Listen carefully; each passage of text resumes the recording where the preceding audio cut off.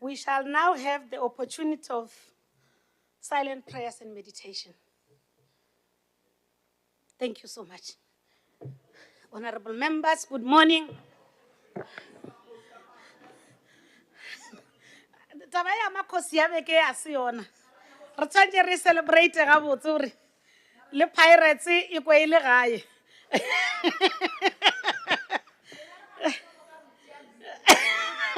E re fitla mafelong ba re tšela yona. Asia. It's very disappointing. Good morning, honorable members. Let me take this opportunity to greet all honorable members today. All the MECs that are here, MEC Radzilani, MEC Mate, MEC Mawai. I'm told today you are the leader of government business. MEC Health, MEC Public Works, our Chief Whip, Honorable Mokhonyana, and the Deputy Chief Whip, with the English from Boston. Honorable Monama, let me greet the Whip of the EFF, Memwani. I'm greeting her.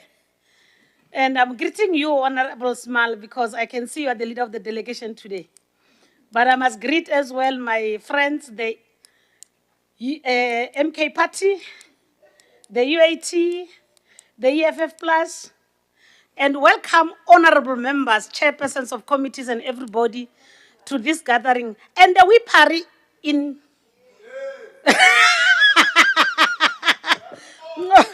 feel recognized, Wipari.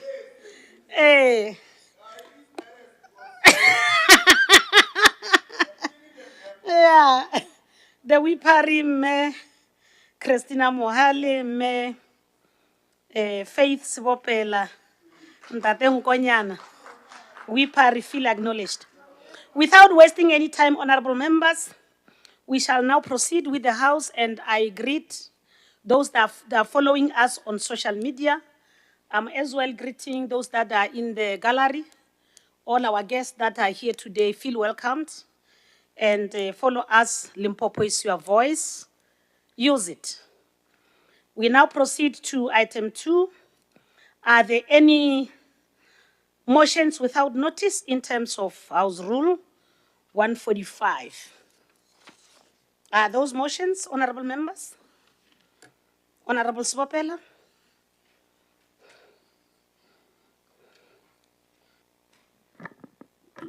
Thank you, Speaker, and greetings to members of this August House and colleagues. Speaker, this Women's Month, we rise to celebrate Ms. Legislature Johanna Mukwevo, a proud majority owner of the Atrium Boutique Hotel in Polokwane, which was launched officially last week. Majority ownership means control over decision-making, profits, and strategic direction. This translates into a more inclusive hiring, procurement, and mentorship opportunities for women, helping to close gender economic gaps. The tourism and hospitality sector in South Africa, particularly in the luxury and investment heavy categories, is still largely dominated by men. Ms. Mukwevo stands to challenge these norms and sets an inspiring precedent by owning a world-class establishment. Her leadership sends a strong message to young women that they can lead, they can own, and they can innovate at the highest level, and that their rightful place is at the table of ownership and leadership. Madam Speaker, this journey reminds us that women's empowerment is not charity, it is smart economics, and that their rightful, and when women rise, families will rise, and communities shall too rise.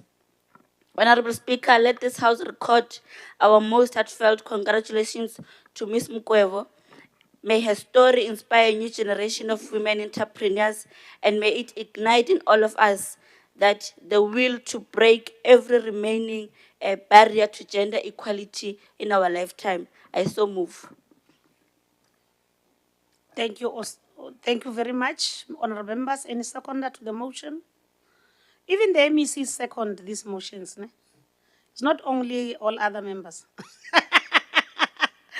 Honorable Radzilani.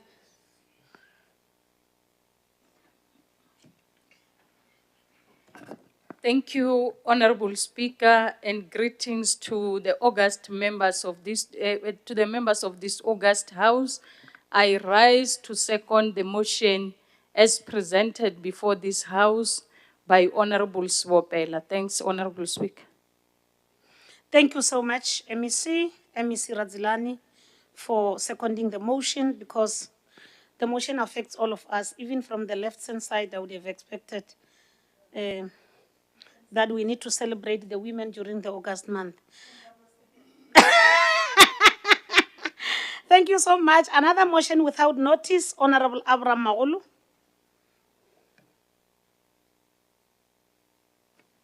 Thanks, Honorable Speaker. Greetings to members.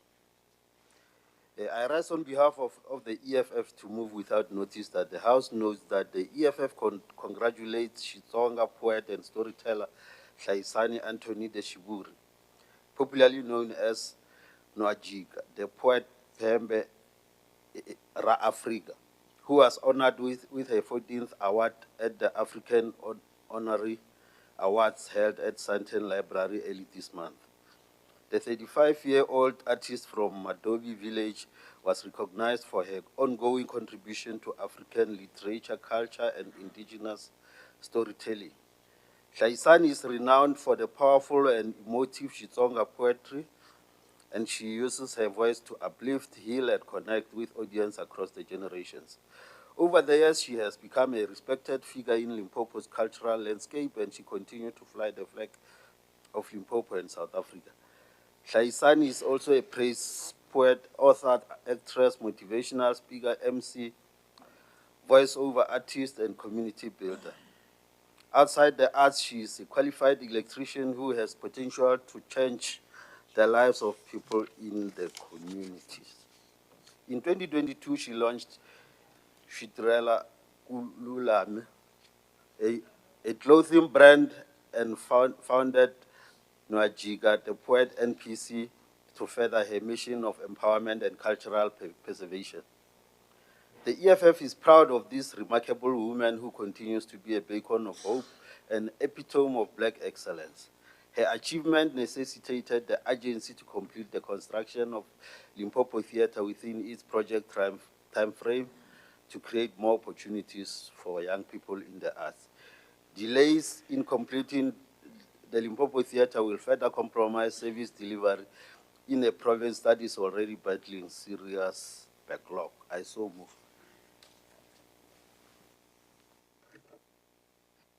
Very much, Honorable Magulu. Can we get the seconder to the motion, Honorable Mwani?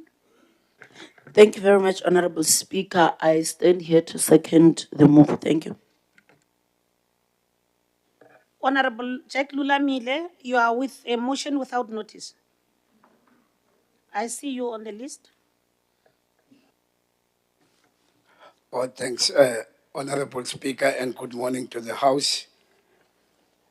I hereby withdraw the motion, Honorable Speaker, because the Premier had already touched on the impact of women on Tuesday. I therefore withdraw, Speaker. Thank you. Thank you so much. That is very progressive. Honorable members, it's very true that if the motion that you wanted to talk about is covered somewhere, you don't have to repeat it because already the matter has been attended to. So this is a very good example, Honorable Jack. We really appreciate that. We are all learning amongst ourselves and sharing experiences is very important. All Lagano musakonda maloso.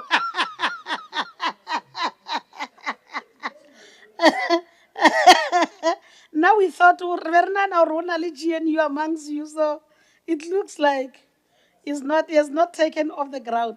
Thank you so much, Honorable Members. Is there any other motion? Because according to my list, the list is exhausted.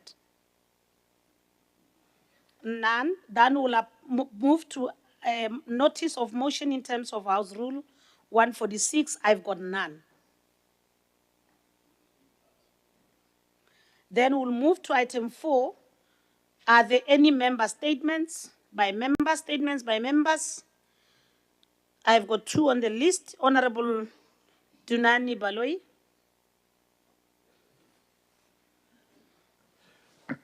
Thank you, Honorable Speaker. Greetings to members of this August House. Greetings to EFF caucus led by capable leader, Honorable Mohan. Honorable Speaker, my statement is on a broken, dilapidated infrastructure at Elim Secondary School. Honorable Speaker, it's shocking to learn that learners at Elim High School are forced to relieve themselves in a broken toilet without doors, squeeze into overcrowded classroom, and study in unsafe conditions that have persisted for years. The school, which saved more than 2,000 learners from grade 8 to grade 12, is the only high school in the area catering both Xitsonga and Tshivenda-speaking kids. It was established in 1983 at Elim Community Hall and relocated to current site in 1989. It now had 14 permanent classrooms, Honorable Speaker. Several preferable units that were introduced years ago to ease overcrowding. However, some classes accommodate up to 82 learners, and people say that the mobile structure are unbearable hot in summer and freezing in winter. This is against the teachers-learners ratio policy of the department. A block of 7 classrooms in a desire with a broken doors, broken ceiling, holes in the floor, the roof leaking in the event during the rain season. Learners often ask a friend to stand a guard while they relieve themselves. Honorable Speaker, some buildings are falling apart. There are no lights, some rooms have no ceiling, and other leak when it rains. We are calling on education department to build a proper toilet and the classroom. The school applied for conditional classroom for years back from 2007, but nothing has materialized. The EFF government will be the proper school to restore the dignity of African child. I thank you.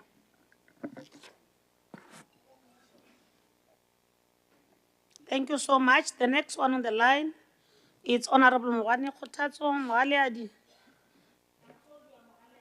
Thank you, Honorable Speaker. You are very correct. Khotatso is a name when I was still a toddler. Now that I'm an adult, I'm Mogaleadi. Honorable Speaker, the RDP houses in Limpopo, intended for approved and rightful beneficiaries, are being occupied by individuals who are not the designated recipients. This situation arises due to various factors, including fraud, corruption, or the beneficiaries choosing to rent out their properties. More than 40 RDP beneficiaries in all days under Blowpack municipality whose houses were approved do not stay in their houses.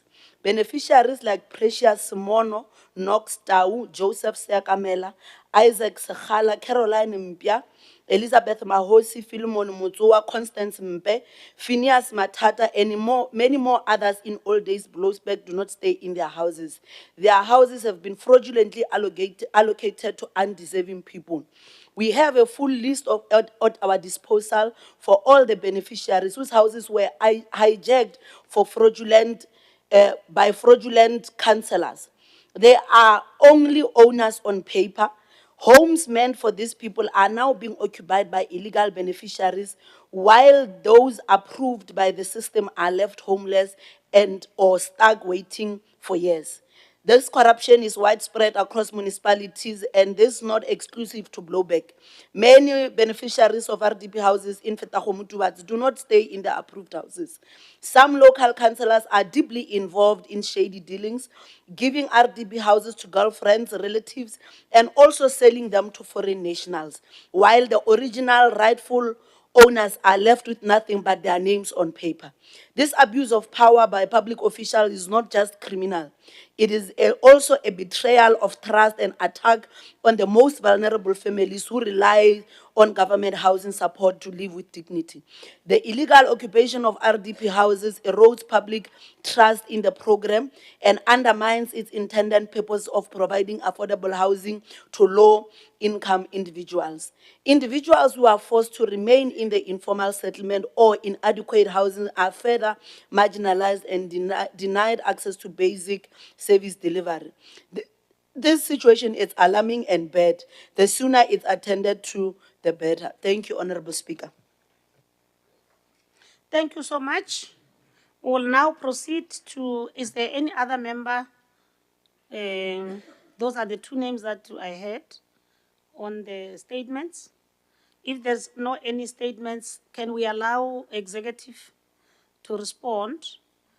But I think it's important that we note that people are not just not attending the sitting. We received apologies. Sometimes we never inform you, but we do receive apologies. We have received the apology of the Premier, MEC Leruli Ramakanya, MEC Kekana, MEC Matibe, MEC Maseko. MEC Radzilani will be with us until 11:20. She has submitted an apology that she requests to be released because of other organizational responsibilities. Honorable Levia, Honorable Metedikeledi, Mantata Maasela, Machomani MA, Mamrobela TP, they are all in Gambia attending the CPA conference on behalf of this legislature. You saw them shining, very beautiful on the pictures. So as well, we've got a apology from Honorable Dwaba and Honorable Mapulu. We received those apologies. So I'm just indicating that people mustn't say why Basio and not telling us what is happening. And we encourage members as and when they're not able to come to send apologies through their whips. Then the office of the chief will compile a list of all apologies on behalf of all of us. Because if you don't come, you are not on the list of the apologies, and you are as well not in the register, it means you are not here. You'll be surprised when we tell you that you will cease to be a member of the legislature, because when you count the number of meetings that you have, sittings that you have missed, in terms of the rules, sometimes the rules will have to apply. We as well received an apology from MEC Makamu, who's the leader of government business. And today, the leader of government business is Honorable Mawai, MEC for Treasury. Thank you so much. I will allow Honorable MECs to respond on the member statements. Honorable Mawai, I think you will be taking all of them.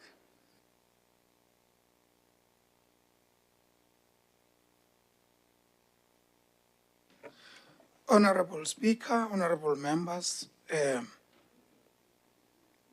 we have taken note of the issues raised, and these matters shall be accordingly be deferred to the relevant MECs for actual responses that will definitely speak to the issues as raised. Suffice to say, it is this kind of references that will always help us to go back and check and give responses properly and with proper responses. I thank you. Thank you so much, Honorable MEC. Again, another observation that I'm making is when we bow. If you bow to me, I don't see you, don't mind. You are not bowing to me, you are bowing to the house. So sometimes you find that you are bowing, either you are getting out or coming in, and I don't see you. You still bow because you are not bowing necessarily to the speaker, you are bowing to the house. You still do it, and I'm not deliberately ignoring yourselves. It's because sometimes I'm looking at something, I'm not able to see you. I'm just raising that matter. Thank you so much. We'll now move to item 5. We have got a standing executive member statement. Honorable Mate, are you ready to do it now? Or we can do it next time? Animate. Next week, Honorable Speaker. Much. So I didn't want to make a mistake to jump you by an error. Thank you so much. We'll now move to item 6. Are there any tabling of the committee reports and other reports of papers?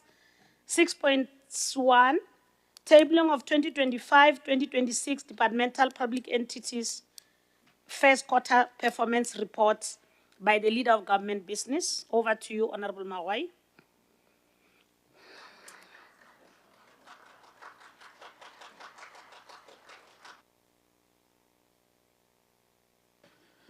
Madam Speaker, fellow colleagues in the executive, leadership of the opposition parties, Chief Whip, Deputy Chief Whip, Chair of Chair, Deputy Chair of Chairs, honorable members, ladies and gentlemen, I stand here on behalf of Honorable Makamu, indeed to table the departmental institutional 2025-26 first quarterly performance reports. Honorable Speaker, in terms of the provisions of Section 40, subsection 1, Article F, and 5.1, subarticle F of the Public Finance Management Act 1999, read together with House Rule 205, Article 6, departments are required to submit their quarterly reports to the provincial legislature for tabling on the date to be determined by the Speaker in consultation with the Programming Committee. Madam Speaker, in line with the provisions of House Rule 205, subsection 7, I, on behalf of the Leader of Government Business and on behalf of my colleagues in the Executive Council as well as the Legislature, do hereby table the departmental institutional 2025-26 first quarterly performance reports for the following departments and public entities for consideration by this Honorable House. 1, Office of the Premier. 2, Department of Education. 3, Department of Provincial Treasury. 4, Department of Agriculture and Rural Development. 5, Department of Economic Development, Environment and Tourism and its entities, the Limpopo Tourism Agency, Limpopo Gambling Board, Limpopo Economic Agency, leader. 6, Department of Health. 7, Department of Transport and Community Safety and its entity, the Gateway Airport Authority Limited. And 8, the Department of Public Works and Roads and Infrastructure and its entity, the Roads Agency Limpopo. 9, Department of Cogstar. 10, Department of Social Development. 11, Department of Sport, Arts and Culture. Thank you, Honorable Speaker. Thank you so much, Honorable MEC. The 2025-2026 departmental public entities first quarter performance report are referred to the relevant portfolio committees for consideration and report back to the House. Now the committees, all of them, they are welcome to go and sit and consider these reports accordingly. We'll now proceed to item 6.2, tabling of the Limpopo Legislature first quarter performance report. I will allow the Deputy Chair of Chairs, Honorable Ngobeni, to table the report on behalf of the Legislature.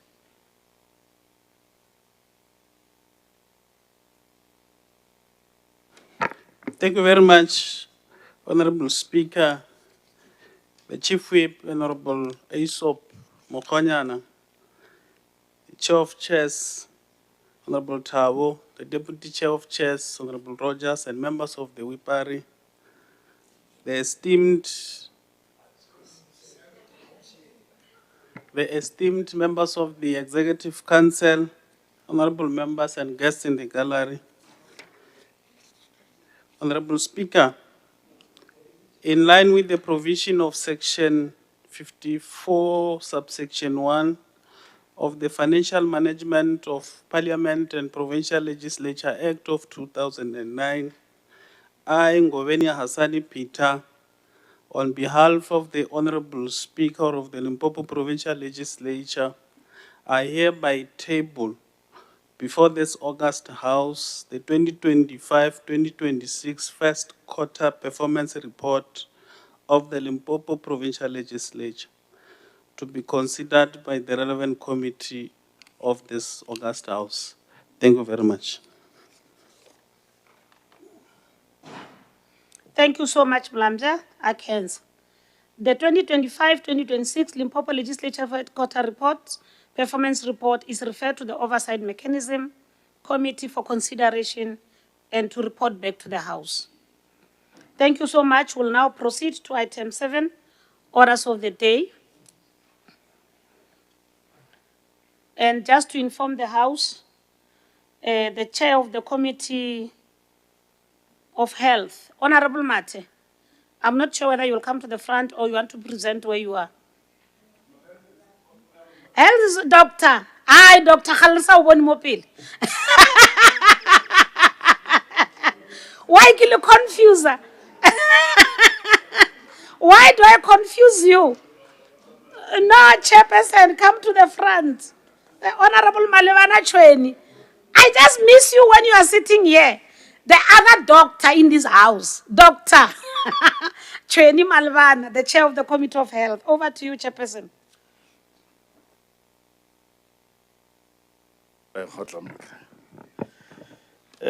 Thank you very much, Honorable Dr. Makurupeche, the Chief Whip of the Legislature and your office, Chair of Chairs, members of the Executive Council that are here, Chairperson of Portfolio Committees and Standing Committees, honorable members, the people of Limpopo. I'm rising to ask the Honorable House to consider and approve 2023-2024 quarter report of the Department of Health. Thank you very much, Honorable Speaker. Your mic and sit down. No, it's off. You speak, you switch off the mic, you sit down until we say you are done. Seconder to the report, Honorable Rakhwali.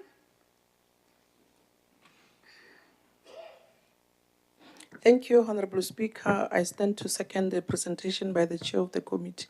Thank you.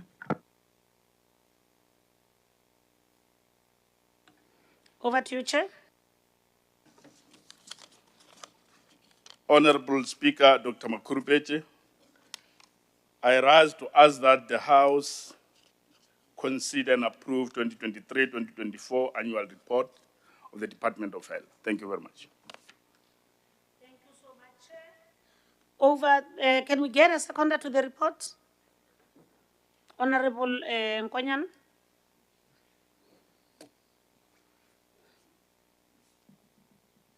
Thanks, Madam Speaker. I, Bongani Apetniko Nkonyan, the son of Mbuti Nkonyan the late, stand to second the presentation is presented by the Chair, Honorable Dr. Malivan. I thank you. Mara waropa, Honorable Nkonyan. Sizwa azi nini is isiswati senu, nesindebele senu. Ngiyabonga sikhulumi esihloniphekile sendlu yaseLimpopo.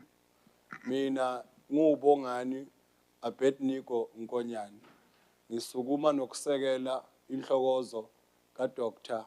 Mhlonipheki uMalibane. Ngiyabonga. See now. Thank you so much. Sifuna wazi le language yethu nayo. It's our language as well. We must teach us. Thank you so much. Over to you, Chair. You see how nice it comes out. Rise to urge the House to consider and adopt 2024-2025 first quarter report for Department of Health. Thank you very much. Any seconder? Honorable um, Rachwin. No, ke a leboga Tokotela. Nna ke nna Swataolo Tony Rachwe Pakana Hlabiro. Ke emeletše mo le nna o second se boletšego mo ke Tokotela Malebana. Ke a leboga. Re a leboa Phakana Tlhabirwa ge le dumetše pego ye ya Lekgotla Theramolao ya komiti gore e fetišwe. Re a leboga. And I don't know how do I forget you when you did a very nice mat for us. Over to you, the chair. Honorable Speaker, Dr. Makurupeja, I rise to propose that the House consider and approve 2024-25 second quarter report, Department of Health. Thank you so much. Any seconder? Honorable Mudak. Na kensa manana Dr. Speaker mina falaza mdaka ni mara secretary Bushwork Mhlon Peki bona Dr. Malebana na kensa. Kesa swinene hi nga mahlweni I ku va secretary le report ya n'wina chairperson mi nga mahlweni ile hi landzelaka.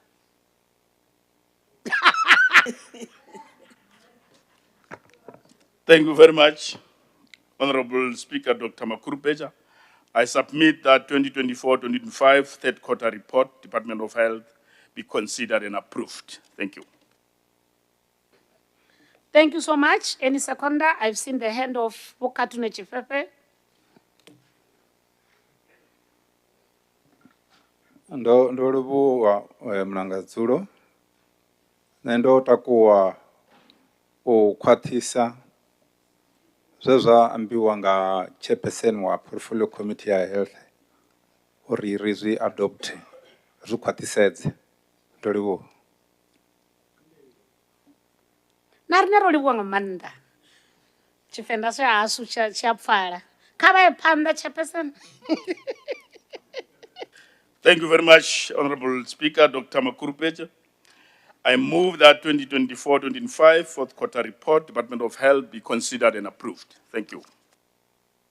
I've seen a hand there and it has been up. I will come back to you, Honorable Mukaba. Let me allow my Honorable Muruti Solomon Pihedi. Then I just want to say, ngaka bo speaker bo makoma makhulupetso rena bo maseka makoboti matere tša makutu kra maseka phedi ke mamoto thega peo ya ngaka Malebana e a bile le khonofa ke a leboga. Wa bahananwa ba re le ka tswela pele modulasetulo. Thank you very much, Honorable Speaker Dr. Makurupeja. I rise to ask that the report on the urgent unannounced site visit to Polokwane Hospital, Capricorn District, that happened on the 23rd of August 2024, be considered and approved by the House. Thank you. Honorable members, that is 7.3, which is the consideration of the adoption of the following reports, oversight reports of the Portfolio Committee of Health. The chair has already read the 7.3.1, which is the report on the urgent and announced site visit to Polokwane Hospital, Capricorn, 23 August 2024. Can we guess the seconder? Honorable Mukaba, you raised your hand earlier.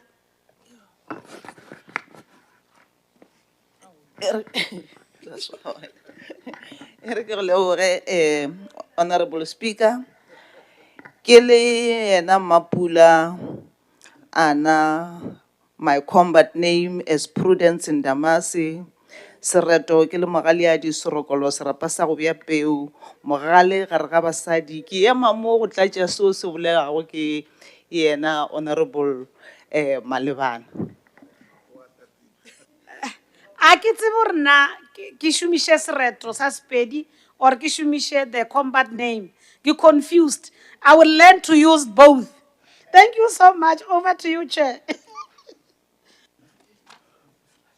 Ke a leboha, Dr. Makurupeche. I'm rising to propose that the Honorable House consider and approve the site visit to health care facilities in Sikukune, Vembe, and Mopani district that happened in September 2024.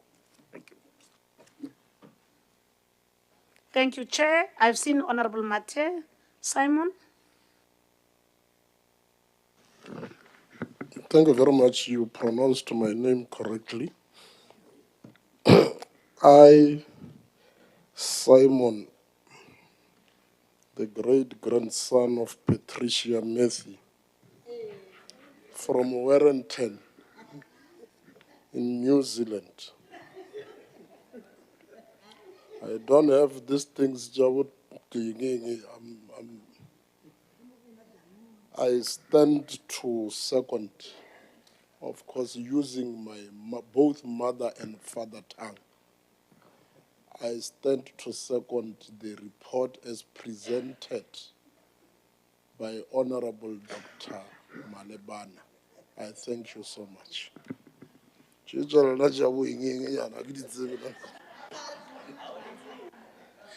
We thank you so much, Honorable Maith, for presenting the report and supporting the report. Thank you so much. Over to you, Chair. Dr. Makurupeche, I move that the report on the site visit to health care facilities in Waterport district that happened on October 2024 be considered and approved. Thank you. Honorable Thabo Mabucho. Ke a leboga Dr. Speaker le nna tša direto tše ga ke tloge ke di tseba botse ke tshwana le ba bomathe no ka ba re kalana rena e wetše ka kua USA. Chairperson, ke rata go seconder the adoption of the report ka ge e beile ke modulasetulo wa rena e lego Dr. Malebana. Ke a leboga. Ba kgoši moloto ke ba tlhaloga. So re ka tšwela pele.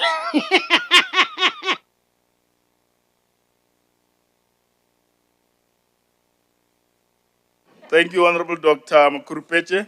I submit that the report on the site visit to healthcare facilities in the Vembe district that happened in September 2024 be considered and approved. Thank you. Any further seconder? I've seen Honorable Bella Cooper, Mabuza, Uzo Kulumanaye. Thank you, Honorable Speaker. Asina Muswati, Kingwicheva Swati. Kina Muroka. Kina Huna Gamanara. Bar Muroka Nebrokana. Kibina Kulubabi Atladi. Ki Mamo, Kawi Kanchaga Spedisa Yishu. Salboa, Samatla, Kire. Kia Lumela, or Mudula Student Abajo Lulago. Horoye, Hova, Parlamente Alimpopo. Iditeje, Ibe Quanelichona, Ibe resolution abona, Galabo. Huna diamonare re a leboga. We'll now proceed, Chairperson. Thank you, Honorable Dr. Makurupeche, the Speaker. I propose that the report on an announced visit to Mangwe Hospital in the Capricorn district that happened on the 11th of April 2025 be considered and approved. Thank you. Kiboni, Dr. Slani will come after. Kiboni, Honorable Mnisi has been raising her hand. Na cancer, Muhlonipeki Speaker Shayint, ni yimile ni ri Honorable Mnisi Mvuleni Mathonsi Boti Gaka. Ni yimela ku seketela exiviko lexi nga vekiwa hi n'anga vona Malivani ha swi seketela inkomu. I khensa swinene mama. Hi nga ya mahlweni chair. Honorable Speaker, Dr. Makurupeche, I propose that the report on an announced site visit to Seshego Hospital in Capricorn District that happened on the 11th of April 2025 be considered and approved. Thank you. Chair Sulani, you were raising your hand. Is now your turn. Ke a leboga Dr. Speaker o botlhokwa gore doctor engwe ye melele e kgona go thekga doctor engwe lo le lemoša gore rena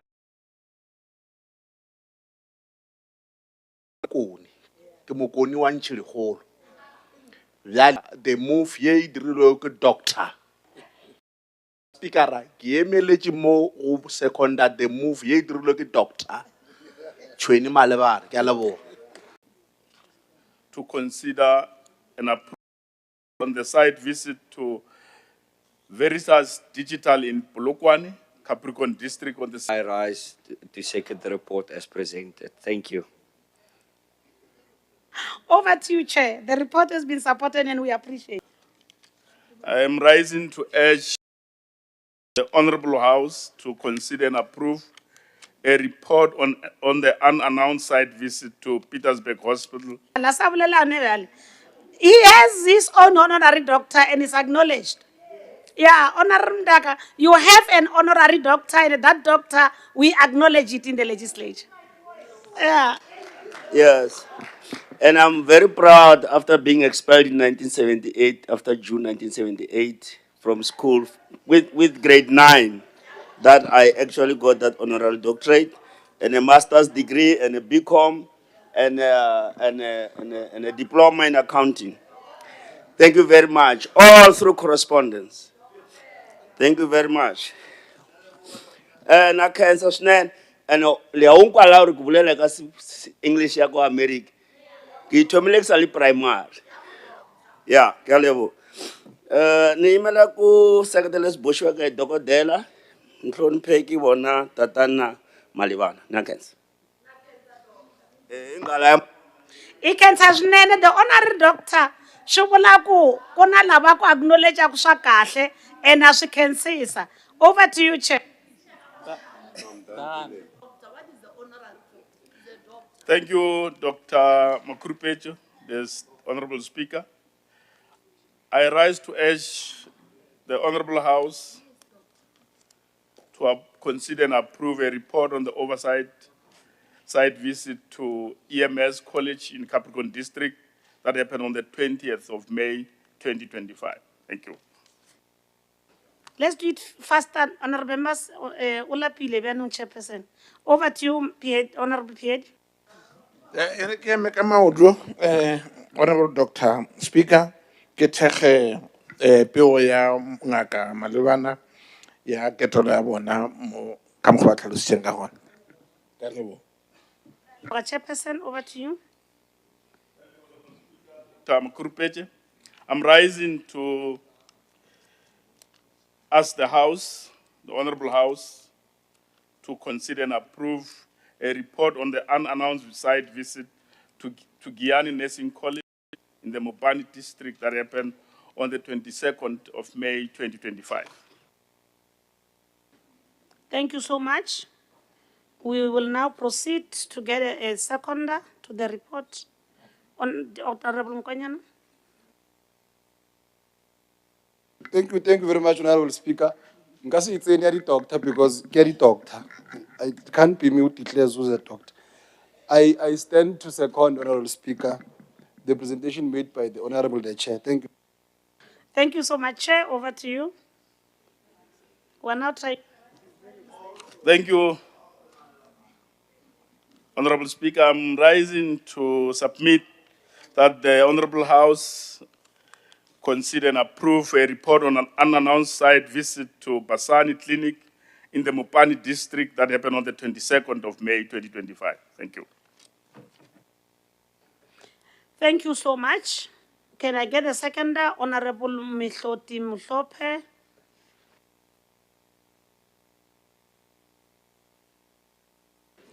Thank you very much, Honorable Speaker. I, Mihloti Ethel Mhloper, rise to second the report as presented by the doctor.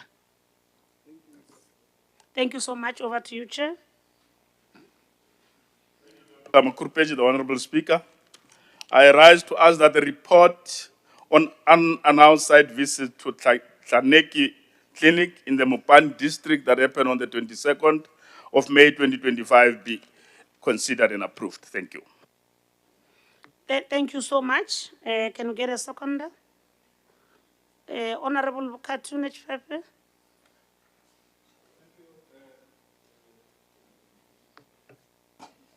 I rise to second the report as presented by the chair of the portfolio committee.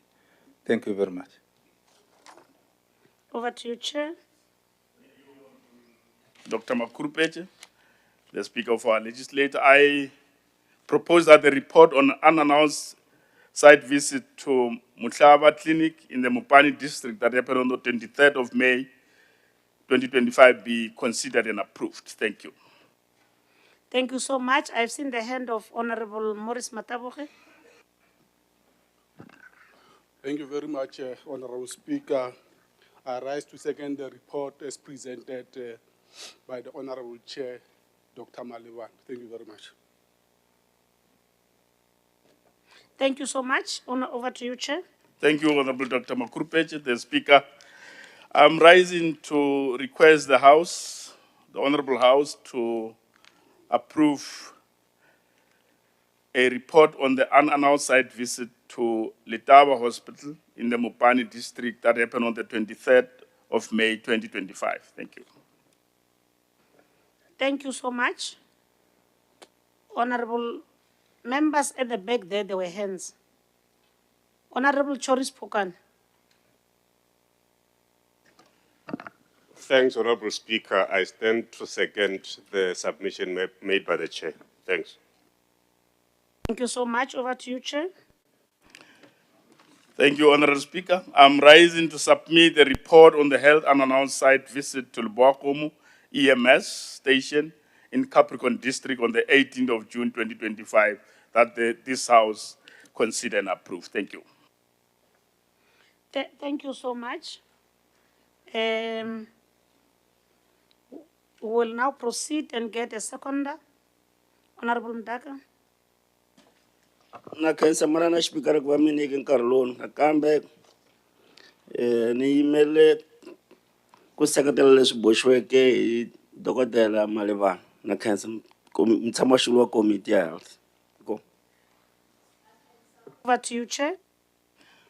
Honorable Speaker, I rise to submit a report on an unannounced visit to a Sekhukhune Nursing College that happened on the 18th of June 2025. Thank you so much. Can we get a second? I've seen Honorable Christina Mohali was raising her hand. Popela, you'll come after her. Oh, that was the. Thank you, Honorable Speaker. I second the report as presented by Dr. Malivan. Yes, there were too many. I feel for the MEC because responding to those reports has 3 minutes today. So we'll allow an attorney, Honorable Thabo Mabocha, is opening the debate for us. Honorable Thabo. And your deputy, chair of chairs and your deputies, but most importantly, our portfolio chair, Honorable Dr. Malebana, members of the executive, the people of Limpopo, but more specifically Polokwane, Mr. Vincent Game Changer Kunutu, the chairperson of the Seshego community and police stations. He built alliances fundamental that safety is a public health issue. On this Women's Day, if you do nothing today, take this thought home. Our heroes are dying, but the problems they face. And yes, under the capable leadership of MEC Mashiro, there is a lot of movement, as well as the conducive working environment for our healthcare. Our youth are calling upon us to fully optimize our nursing colleges as well as EMS colleges. As of yet another accreditation from the HPCSA for Medunsa and your other. The house is on fire in some areas and polite applause worth noting.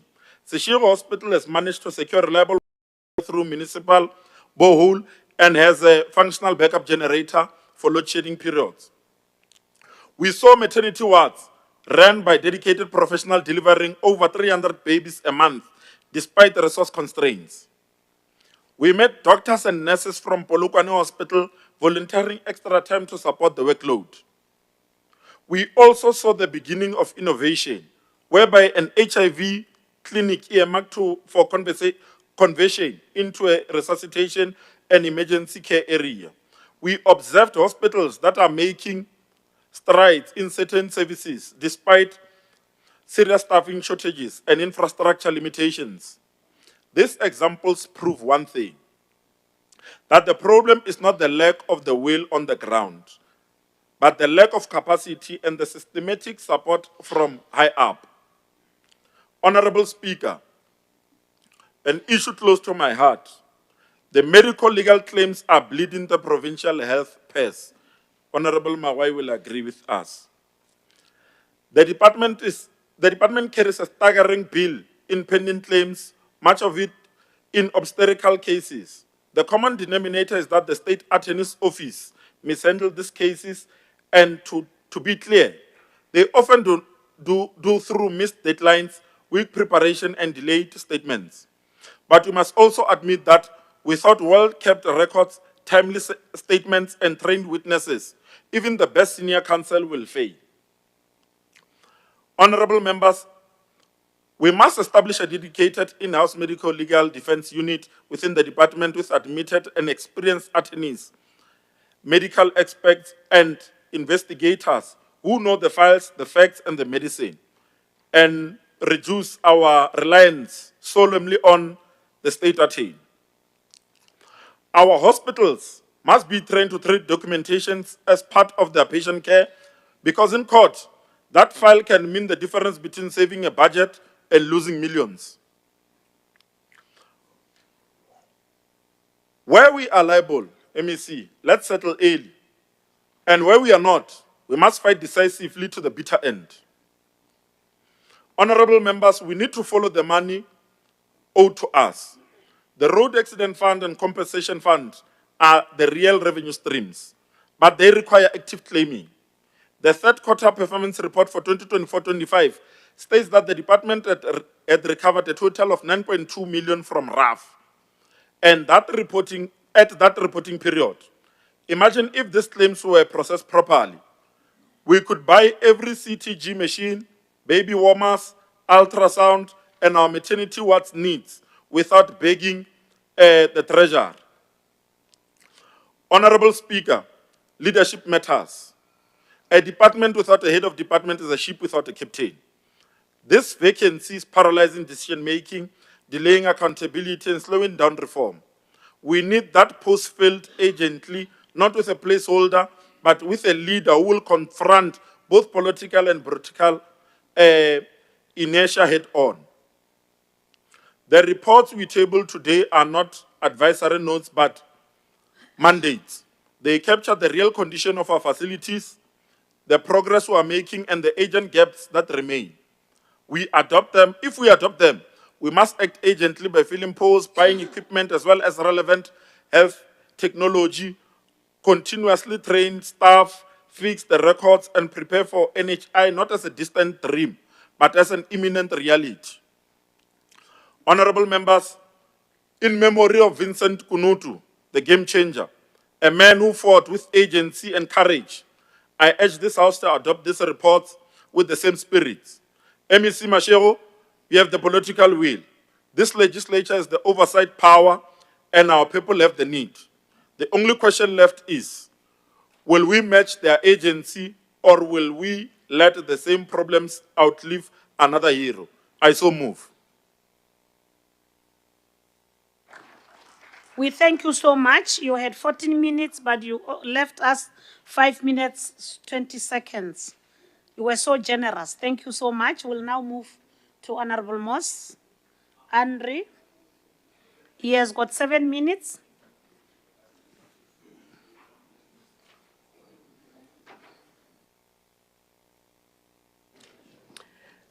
Honorable Speaker, Honorable Premier, esteemed members of the Executive Councils, leaders of opposition parties, members of this House and guests.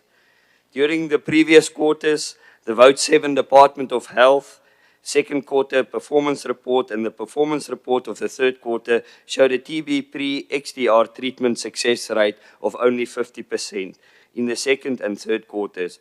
The report for the second quarter further indicates a maternal mortality rate of 115 per 100,000 live births, and the report for the third quarter showed a 114.5 maternal mortality rate per 100,000 live births, and the set targets were missed during both these quarters. The Portfolio Committee on Health found during unannounced site visits the following. During the committee visits on the 20th May 2025 at the EMS College, the EMS College is a critical asset that remains underutilized. The non-intake of absence of formal students was concerning. The shortage of EM care practitioners across districts necessitates operationalization of the college. The shortage of staff for the personnel for the EMS helicopter was of great concern for the helicopter as well. During the visit at Pasani Clinic in the Mupani district on 22 May 2025, the shortage of professional nurses, admin clerks, and pharmacy assistants was also observed. Honorable Speaker, the analysis of the fourth quarter report for 2024-2025 and the report of the Portfolio Committee on Health's fourth quarterly performance of the department highlights continually systematic problems in the department, which include underfilled key posts, weak infrastructure,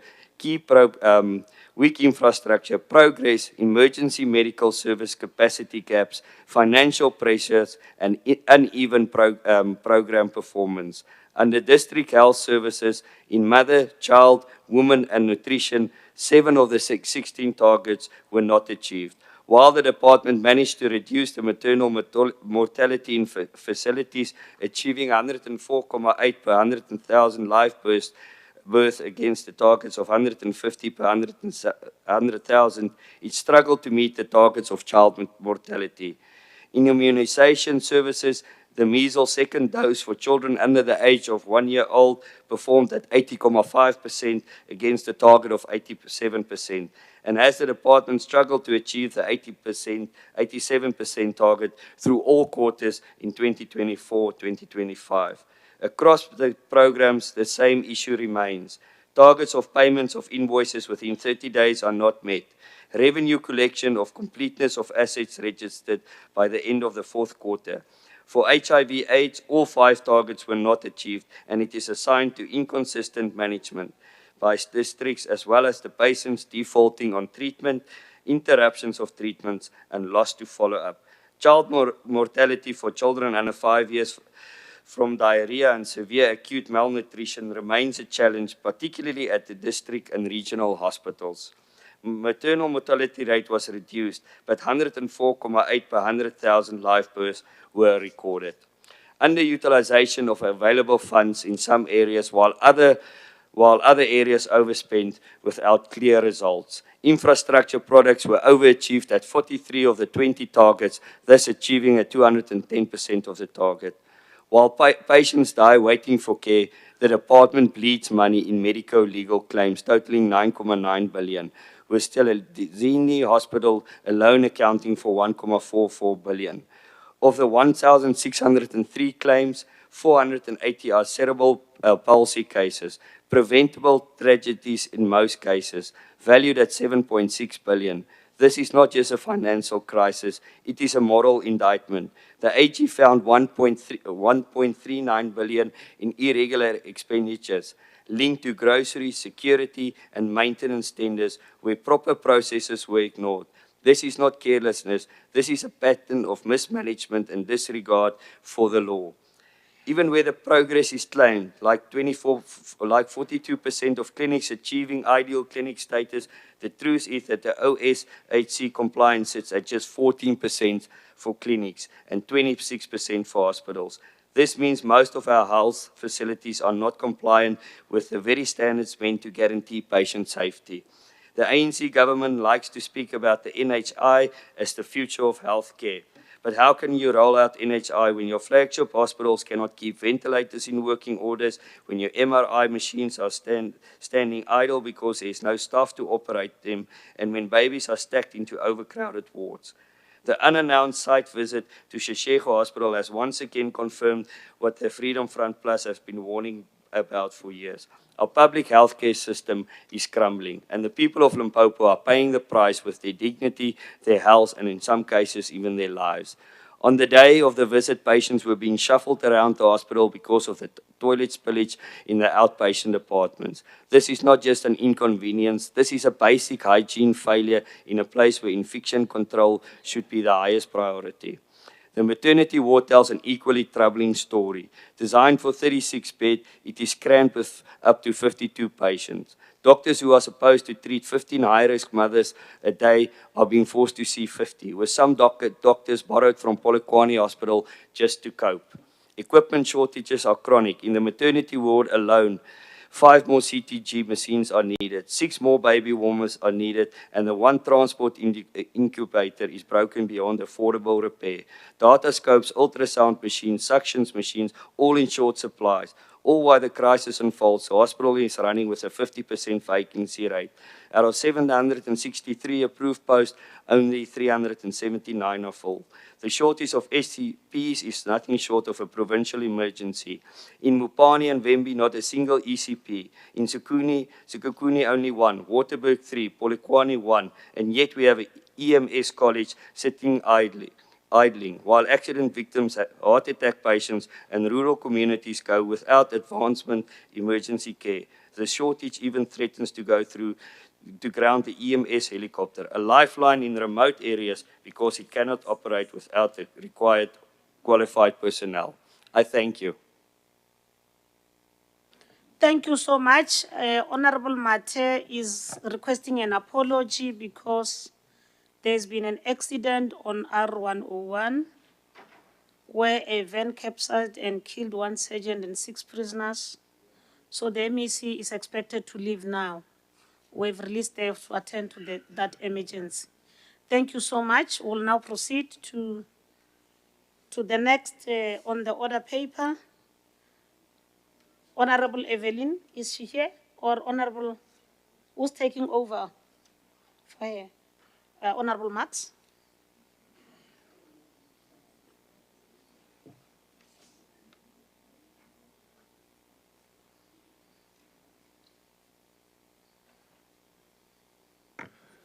Honourable Speaker, I've been asked by the Honourable Wilson to stand in for her today, and therefore through you, Chair, Speaker, to the Honourable Mate, I won't be taking any questions today. Speaker, it needs to be stated that the Limpopo Department of Health is vital to the people of this province in providing accessibility, sustainable and affordable quality health care services and take a massive share of the budget. And it goes without saying that it cannot fail. To ensure that we have a health system that works for the people of Limpopo, the oversight provided by the Portfolio Committee on Health is crucial and the input should be addressed timelessly. We should not be complicit in diminishing the importance and effectiveness of the hard work we do in these committees by delaying bringing these reports to this House. We cannot allow reports with serious challenges facing us, such as a vital department, to be debated 2 financial years later. It's not acceptable. The performance of the department in the 2023-24 financial year presented great challenges that need serious attention, especially since some of the issues are recurring and do not receive satisfactory consideration year on year. The Auditor General report highlights some matters of great concern to the continued operation of the department, in particular the 9.9 billion in medical legal claims that present significant uncertainties. The factors related to the root causes of the high rate of litigation against the department are critical staff shortages in high-risk areas, clinical errors, poor quality healthcare, lack of professionalism, poor communication and staff attitude, lack of equipment, failure to obtain informant consent, misdiagnosis, failure in conduct, basic investigation, and system errors. This astronomical figure needs to be reined in before it starts to collapse the health system in the province. The irregular expenditure of 1.3 billion was also a cause for concern in the 23-24 financial year, and it was particularly due to tender processes not being followed. There were also significant findings with regard to the non-compliance to legislation, particularly with reference to the revenue management, which include 107 million patient fees written off even though reasonable steps were not taken as required to recover debts before writing it off. Asset management, which included proper control systems not being in place for safeguarding and maintenance of assets, significant internal control deficiencies, and strategic planning and performance management. Many of these areas identified as non-compliant with legislation were also repeat findings. The department in this period should be commended for spending 99.9% of its budget, collecting 105% of its target for revenue collected, and exceeding its targets with regards to EPMS urban response in under 30 minutes and medicine availability in the depot. Hospitals and clinics were, while also improving on the performance from the 2022-23 financial year. There was, however, failures to meet targets in very important key performance indicators such as immunization services, HIV/AIDS, with adults at 71.4% of 90% target and children at 32.9% of 90%, and patient experience of satisfaction care in regional hospitals and tertiary hospitals, largely due to cleanliness issues and long waiting times. Speaker, expenditure across programs continues to present some problems, and in the first quarter of the 24-25 financial year, the department overspent in Program 3, which is Emergency Medical Services, at 37% and underspent in Program 8, Health Facilities Management, at 12.9%.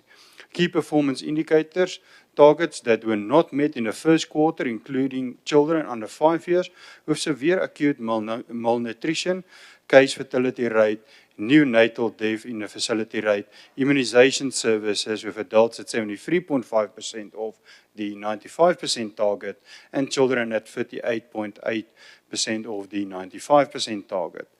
The department that managed to pay suppliers with 30 days, reaching its target for revenue collected and exceeding its targets with regard to EMS, rural and urban response in under 30 minutes. The fourth quarter report for the 24-25 financial year showed uneven expenditure patterns with both underspending and overspending throughout earlier quarters, but with most programs showing significantly more being spent in the last quarter to get close to the 100% expenditure. For example, Program 8 at 47.3% throughout 3 quarters, and then having its expenditure at 99% at the end of quarter 4. The department failed to achieve 3 indicators in the 24-25 fourth quarter, namely payment of suppliers with 30 days, completeness of asset register and revenue collected with only 52.9 million collected against the target of 79.1 million. It is clear that revenue collection needs to be strengthened in the department because it seems there is significant room and potential to increase the revenue received beyond current targets if proper systems are implemented and reasonable steps to collect revenue are followed. The overperformance in clinics, which obtained ideal clinic 60.7 against a target of 30%, is questionable as it does not correlate with the conditions observed in the clinics during oversight visits. It is important to understand what exactly was the funds used for. Speaker, oversight visits to facilities such as the Veritas Digital and Healthcare facilities across the province highlight some systematical failures in our healthcare system. The sheer magnitude of the challenges facing our health system in the province and the limited resources available to try to provide quality health services to the people of Limpopo. The unannounced visit to Sekhukhune nursing colleges highlights some systematic failures and challenges we face. Although the college's operation, it did not meet the criteria to register 50 students due to infrastructure challenges. The college is also severely understaffed and has resulted in personnel having to double hat and perform other duties responsible and fill other positions. The shortage of library material and equipment also threatens to affect the progress of students. Security concerns at the college also need to be addressed, with numerous and frequent burglaries occurring at the college and threatening student safety. Likewise, the Lebogomo EMS station also had challenges observed during an unannounced site visit. Speaker, backlogs in staffing are creating havoc. Just this last week, we had to assist a patient who was sent from Polokwane Hospital for scans in May.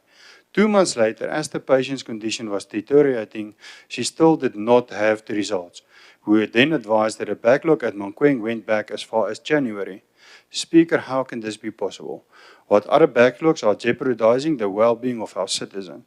How is it possible that doctors, surgeons in particular, are spending more time assisting in private practice in hospital than those they are employed by? Who is protecting them, and why do they get preference over needy and desperate patients? It is shocking. In conclusion, MEC, while there are efforts to improve on previous years, much more needed to be done. Far too many failures, challenges and obstacles remain in our healthcare system. Our mission to provide accessible, sustainable and affordable quality healthcare services is one which we cannot fail. Thank you.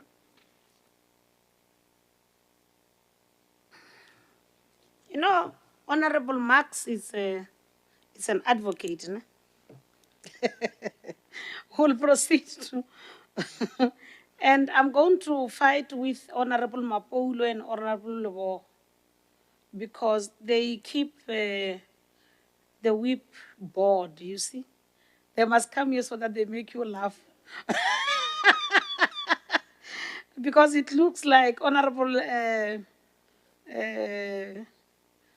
Moran is not doing his job. Who's debating on behalf of Lebo? Okay.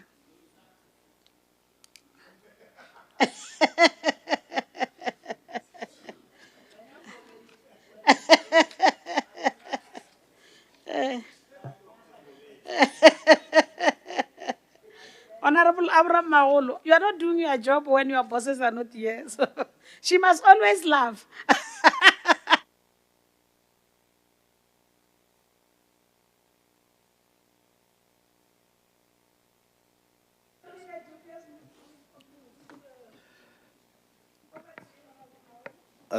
Thanks, Honorable Speaker. Once again, greetings to the members and the guests at the gallery. I'm here to debate on behalf of my fellow caucus member, Honorable Jacob Lebogo. Honorable Speaker, when are all clinics in Limpopo clinics to obtain an ideal clinic status? All clinics in the province should acquire an ideal clinic status with good infrastructure, adequate staff, adequate medicine and supplies, good administrative processes, and sufficient adequate bulk supplies.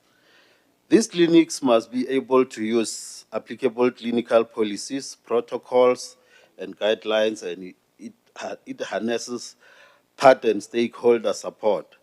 An ideal clinic also collaborates with other government departments. Currently, only 401 over 476 clinics have obtained the ideal clinic status. Of the 500 clinics, only 220 clinics operate 24 hours in our province. In some instances, clinics operate 24 hours and still 10 people away. The department is still struggling with HIV/AIDS patient treatment and with treatment success rate outcome for MDR-TB and pre-XDR-TB patients. This failure does not come as a shock, as the department is known for not being proactive in matters of service delivery.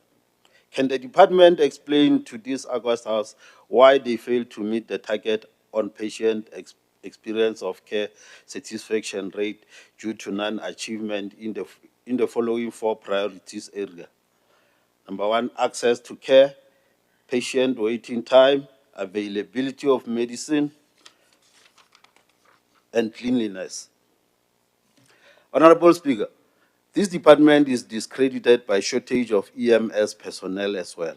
Inability to meet EMS response times due to various factors, closures of EMS college, inadequate EMS infrastructure building, and insufficient planned patient transport, the fleet vehicles.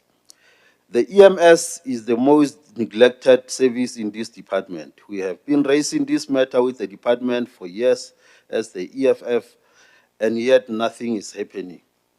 Honorable Speaker, majority of planned patient transport fleet are in tatters. They are old and experiencing frequent breakdowns, long turnaround from merchants, as well as poor quality service from the merchants. They pose as danger to the lives of our people. Can we get the report on the SIU investigation on a law firm that allegedly defrauded the department? This matter cannot be swept under the carpet. The lack of complete financial disclosure by the department is to run away from transparency and accountability. As part of our oversight, we need to effectively oversee the budget, track spending patterns, and ensure that funds are used efficiently throughout the financial year. Honorable Speaker, did the department ensure that the kitchen at Matlala Hospital obtains a compliance certificate? If not, whose responsibility is to ensure that? The department must speed up the process of procuring new kitchen equipment and PPE for staff in the kitchen at this hospital, and also prioritize fumigation and pest control in the hospital wards. Can we get the progress report on the refurbishment of the band kitchen at the St. Rita's Hospital? Has the project on the construction of this critical care ICU unit resumed? Honorable Speaker, the EFF is disappointed that the long-standing laundry, renal, and critical care unit projects at Chilizini Hospital were not fully completed and operational. The department appoints rogue and incompetent contractors only to take them to the courts when they fail to deliver.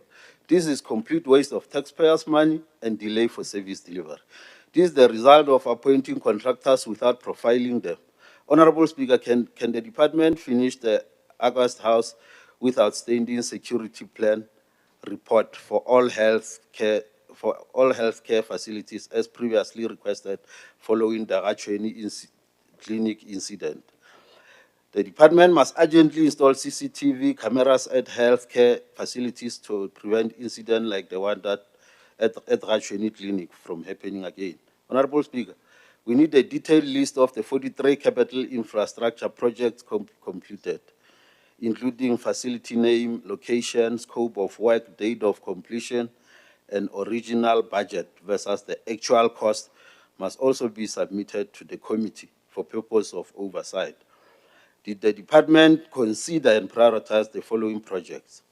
A long-term plan on the park homes at the Sekhukhune Nursing College, energy hybrid system assessment, mortuary at Elim Hospital, Leboahomu EMS, stormwater drainage at the Mushlaba Village Clinic that affect the ambulance access during rainy season. If not, who should do it? We also need comprehensive report on how the 3.4 billion conditional grant was spent. The report must detail the breakdown of spending per conditional grant. On revenue generation by the department, we received the narrative from an old lady who is a pensioner at Matlala Hospital, who indicated that she was told to pay money that was owed by her deceased son, who was unemployed, before the hospital can release the corpse. An explanation there, Honorable MEC, as to whether this is the correct application of the policy. I thank you.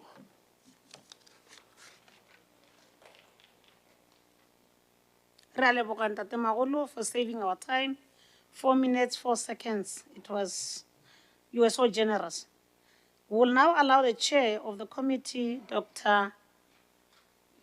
Honorable Dr. Malebane William, the chair of the committee, to come and close the debate. William, why are William Olenser?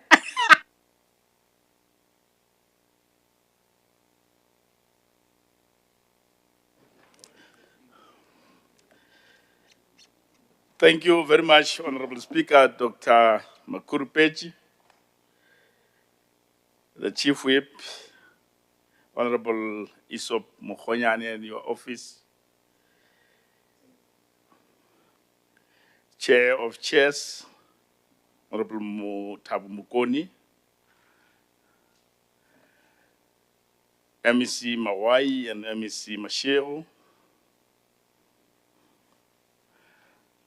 Leader of Official Opposition, Chairperson of Portfolio Committees and Standing Committee, Honorable Members, and the people of Limpopo that are part of us in the social media platform. Honorable Speaker, I stand before you today to present the report, several reports of the Portfolio Committee that include the Oversight report. And I must say the Oversight report are part of the health portfolio report, are not separate from the report that we normally present. As we all know, healthcare is a fundamental human right issue, and it is important that as people who are responsible to lead our society to ensure that we are responsible with regard to matters related to health,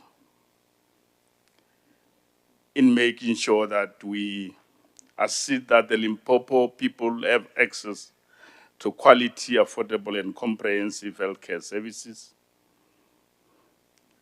in line with what is identified by the department with regard to improving access to quality healthcare, effective corporate governance or good governance, human resource management and development, sound financial management, combating communicable and non-communicable diseases, strengthening the district health and hospitals, as well as improving emergency medical services, developing tertiary services, infrastructure development, and maintenance of all facilities, as well as making sure that there's training and development of healthcare professionals.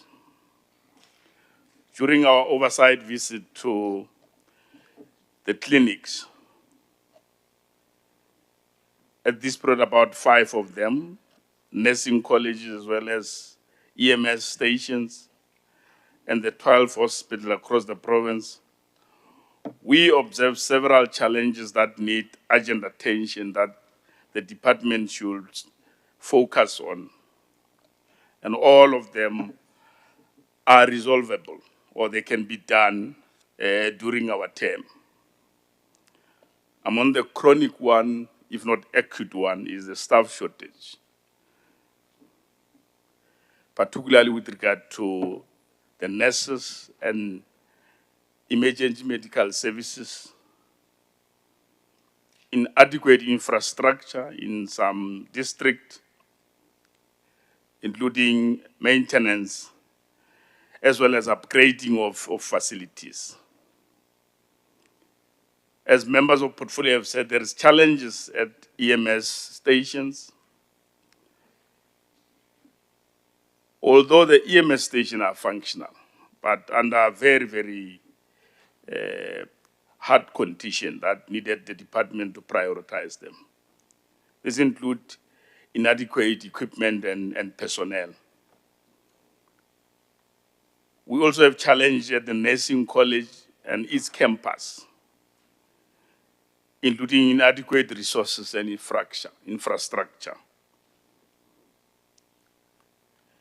There are a number of hospitals that are in need or that must be prioritized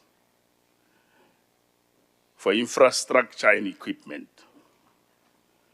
But with regard to clinics, there are common problems that needed to be taken care of, which is a shortage of nurses, especially midwives. The Mutlawa Clinic had difficulty with regard to operating 24 hours. And the Parliament Clinic also have some challenges that the department is called to deal with them, without mentioning all of them. There is congestion and inadequate clinic infrastructure. I'm saying these are solvable because there is clinic that we have visited, that is an example, and it's not in town.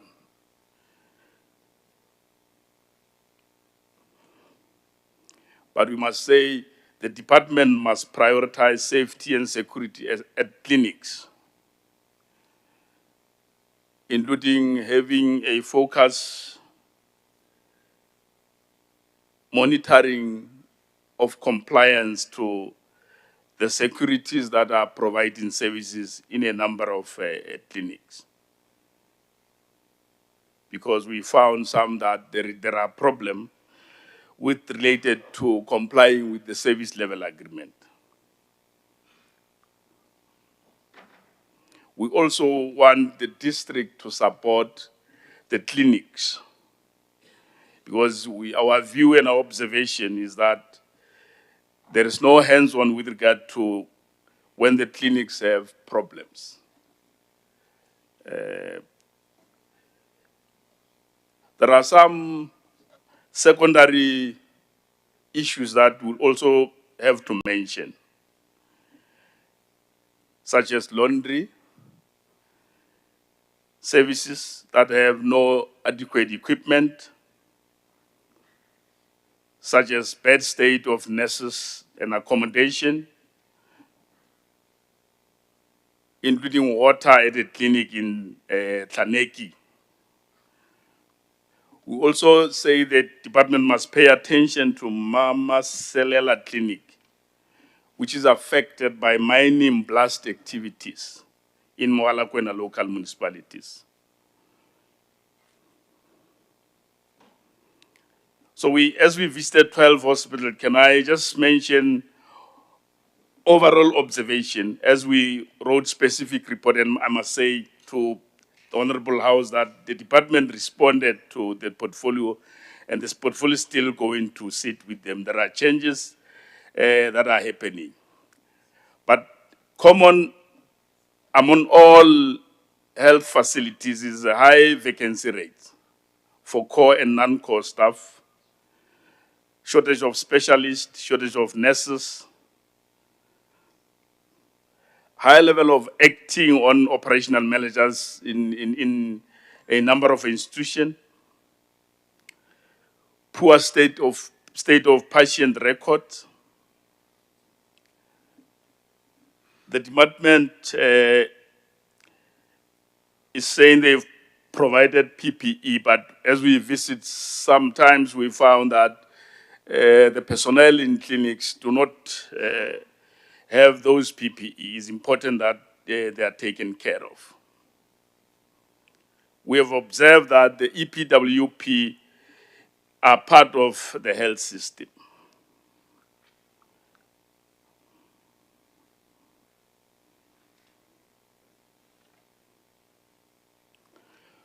There's also inability of hospitals to prepare inactive files for scanning and archiving by Veritas Digital due to high shortage of admin staff.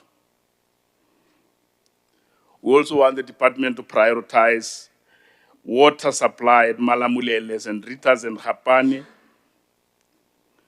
and the infrastructure that are not complete in Litaba, Chilizini, and St. Ritas. Prioritize the matters of security at Ahayani Hospital, and pay attention to the report as we presented to the department about Matala, St. Richard, Hapan, Hayani, and George Masevi Hospital. Mainly, there are matters related to poor state of doctors and nurses' accommodation. Honorable Speaker, I see you have switched off the timing here. Okay. Okay. We have an appointment with the department with regard to the problem that we have observed at the nursing colleges and its campus. The Waterberg one is highly vandalized, inadequate staffing, and is not necessarily operational. The same can be said with EMS stations that have challenges that I have said earlier. With regard to the specific quarterly report performance, is that there are recurring issues such as contingency liability due to medical legal cases. Also, the department need to be assisted with regard to getting adequate support from the Office of State Attorney, because there are trouble there that needed to be dealt with. Well, with regard to revenue collection, it's important that the department change gear with regard to revenue collection, particularly with regard to REF and some medical aid and other departments. Although I took much time in presenting some challenges, and I have said they can be resolved, there are also good things that the department is doing.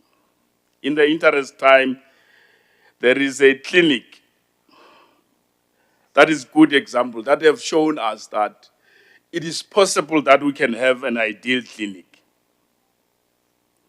The Basani clinic stand out as an example of effective rural healthcare delivery. And its standard must be taken to all the clinic. It's a matter of leadership from where we're coming from. But I must say, Honorable Moss, that the status of health system in the country does not start with the African National Congress rule. Its root cause can be located long time ago during the previous regime that was discriminatory, that broken families and mothers and fathers living at different areas.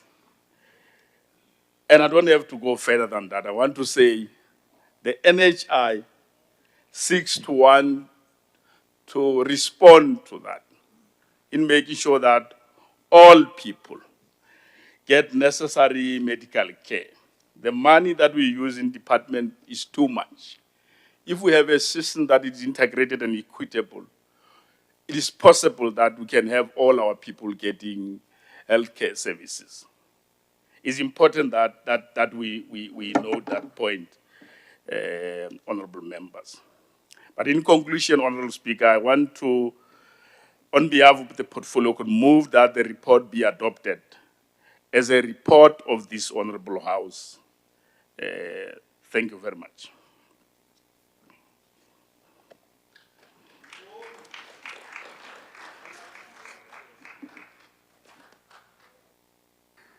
Thank you, Dr. Malivana, and all committee members who debated on this debate.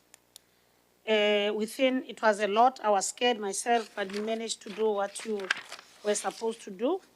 We shall now request the MEC to come and respond to the debate. Honorable MEC Mashego,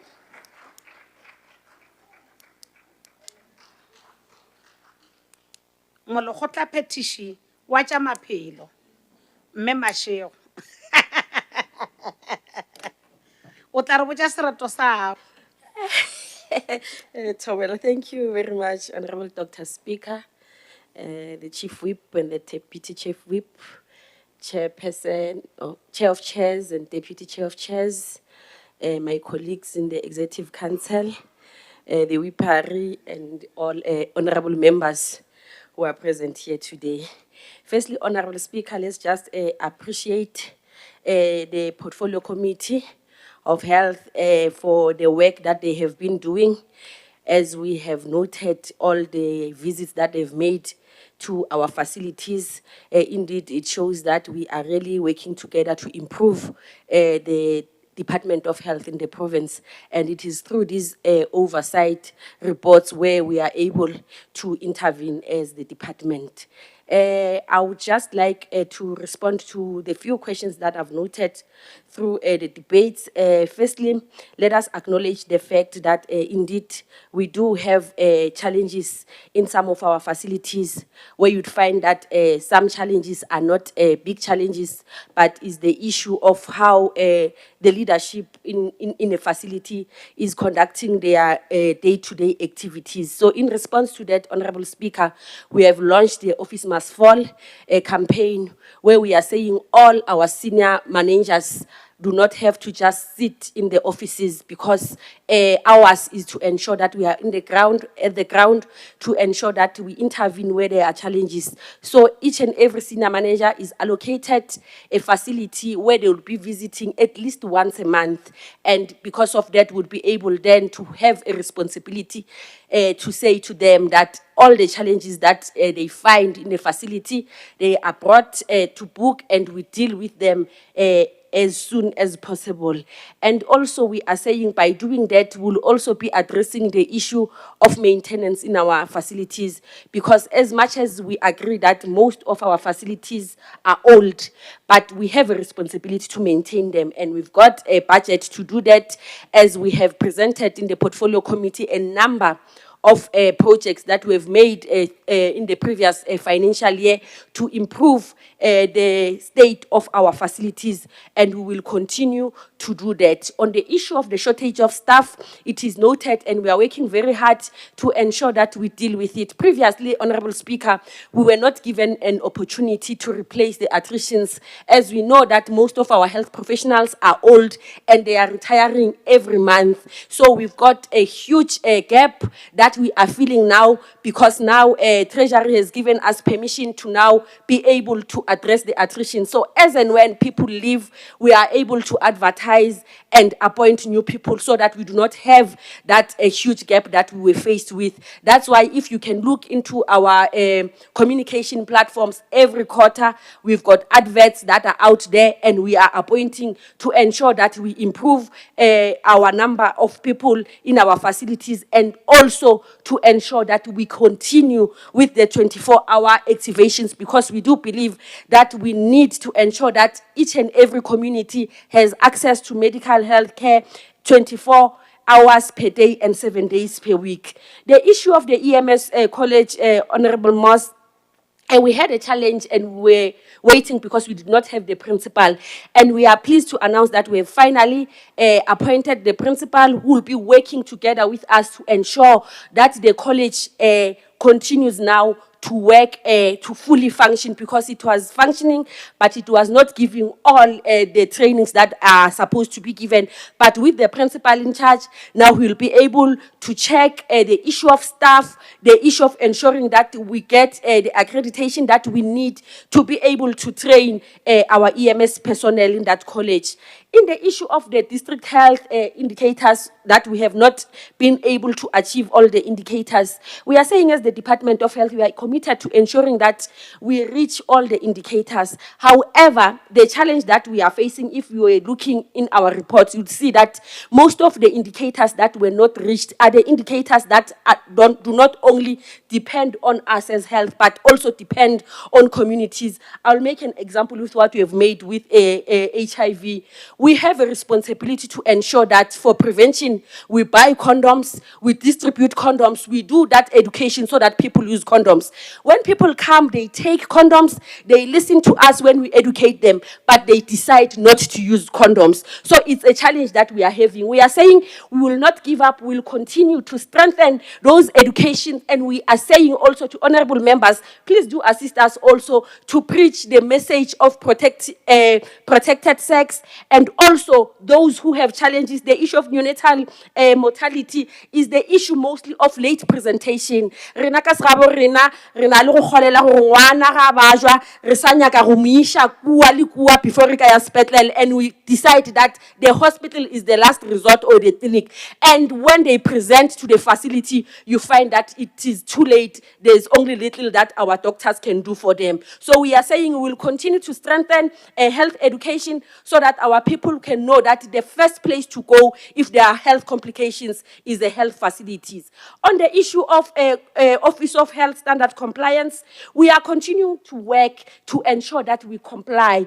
And we are saying the work that is being done is seeing, because each and every quarter there is an improvement. And we are saying the NHI, Honorable Moss, it's not a dream of the African National Congress. It is going to be realized. It's going to happen. It is here, and we are working very hard to ensure that our facilities do comply. If you can just agree with me to say you have noted that you visited one of the hospitals and a maternity ward where we were supposed to be admitting 32 patients, we had 52. It shows that as the Department of Health, we know that we cannot turn patients away. So that is why you'd find that we are trying to improvise to take those women so that they can give birth in our facilities with the little resources that we have. Now we are saying with NHI, we will be able to have funds. Everyone, every South African will be covered, and we will be able to improve our hospitals, and now we will be able to cater our people with what they deserve. We are saying it is high time that we have equal health care for everyone, not just a minority who are loaded and are able to access private medical health care, and they'll be selfish to say now they do not want the NHI so that all South Africans can benefit, because we are saying we are all equal. On the issue of irregular expenditure, we are saying we have noted it, and then we, according to the report, where the supply chain process was not followed, consequence management will apply. The issue of surgical backlog. As Limpopo, we are a rural province. We've got limited specialists, but we are saying visit our Facebook page and see the good work that is happening within our district in this province. We are saying just this week alone, and I'm talking about the stats from Monday to Wednesday yesterday, of ophthalmology here in Limpopo, we have already assisted 36, urogynecology 11, general surgery 13, orthopedics 15, gyne-oncology 7, and plastic surgery 3. It shows that as Limpopo, we are not just relaxed to saying we have surgical backlogs, but we are working to deal with that.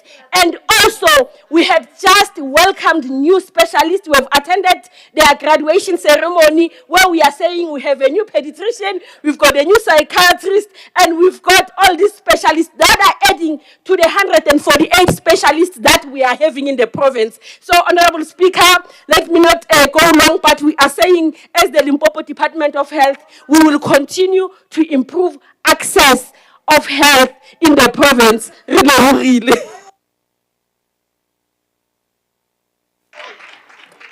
Maralian Fair, MEC o re botsa ditaba. So ke be ke nana hore di minutes tsela ke di savileng re mo fa tsona Maralian Fair. I thought you were saving the minutes in the courtesy of the MEC. Thank you so much, Honorable MEC and honorable members. The debate was lively and nice. We thank you so much. Honorable members, we are now proceeding. Honorable Mogaliadu o tswile tseleng. Yeah.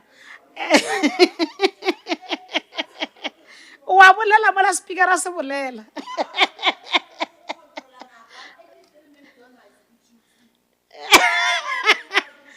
Au akere le kwele ba save di minutes mola ke di balela. So ke be ke di nahana hore eba di save mola, it is to the courtesy of the MEC. So thank you so much, honorable members. Lele na refill 4 minutes.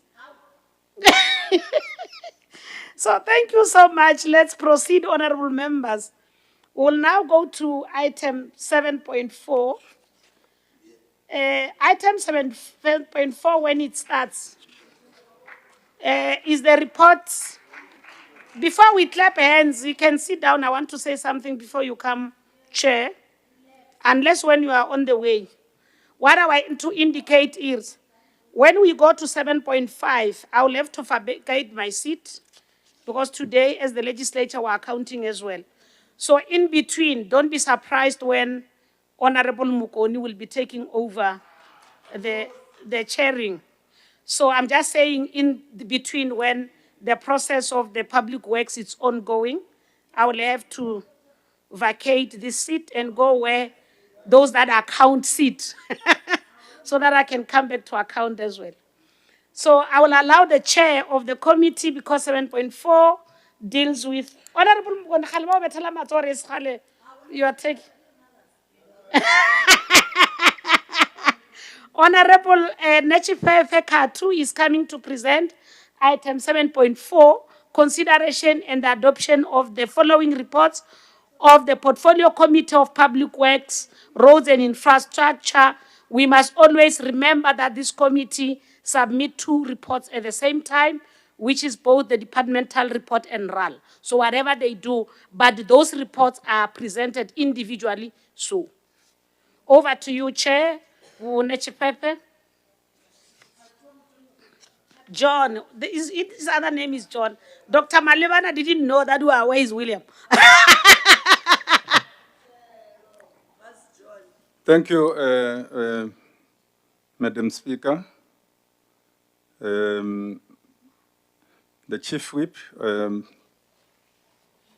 of the majority party, Chair of chairs, chairpersons of portfolio committees in the August House, I rise to present the 2024-2025 first quarter report, Department of Public Works, Road and Infrastructure, for consideration and adoption. Speaker.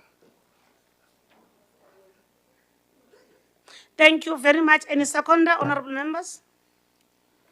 Honorable the Chair of Coxstar, Honorable Sipuru. Thank you, Honorable Dr. Speaker. I rise to second the submission as made by the committee chair. Thank you. Over to you, Chair. Thank you, Madam Speaker. I rise again to table 2024-2025 first quarter report for Road Agency Limpopo for consideration and adoption. Thank you, Chair. Honorable Dr. Slani.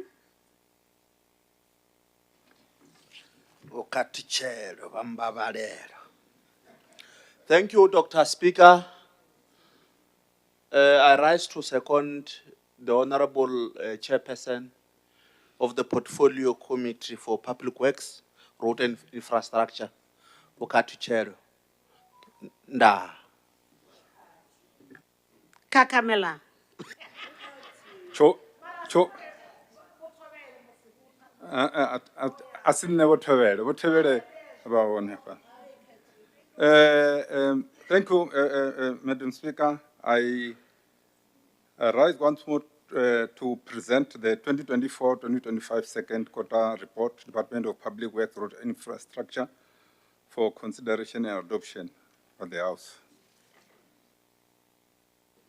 I've seen the hand of Honorable Nempombuluni.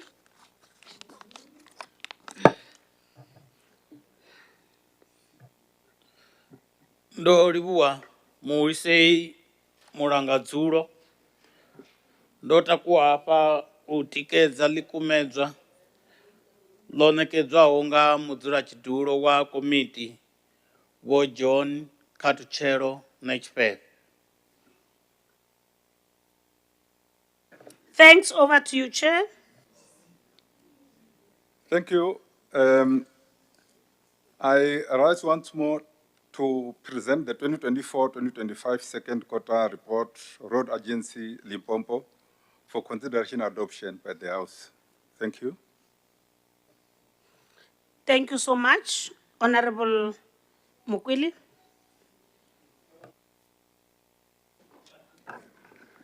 Thank you, Honorable Speaker. My name is Honorable Esther Mkwele. I rise to second the Chair of Public Works on the report presented. Thank you. Thank you. Over to you. Over to you. Thank you, Madam Speaker. I again present the 2024-2025 third quarter report, Department of Public Works, Road Infrastructure, for consideration and adoption by the House. Thank you. Thank you so much. Who else? Bunkonya.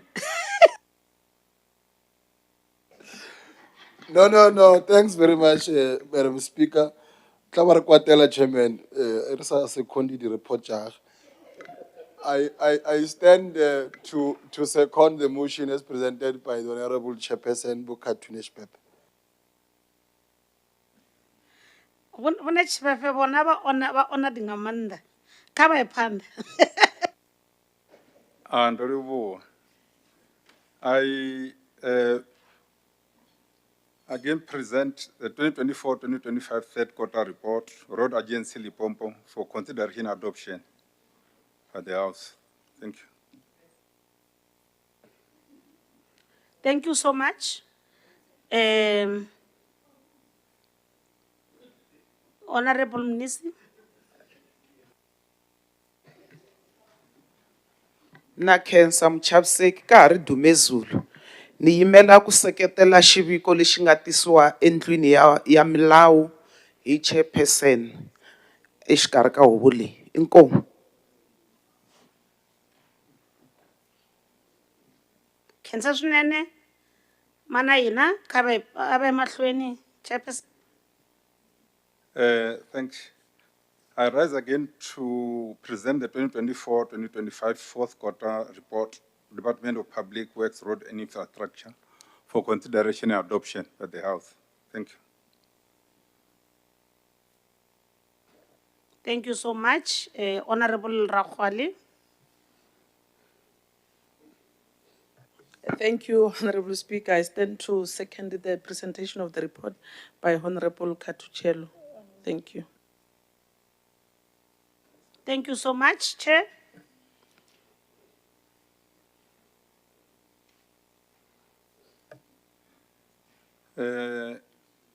Honorable Speaker, I rise to present the 2024-2025 fourth quarter report, Road Agency Limpopo, for consideration and adoption by the House. Thank you so much. Honorable Shai, I haven't seen you. No, thank you very much, Honorable Speaker. I second the consideration and adoption for the 2024-25 fourth quarter report for Road Agency Limpopo. Thank you. Thank you very much, Honorable Chair.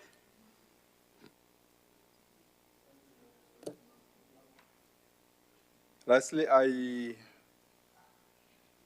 tabled the report of oversight visits to Wembe District, Tulamela Local Municipality, and Makado Local Municipality in Limpopo Province on the 19th, 20th February 2025 for consideration and adoption by the House.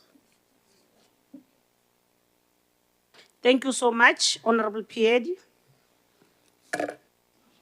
Dr. Speaker Makurupete, don't be surprised when I raise my hand continuously. good learners at school always will raise their hands when questions are raised. Yeah, my fellow supporter, as a neighbor as well, yeah. O supporter peo ya modula stulo ya adoption, consideration and adoption of the report as presented by the chairperson. Bonechi, Nechi Fefe, Bu John. Nda.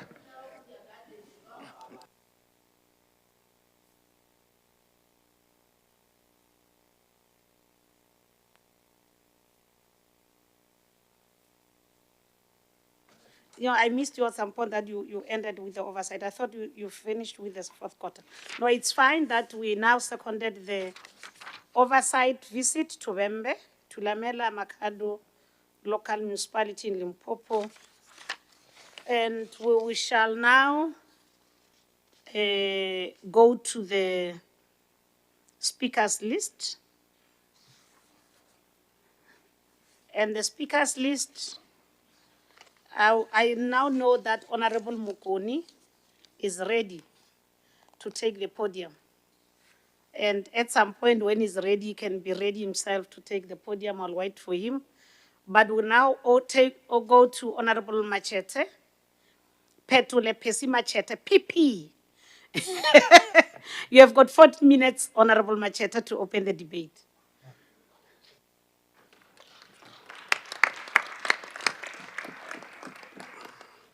No, thanks very much, Honorable Speaker, Dr. Makurupechi.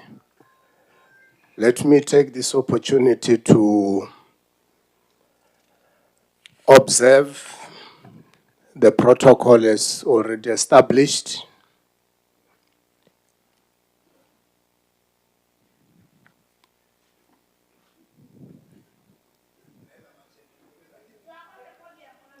No, thanks.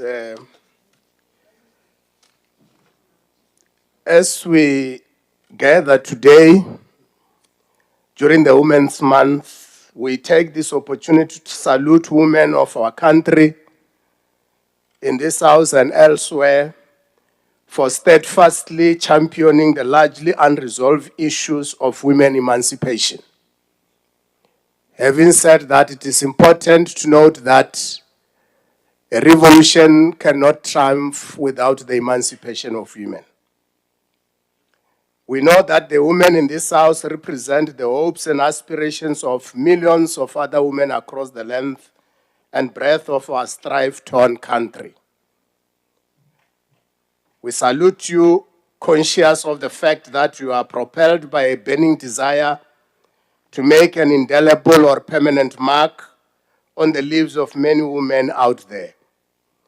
As we celebrate Women's Month, we are reminded of the countless heroines of our struggle, which is a normal condition for all living creatures in the world. Every day we struggle.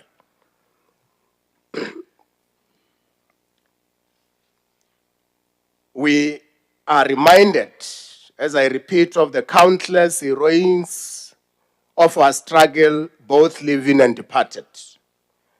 The names will forever remain on the roll of honor of our struggle.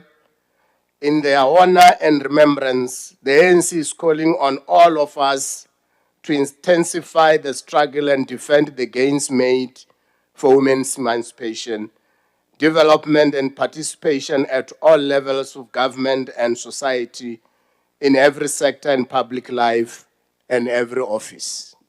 Society is nothing else but people collectively. That's what we call society.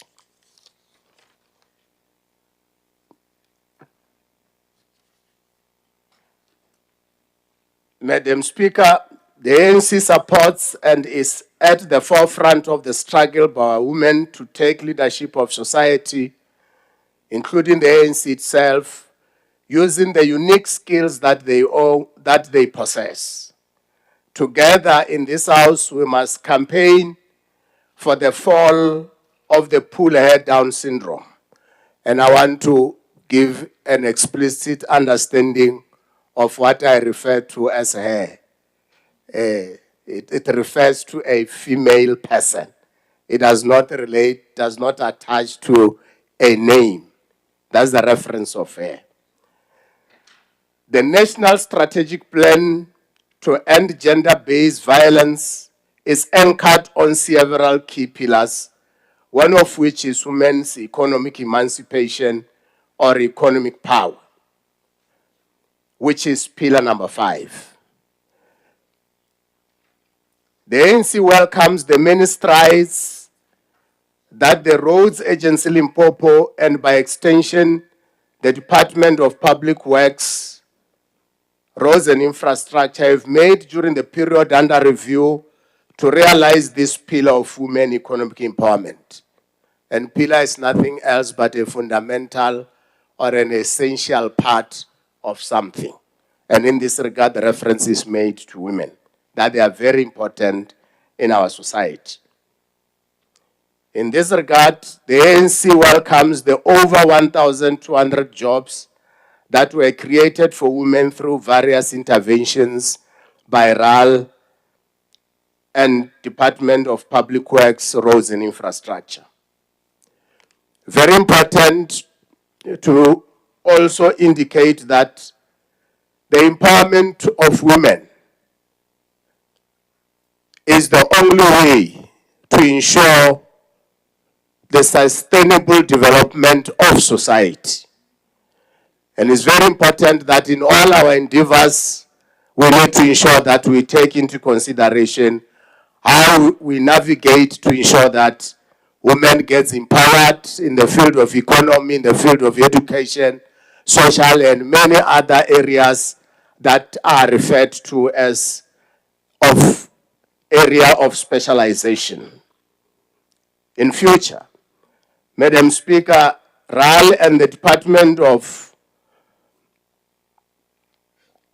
Roads and Infrastructure will provide a breakdown on the number of SMMEs that are women-owned and have been contracted for various works, the number of SMMEs that were paid within 30 days that are women-owned, and the number of women that are young or youth and have been employed to various infrastructure development projects by RAL and Department of Public Works, Roads and Infrastructure. This will help us to track progress to realize pillar number 5, as I indicated above. It's important to also indicate that the ANC is not pleased with the failure by RAL to pay all eligible suppliers within the stipulated 30 days. In this regard, the RAL scored a meager 85% during the last quarter of 2023-2024 instead of 100%. This is non-compliance with the requirements of Treasury regulations.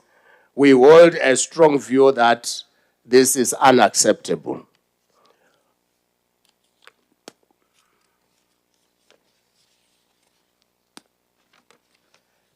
The ANC has made a commitment to improve and instill good governance, deliver quality and basic services, eradicate corruption, support SMMEs owned by women and other designated groups.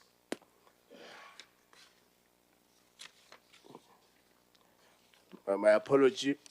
Let me go through this page.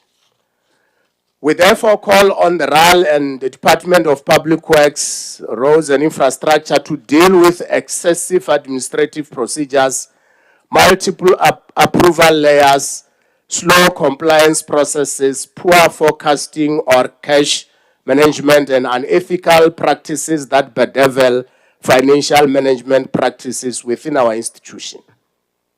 All this lead to deliberate delays or misappropriation of funds. We accept the fact that our suppliers and vendors also have a role to play in this regard. The ANC calls on the leadership of RAL and Department of Public Works, Roads and Infrastructure to strengthen the relations with these important stakeholders to address specific issues of missing or inaccurate documentation, including invoices and delivery receipts, which delay processing and payments. Addressing all the above challenges will lead to compliance with Treasury regulatory regime And I think I'll be able to explain it when I conclude what it means by treasury regulatory regime. The act of willful or negligent failure to pay suppliers within 30 days is a breach of the Public Finance Management Act and treasury regulations, and therefore constitute financial misconduct in terms of Section 83 of the Public Finance Management Act. The ANC therefore calls on the member of the Executive Council, in this regard the MEC, and other relevant authorities to investigate this misconduct and take disciplinary actions against officials involved. We make this call because continued late or non-payment of eligible invoices negatively impact on the cash flow and liquidity of affected SMMEs and contributes to their demise or unsustainability, adding to increased unemployment, widening poverty and inequality. We hasten to applaud the RAL and Department of Public Works, Roads and Infrastructure for spending more than 20 million to pay SMMEs during the last quarter of the year. Whilst this is not enough, it is nevertheless appreciated. The ANC has made a commitment to improve and instill good governance, deliver quality public and basic services, eradicate corruption, support SMMEs owned by women and other designated group. A designated group is just a special category designed for a particular purpose by government. Failure to comply with stated regulations when dealing with SMMEs renders this commitment trite. Chair, the ANC is concerned that RAL and therefore the Department of Public Works and Infrastructure could not secure any strategic partner for road construction during the period under review. The planned target of raising over 70 million for this purpose from strategic partners could not be achieved.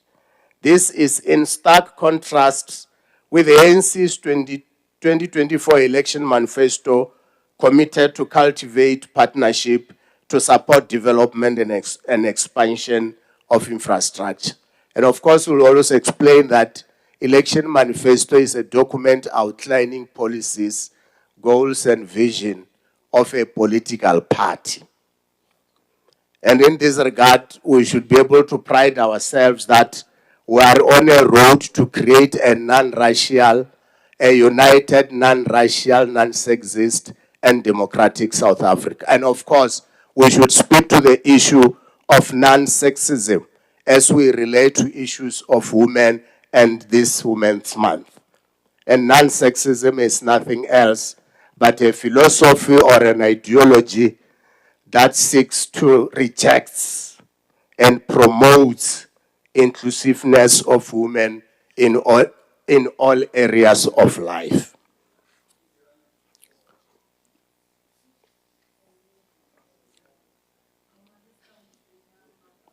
Particularly, we need this sustainable economic development and job creation.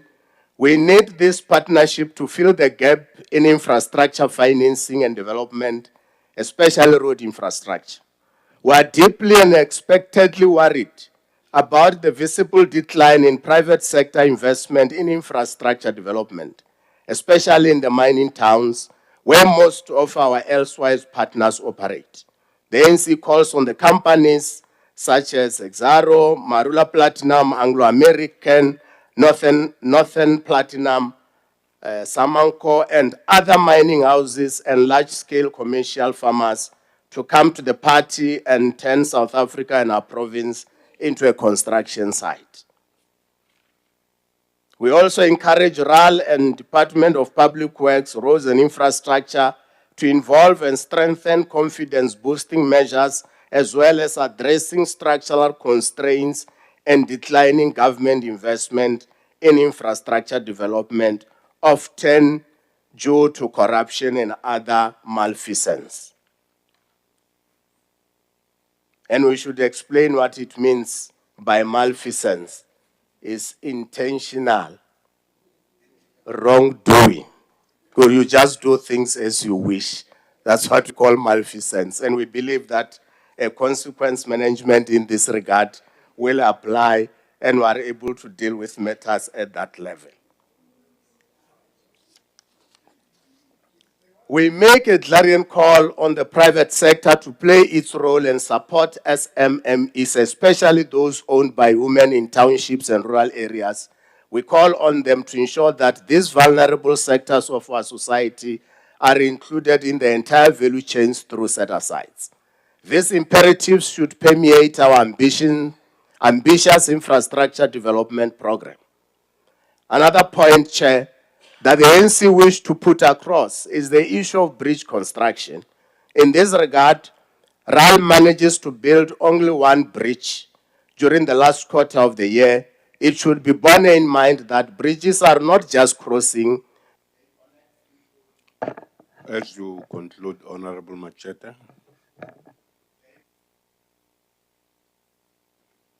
They connect people. As I gravitate towards closure or on my last points, I want to indicate that I hope that I was able to represent the committee very well, and indeed we appreciate their support in this regard. Thanks very much. Thank you, Honorable Machete. We shall now call upon Honorable Velile Cyril Jack.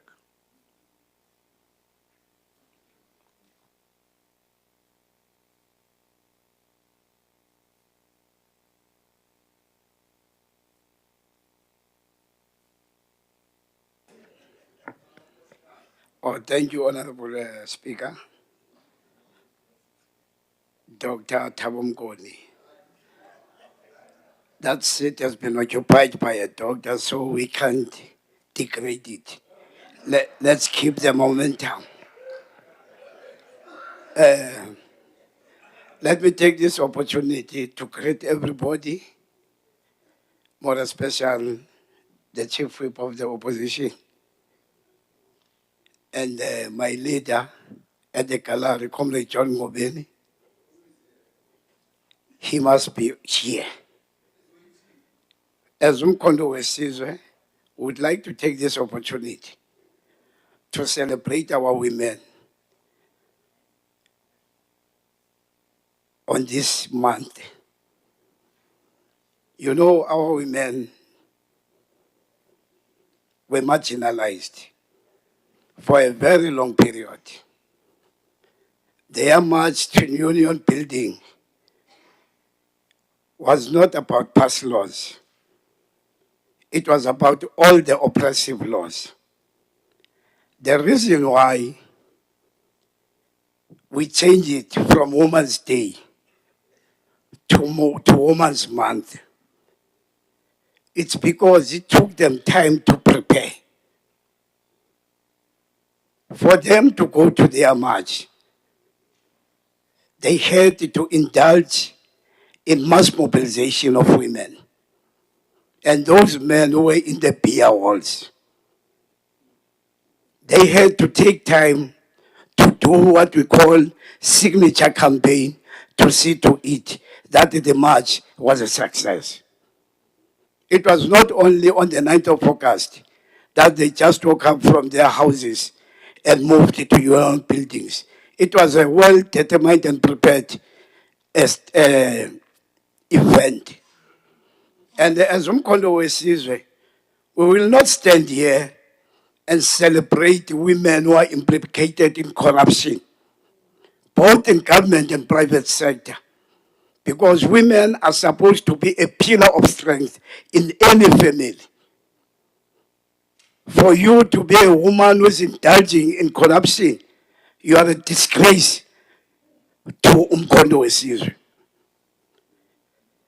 Let me take this opportunity, Chair.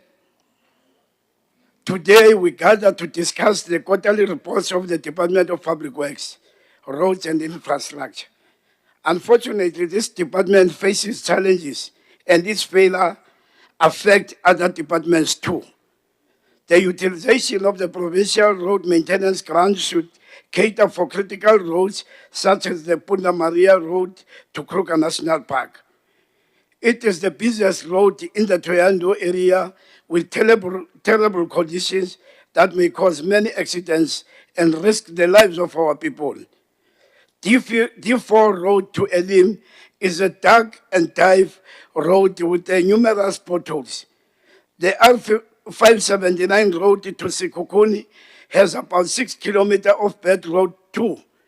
Our roads should be conducive to preserve lives. Projects must be done on time and fast-track backlogs.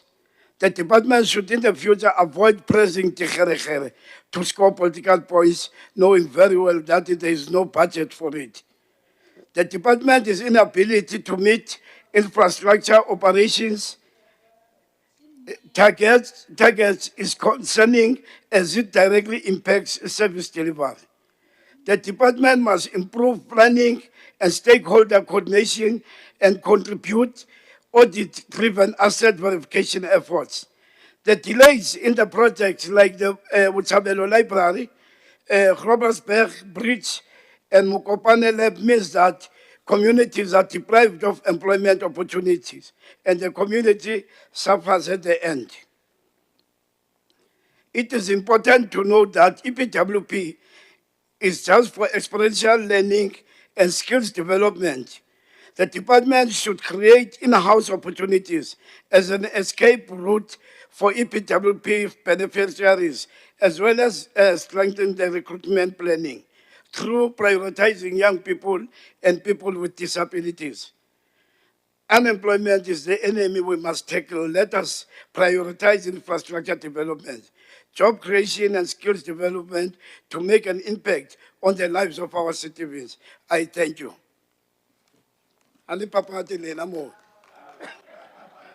Thank you, Honorable Jack.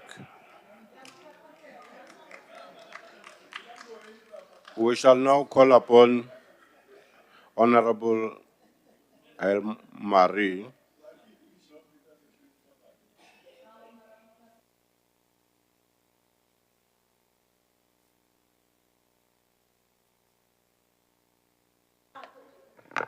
Thank you, Honourable Speaker. To all our MECs present, we greet you. The Whippery, with all the members of the Whippery, the opposition, we all greet you this morning. Also to all the honourable members in the House, good morning. And also our guests, they are not few, there's only few today, but we greet you also. Speaker, on Women's Month, I would like to say that MEC, women have long been oppressed, but if we have bad infrastructure, then we combined and compound oppression, because then women are allocated to villages and they can't move.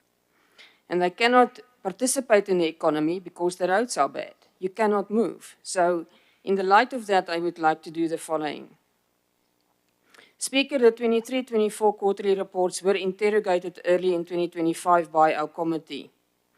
And it's unacceptable for the DA that this House is being tasked to consider these reports so late in the year.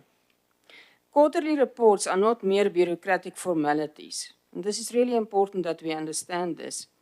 They are the legislature's early warning system. That's why our committees are working efficiently, effectively, and that we contribute so much to it. And the reason why it's so important is that we can track performance and spending in real time. So it's not a thing that we look afterwards. You do it while you are going. The mandate of the Portfolio Committee is clear, and that is to hold the department accountable, but also to support. And our chairperson always reminds us about the mandate that we have, and that we must work and prepare well so that we can adhere to our mandate. We are glad to say that our MEC and his team regularly attended the Portfolio Committee meetings to answer our questions. We appreciate that. Our support staff is efficient and support the committee in a professional way, ensuring that we can hold the department accountable. We must remember that our accountability is much more than just the work of a committee, even if our committees are working really very well. Accountability is only effective if we can timelessly hold each other accountable. So it's a cycle, it's not a road. It's a cycle that we have to go through. Each part of the legislature machine functions optimally, then accountability reigns supreme. So we have to ask what happened to these reports from the time that the committee interrogated it at the time, and then today only it was tabled. Let's go to the oversight. The committee have done oversight on 2 roads during the oversight visit to Wembe District Municipality early this year, 19th to 20th of February. And I want to agree that the D4 road near Elim is really not in a good condition. I saw an ambulance driving on that road, and I was just holding my head and pray that the patients inside will be safe because of the bad road and the swerving of that ambulance over the road to duck and dive through all the potholes. So that road is really, really very bad. The R522 road from Vivo to Litrigard in the Makado municipality is equally bad. The promise to the committee during our oversight was that the D4 road will be rebuilt, and soon. It was said very soon. As of today, that road is still a nightmare for motorists. The same goes for the R522 road. The promise was that a new contractor will begin on the 1st of April 2025, and I have personally done an oversight visit on the 4th of April, and there was no contractor at that stage. And I went back again on the 21st of July 2025, and again no contractor was on site. RAL removed 3 large pieces of tar from this road, and now it's completely undrivable. Massive damage is done to vehicles, and it is due to these terrible conditions that vehicles drive over both sides of the road and can cause serious accidents, especially at night. And I know because I drive this road at night. So I had to stop at one stage because the oncoming vehicles were driving so over both sides of the road that I wasn't sure where I was supposed to go. It's really dangerous, and I had to stop for a while to let all the vehicles pass me before I could continue. So it's important that we need to know what RAL is going to do, as the promise was that both these roads will receive attention. We would like to have feedback on the Schoemansdal Museum and the necessary repairs. And we also want to know how far is the construction at the Manemo College. Speaker, to create sustainable jobs, communities must participate in the economy. The department plays a critical role to enable communities to participate meaningfully in the economy. Without well-maintained roads, any meaningful participation is not going to happen. It can't. Because we need to deliver stuff, if you sell products, people must be able to come to you, you need to go and fetch your stock. So without proper roads, that cannot happen. Ensuring that significant infrastructure development takes place can be a key economic driver for the people of this province and play a significant role in addressing the many socio-economic challenges our people face, such as unemployment, poverty, and lack of opportunities. The relationship between the department and RAL is very important, and we need to get clarity who is responsible for what. If you see it, many of our road projects is now basically abandoned. And we need to know who's going to take up where RAL had left off. Because there are too many of these roads that is really in a bad condition, and we just don't know who to phone, who to speak to, who's going to pick up where RAL left off. I want to thank the committee and our chairperson for the hard work that they are doing and our support staff. It's really a privilege to serve on this committee. I thank you. Thank you, Honorable. We shall now call on Honorable Matume Jacob Lubowo.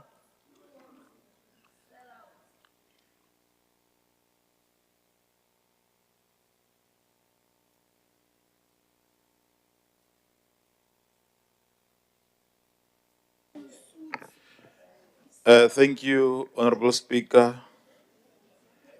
I'm here to represent my colleague, Honorable Jacob Libo.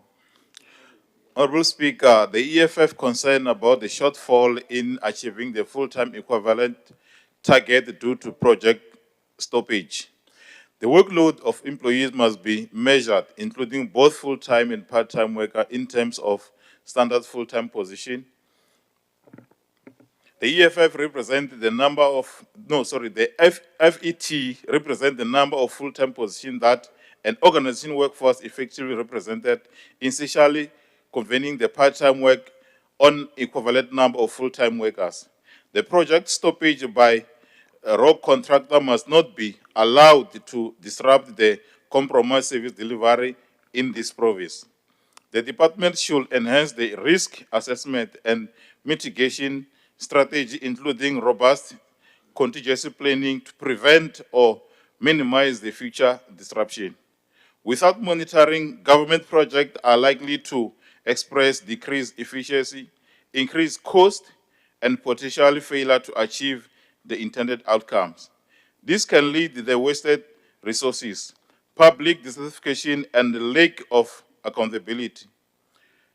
Honorable Speaker, effective monitoring and evaluation are crucial to ensure that the projects stay on track, adapt to challenge, and deliver intended benefits. We call upon the department to implement stricter contractor to perform monitoring and early warning system to detect, address the project delay in time manner. Thus, the department include contingency and flexible maintenance target in its planning, especially for proactiveness and the impact of rain on the roads. The department should have better preparation and respond to unpredictable weather-related damages.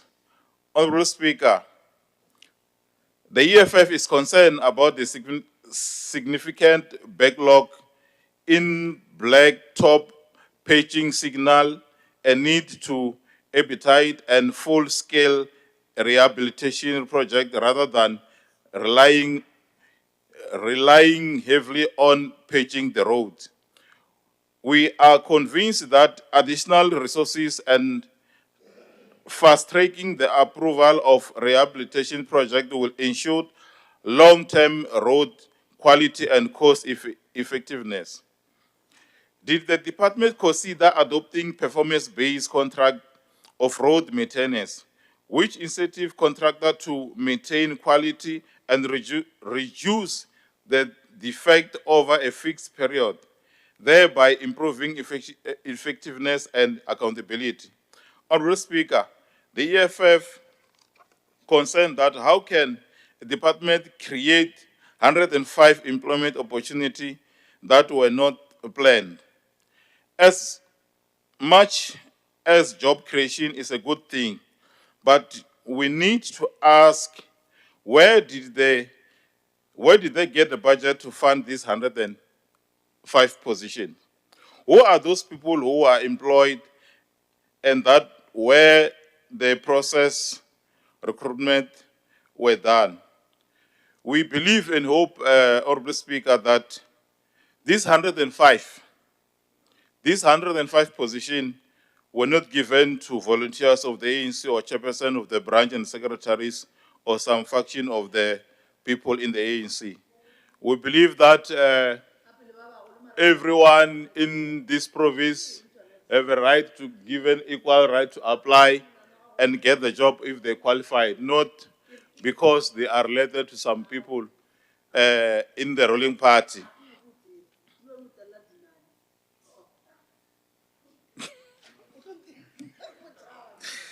The department must develop a skill development framework for those employed and road maintenance project to improve employability and enable career progression. Furthermore, we call upon the department to use geographical information system and road condition monitoring tool to better measure reported on road quality maintenance impact.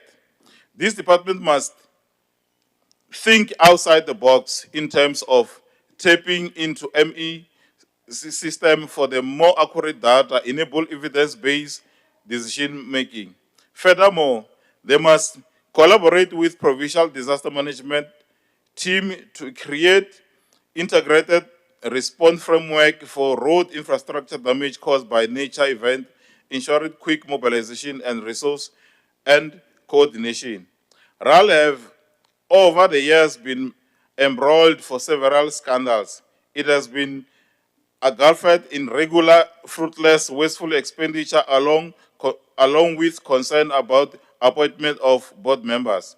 We call upon MEC to tap into his agency and youthfulness to correct the wrong in this department.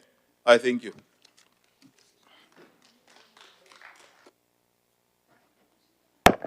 Thanks, Honorable Member. We shall now call upon Honorable Nechifefe Katuchelo John.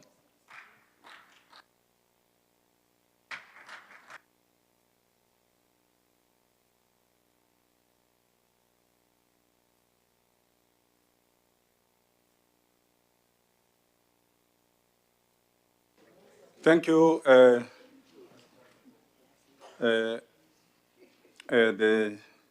Speaker, the Chief Whip and Whippery, members of the August House, members of the Executive Council present, and our guests in the gallery. The African National Congress, in its 2024 national and provincial elections manifesto, committed itself and its public representatives to accountability. This required that necessary mechanisms are put in place to monitor and evaluate implementation and achievements of our stated goals, which include poverty reduction, reduced inequality, and a decreased unemployment. The consideration and adoption of the reports under review today is but one of the mechanisms and tools to undertake that important task.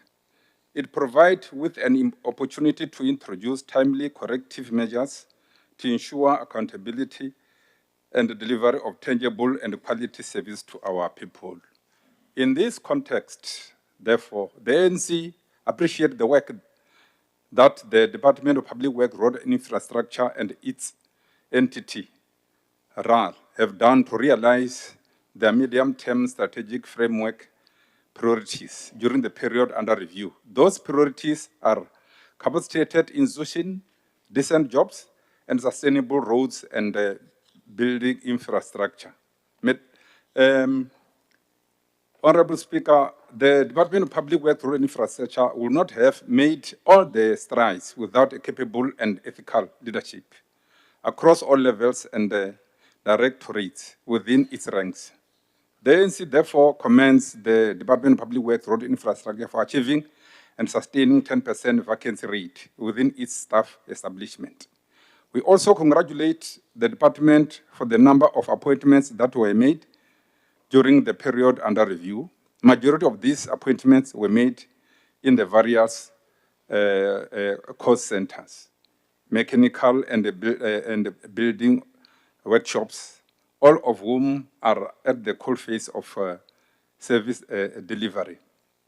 So I should indicate, Honorable Speaker, that the call centers, that's the area that had a very serious backlog in terms of vacancies. And the department has since filled most of those vacancies, but it's work in progress. I suppose the MEC will also respond in this regard when you make comment, when you will be making comment. The ANC congratulate all the appointees and hope that they will help the Department of Public Works and Infrastructure to realize its mandate of providing access, integrated and sustainable infrastructure for socio-economic development. We called upon the Department of Public Works, Road Infrastructure to promote, monitor, and adhere to its employment equity targets and ensure that the youth, women, and people living with disabilities are equitably represented across all levels of management, including the senior management service. This will ensure sustained growth of a vibrant public sector that is critical to national development, improved governance, and accelerated service delivery to our people. Speaker, the ANC promotes and supports a capable, developmental, and professional state that is based on Watupi's principles. It is our hope that the department will sustain efforts to tackle corruption, improve accountability, and serve consequence management for corrupt activities within their ranks. This is at the center of good governance, which is the determining line between our rise and demise. It is the quality of our governance that will make the Department of Public Works Road Infrastructure strong, not the beauty of our slogans or the size of our budget. We are confident that by investing in the people, the department is contributing towards the national efforts to meet the basic needs of our people, such as education, healthcare, roads, houses, and electricity. We welcome the effort by the Department of Public Works, Road and Infrastructure to realize economic transformation and job creation in our lifetime. This is at the heart of the ANC's 2024 National and Provincial Elections Manifesto, which directs all of us to put South Africa at work. This will be realized by creating work opportunities across all sectors, including small, medium, and micro enterprises, public and the private sectors. The ANC welcomes the strides that the department has made to create the much-needed jobs, especially for the vulnerable sectors of our society during the period under review. It is our hope, Speaker, that in the coming months and years, the Department of Public Works and the Roads and Infrastructure will increase the number of SMEs from 36, to be exact, that are participating in the National Contractor Development Program. This program complements other efforts to expand Black industrialist programs to support historically disadvantaged individuals. We call on the department to utilize the opportunity brought by the NCDP to build technical planning and project management capacity to maintain all our public infrastructure. Together with other interventions such as public procurement policies and skills development, the NCDP must provide cushion for the SMEs in townships and rural economies, bridge the gap and remove barriers to entry into the mainstream economy. The ANC has set itself the target of expanding the Black Industrialist Program to support over 2,000 companies. We urge the department to utilize the opportunity present by this and other similar programs to help realize this goal. We expect to see an improvement in the number of work opportunities created for the youth and women and people living with disabilities. The latter sector is extremely underrepresented and benefit marginally from our job creation intervention. The ANC is, however, concerned, Speaker, about slow progress in road infrastructure provision. By the end of the fourth quarter, the Department of Public Works Road Infrastructure had achieved 75% in this area. Accelerating road infrastructure provision is critical to drive growth and create opportunities for our people. We call upon the Department of Public Works Infrastructure to remove current bottlenecks and constraints within the portfolio to unlock requisite energies to speed up provision of road infrastructure. Additionally, we call upon the private sector, especially the mining companies and the large-scale farmers, to partner with the Department of Public Works Road Infrastructure and support road infrastructure development and provision in the areas of their cooperation to create sustainable jobs and grow the economy. The ANC cautions the Department of Public Works Infrastructure that our people are tired of pronouncements that sound good in press releases, but fail in practice. Speaker, our province is the gateway to Southern African Development Community and Africa. We are therefore called upon to accelerate road and other forms of transportation infrastructure to the region and the continent to foster regional and continental integration and cooperation, focusing on conducive environment for movement of goods and people. The ANC attaches a particular importance to the institution of traditional leadership. This repositories of knowledge, culture, and wisdom amongst our people were historically marginalized and subjugated. We call on the Department of Public Works Road Infrastructure to ensure the completion of maintenance and construction work of all incomplete offices of traditional leaders, especially those of Masia, Mpapuli, Rambuda, Mudabura, Mahoshi, Ordika, Kaneng, and Dihale.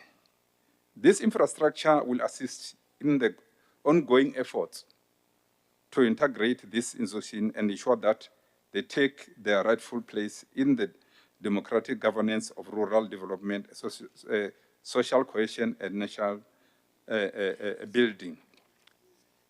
As we conclude, Speaker, we know that there are many detractors on our way to realize a better life for all. We call on the Department of Public Roads and Infrastructure and the MEC to live the values that we champion, such as duty, sacrifice, and unwavering commitment to public good. In the wake of such distraction and criticism, many would have chosen to despair and stand still. Yet you choose to press forward, to honor your commitments, and uphold our obligation. As I conclude, Speaker, the ANC commends the department and the MEC for the resilience, which is not only the ability to lead through the hardship, but the courage to lead through it. So I therefore urge the August House to consider and adopt the report as the report of this House. Thank you very much.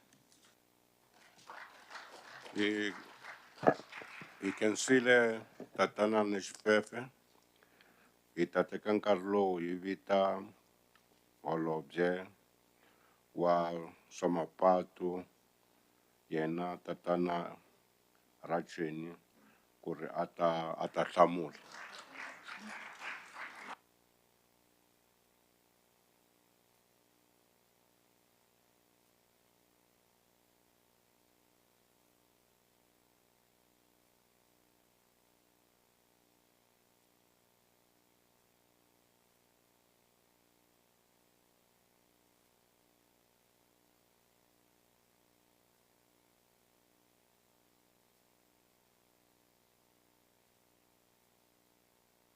Thanks, Honorable Smale.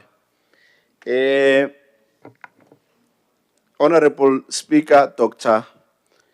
Makoma Makrupeche, and the acting Speaker, Ntate Honorable Mukoni, the committee chairperson, and honorable members of the Portfolio Committee, the WIPARI, and all the honorable doctors and members in this August House.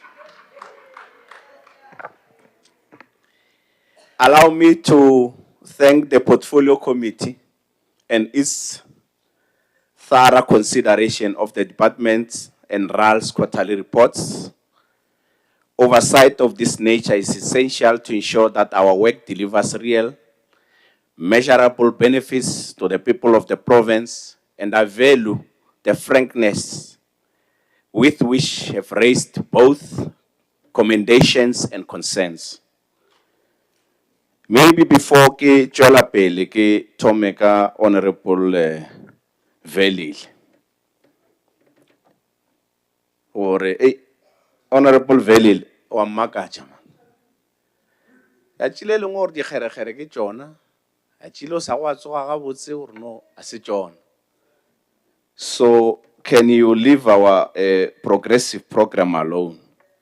Because this program is done internally and is being implemented through our internal roads and infrastructure management. There is a budget for the Khere, Honorable Velile, and we will also be procuring additional yellow fleet again this year. And the report showed that we have made progress in several priority areas, from the kilometers of the road rehabilitation and maintained through our Wednesday Service Delivery Initiative, permanent jobs, opportunities, as well as through the expanded Public Works program and the successful completion of some key infrastructure projects. In order to augment the work of the Kherekhere, we will be procuring more yellow fleet to the value of 100 million. In order to accelerate service delivery, we are also resuscitating our 36 cost centers.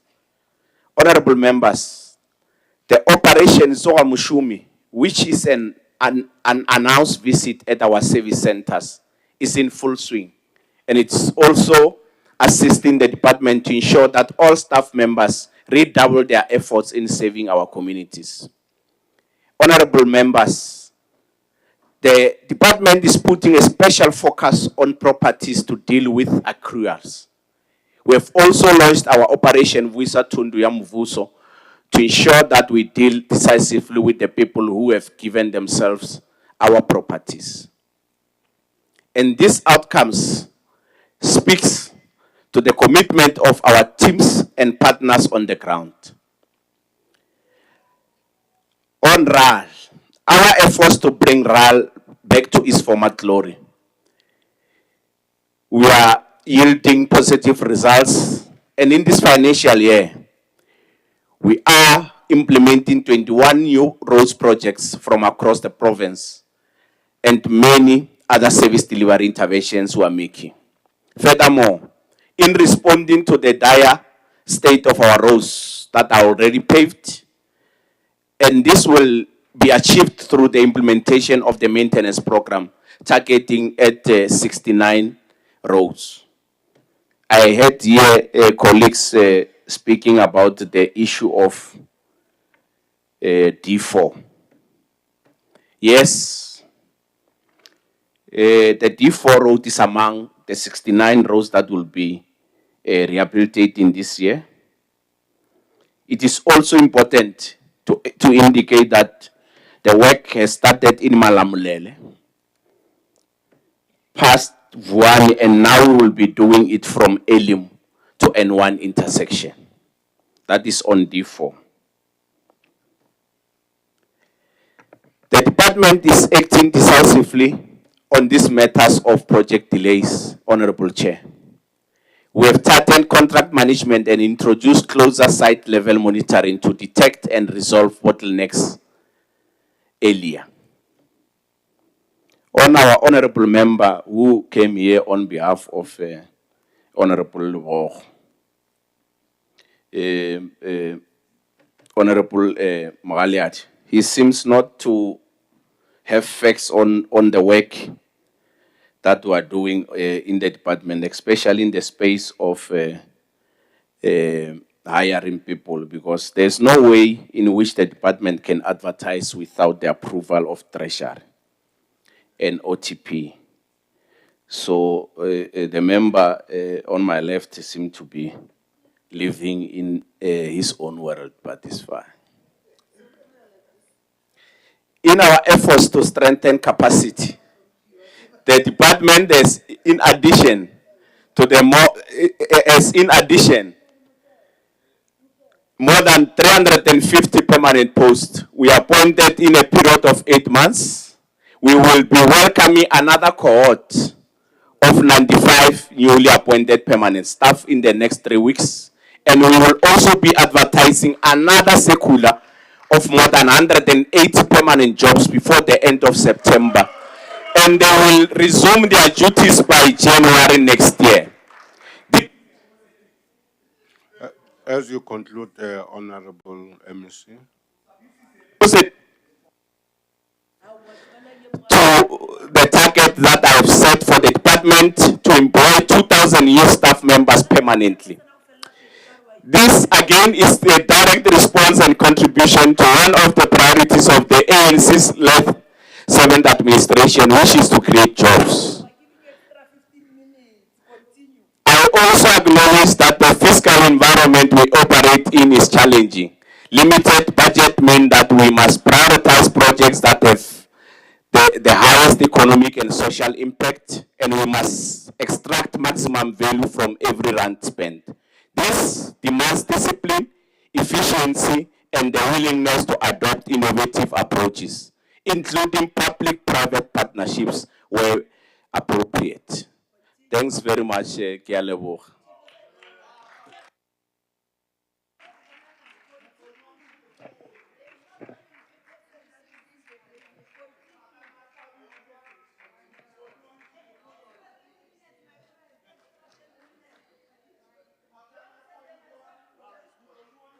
Order. Order, honorable members.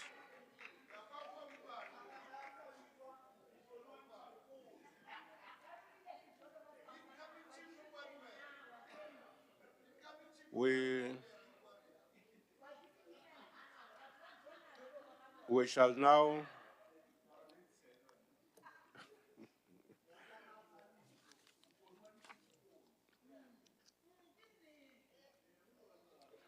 now move to call upon the chairperson of the Oversight Mechanism Committee to present the quarter report 2023-2024 fourth quarter report of the legislature.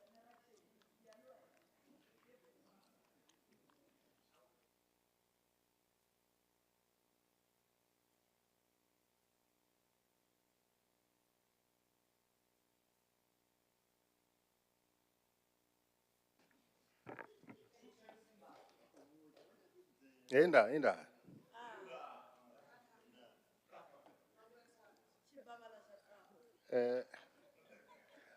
Honorable Speaker, Chair of Chairs, Honorable Deputy Chief Whip, members of the House, Dimasia.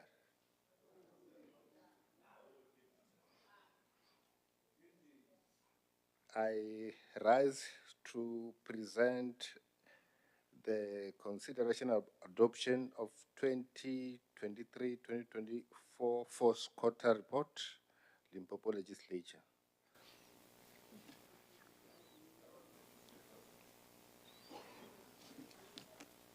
Is there any seconder? Vukachicho Chele. Ndolibo wabo mudura chiduro. Ndiko imapa ndijiko ukwatisedza. Reporto yo ya nekedzwa ka mudura chiduro ori reconsider readopt. Ndiko libo. Lobongambanda, we shall also call upon the chair to present the annual report of 2023-2024 annual report of Limpopo Legislature. To present 2023-2024 annual report, Limpopo Legislature. Honorable Matabo.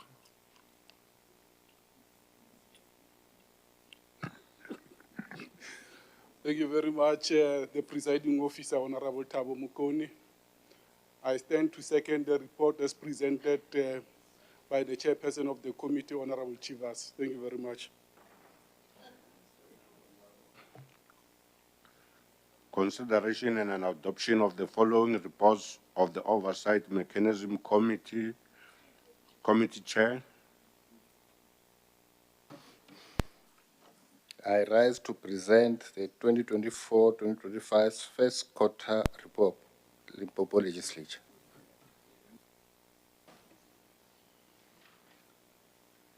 We shall call upon Honorable Piedi.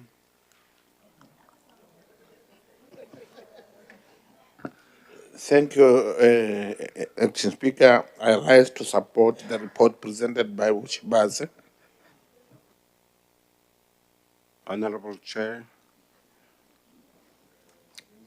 I rise to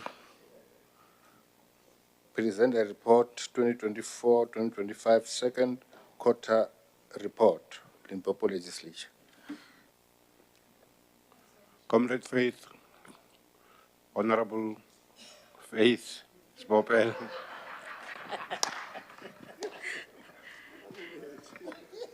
Thank you, Presiding Officer. I hereby stand to second the second quarter report, Limpopo Legislature.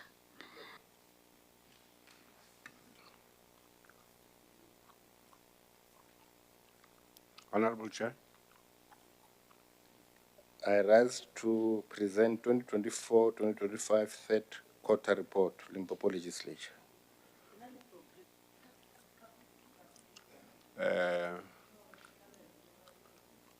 Apa Machaka Sobon, Honorable Mdaka.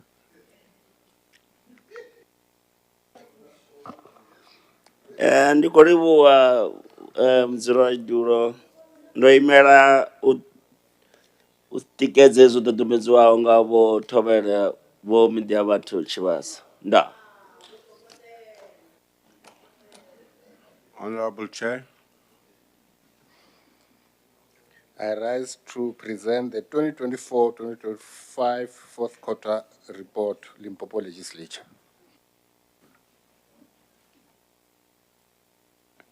Honorable, I can't see.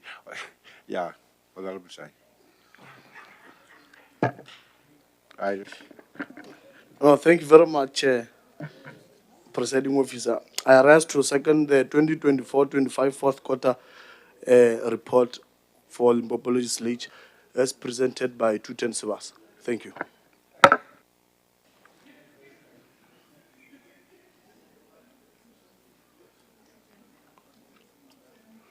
Honorable Chair.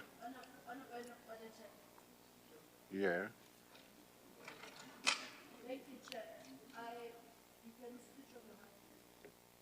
Yeah, thank you. I wanted to call an order on you because you're presiding over this house while you're chewing your chippies. I don't think that's parliamentary. Please.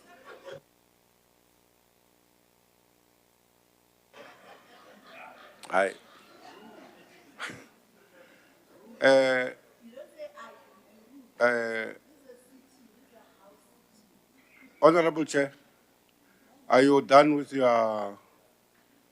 Did you?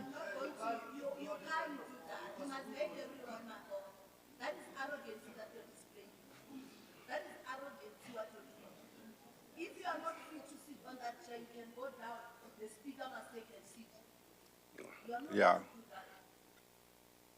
Chair, can you rule? You must make a ruling. That's what the procedure says. That's what you must do. Make a ruling. You're not going to ignore me. I don't exist. I raised an order. You must make a ruling. You were eating your chippies. Just say I swallowed it in us.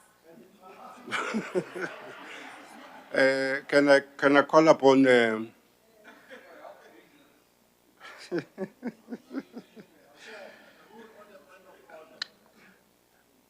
Now we shall refer to the speakers list. We shall now.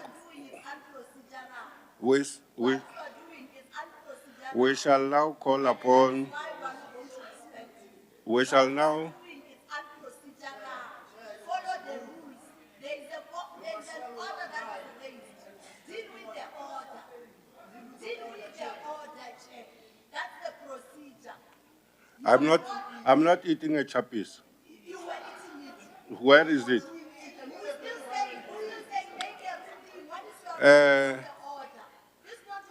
Yeah. Can I now refer to speakers list? I now call upon Honorable Mutope Mitoti Ethel.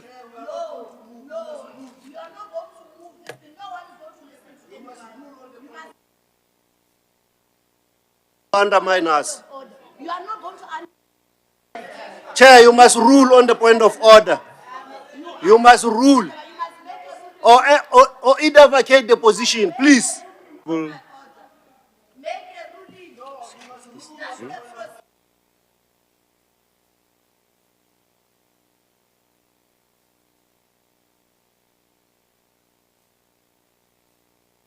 Honorable Smale. Honorable Smale.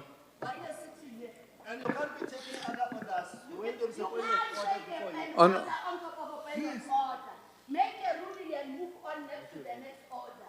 Please, please.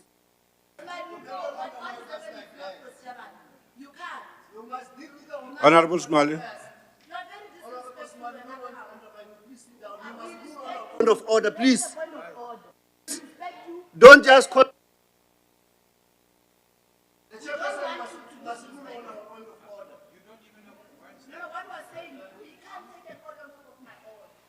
This member had just been disrespectful. They just want to engage in Yeah, no, I know they want to. If you were eating, then that you just apologize. Let's continue. Then we continue.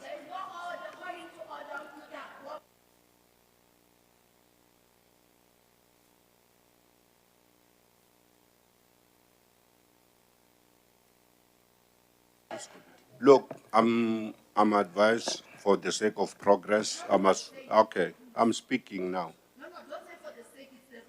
I'm saying as a progressive. Okay, can I speak? I agree. You have been.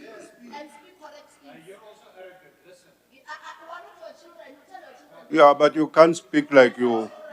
I'm saying for the sake of progress, and I apologize, and let's continue.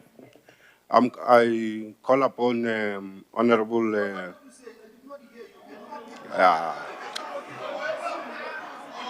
I call upon Honorable Speaker.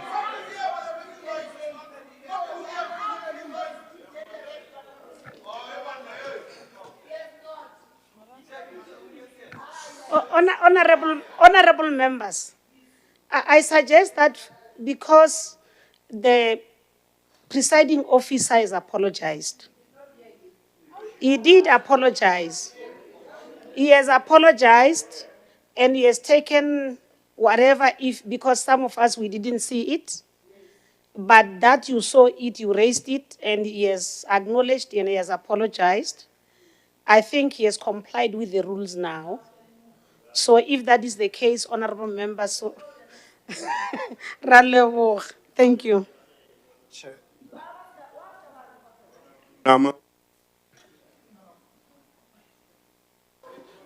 Honorable Chair, I think we fully agree with the assertion by the Honorable Speaker, Dr. Makoma, but also wanted to make an impartial clear for honorable members, irrespective of the political affiliation, to respect the presidium and the decorum of this House.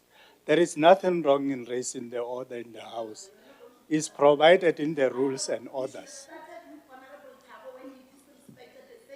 That's my submission, Honorable Presiding Officer. Let's proceed. I'll now call upon Honorable Mushope Mikoti Ethel.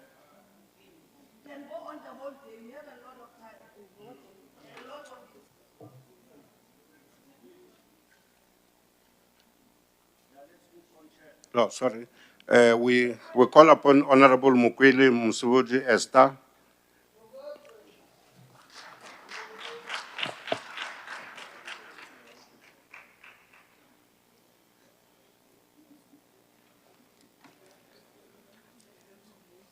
Thank you, Honorable Speaker, Ma'am Makoma, Dr.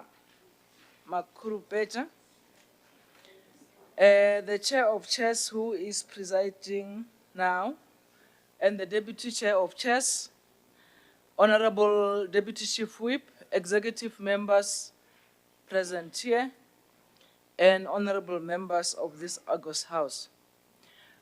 Madam Speaker, it is important for us to keep on reminding ourselves and the public out there that committees of the legislature have a mandate bestowed upon them by Section 1142 of the Constitution of the Republic of South Africa, Act number 108 of 1996, together with Section 43 of FAMPLA and Rule 81A and B of the Standing Rules and Orders of the Legislature, to exercise oversight responsibilities over the executive.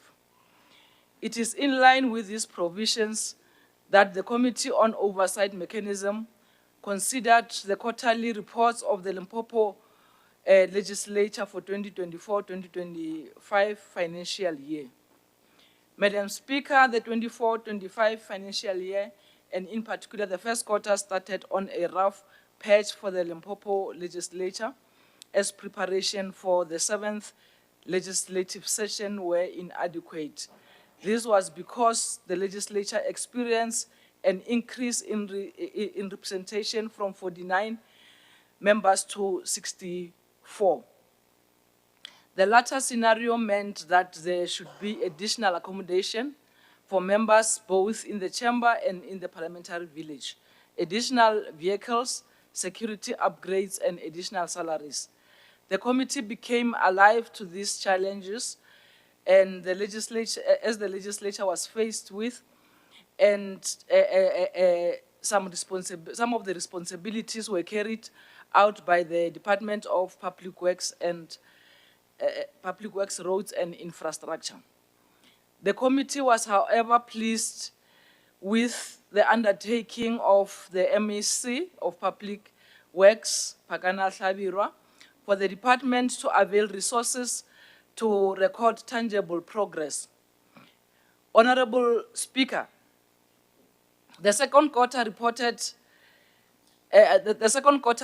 for the 2024-2025 financial year was tabled in this August House in terms of Section 5.1 of the Financial Management of Parliament and Provincial Legislatures, Act number 10 of 2009. The report was subsequently referred to the Oversight Mechanism Committee in terms of Section 54.2 of the same legislation for further consideration and reporting back to the August House in terms of the rules, the rule of the standing rules and orders of the legislature. Honorable Speaker, the program on administration, which its purpose is to provide strategic leadership and overall administration to the provincial legislature. This program is comprised of the following sub-programs, mainly the Office of the Speaker, Office of the Secretary, Financial Management, Corporate Services, and Internal Audit and Safety. During the quarter under review, the legislature had a planned annual target of 22 House sittings. The 10 sittings were planned for the second quarter, and out of which 8 sittings were successfully held. This was as a result of the election period, and representatives from different political parties were engaged in election campaigns, which affected the legislature program. Madam Speaker, the spending of the budget in the first quarter was also disrupted, mainly because it was an election season for both the provinces and national. Some of the programs could not be implemented fully owing to the election, as political parties were engaged in the campaigning to renew their mandate. The committee is, however, pleased that 90% of the programs were fully implemented, as some of them did not rely on the availability of the members of the provincial legislature. The committee is pleased with the progress made in terms of the implementation of the resolutions taken, and further acknowledges that it is work in progress. Madam Speaker, the committee has, however, noted the slow progress in the filling of posts in the legislature, as the organizational structure is unable to discharge its responsibility to the members and the staff with regard to those vacant posts. We further noted the inadequate information with regard to the availability of bursaries for further empowerment by members and the staff. The legislature had planned to award 14 bursaries during the second quarter of the financial year. However, no application for the bursaries were received, and as a result, the target was not achieved, as awarding of the bursaries depends on application received and approvals. In view of the identified skills gap in the legislature, it is critical that respective managers advise their subordinates to register for relevant courses or training and development where there are a skills shortage. And for the purpose of emphasis on this issue of bursary, I think the information is not disseminated to the relevant people. So we urge that the information should be availed to people so that they are able to apply and continue to empower themselves. On fleet management and logistics, the strategic objective for the sub-program is to provide fleet and logistics services. The committee is pleased to announce that the legislature has met its planned quarterly target of maintaining all the 35 legislature vehicles. The legislature has further managed to provide transport and logistical services to all the events of the legislature during the quarter under review. On communication services and information technology, during the quarter under review, the legislation through communication services has managed to publish one event, secure one TV slot and one radio slot, and they were interviewed. On member safety, the strategic objective for the sub-program is to provide safety, security, and ceremonial services. The performance targets for this program is measured on the number of reports of sergeant at arms services rendered in the house, as well as the number of security reports. And the target was 1, and it was achieved. Madam Speaker, lawmaking and public participation are our core mandate. The committee was a little bit worried about the underachievement of the implementation of targets for NCOP work. We, however, acknowledge that it was not out of our own making, as the work of the NCOP is not within our control as the legislature. However, we impress upon those responsible to do due diligence and fast-track the passing of the legislations. The underachievement on the committee meetings and production of oversight reports is also a worrying factor. Measures must be developed to achieve timeous tabling and referral of the departmental reports to committees from the House to avoid critical matters being overtaken by events. We hope that in the subsequent quarters, this will be corrected and there will be progress. Madam Speaker, I move that the report be adopted as the report of this August House. I thank you, Chair, and the Speaker. We shall now call upon Honorable Hermanas Franz Max.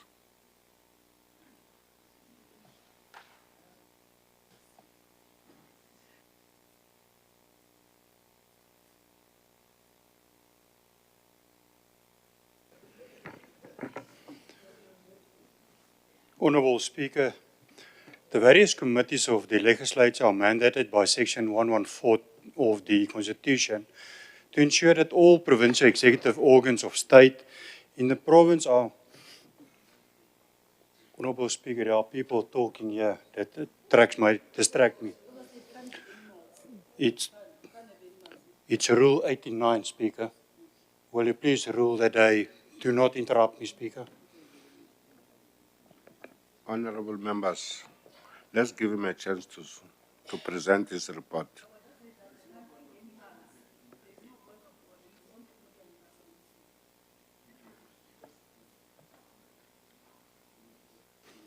Speaker, I continuing on 89.3D, say it may not likely to distract the attention of members of the proceedings.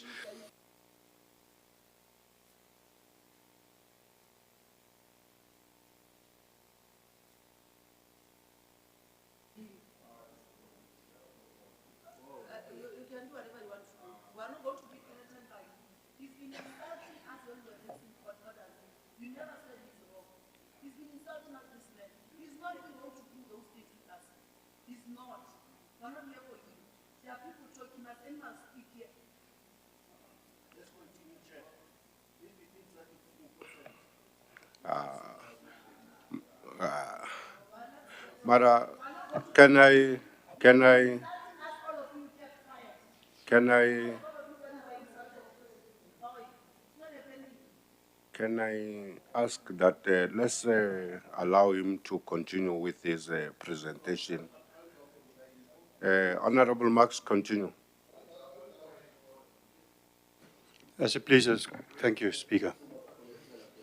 Speaker, the Oversight Mechanism Committee in particular derives its mandate from the Financial Management of Parliament and Provincial Legislature Act, as well as the rules and order of this House, to oversee the legislature implementation of its programs as set out in its reports.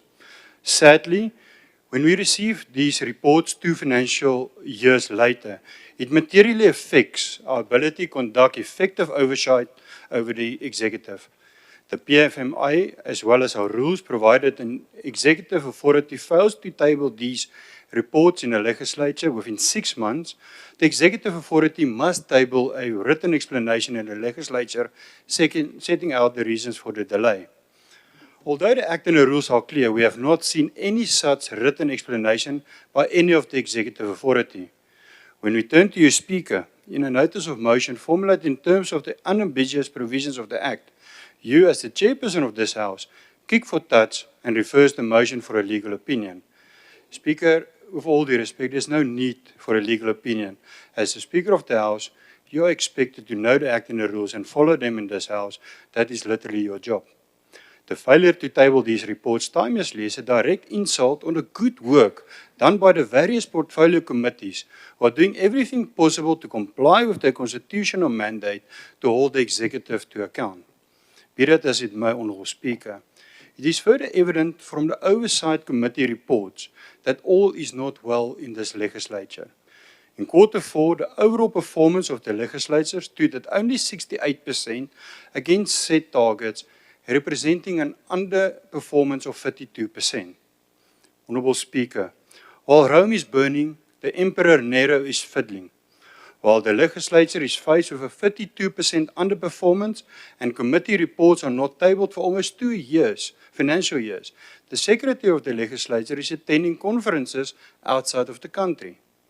Although the aim of Program 1 administration is to provide strategic leadership and overall administration to the legislature, we have seen very little progress in this regard. We have seen media reports of alleged maladministration in the legislature, ranging from the appointment of the Secretary himself and the suspension of various officials, all the way to the procurement of 2 luxury vehicles for the Office of the Speaker, allegedly valued at a combined 6.5 million. When we consider the strategic objective of the Office of the Speaker, it is to provide political leadership and financial oversight to the legislature.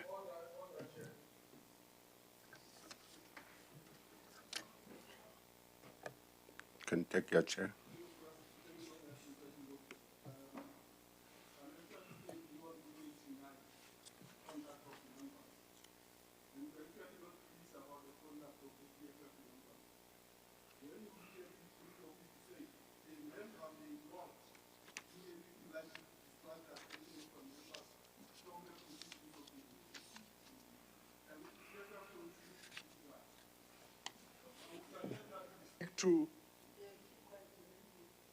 We suggest that we stick to the standing rules of orders of this House, Honourable Chair.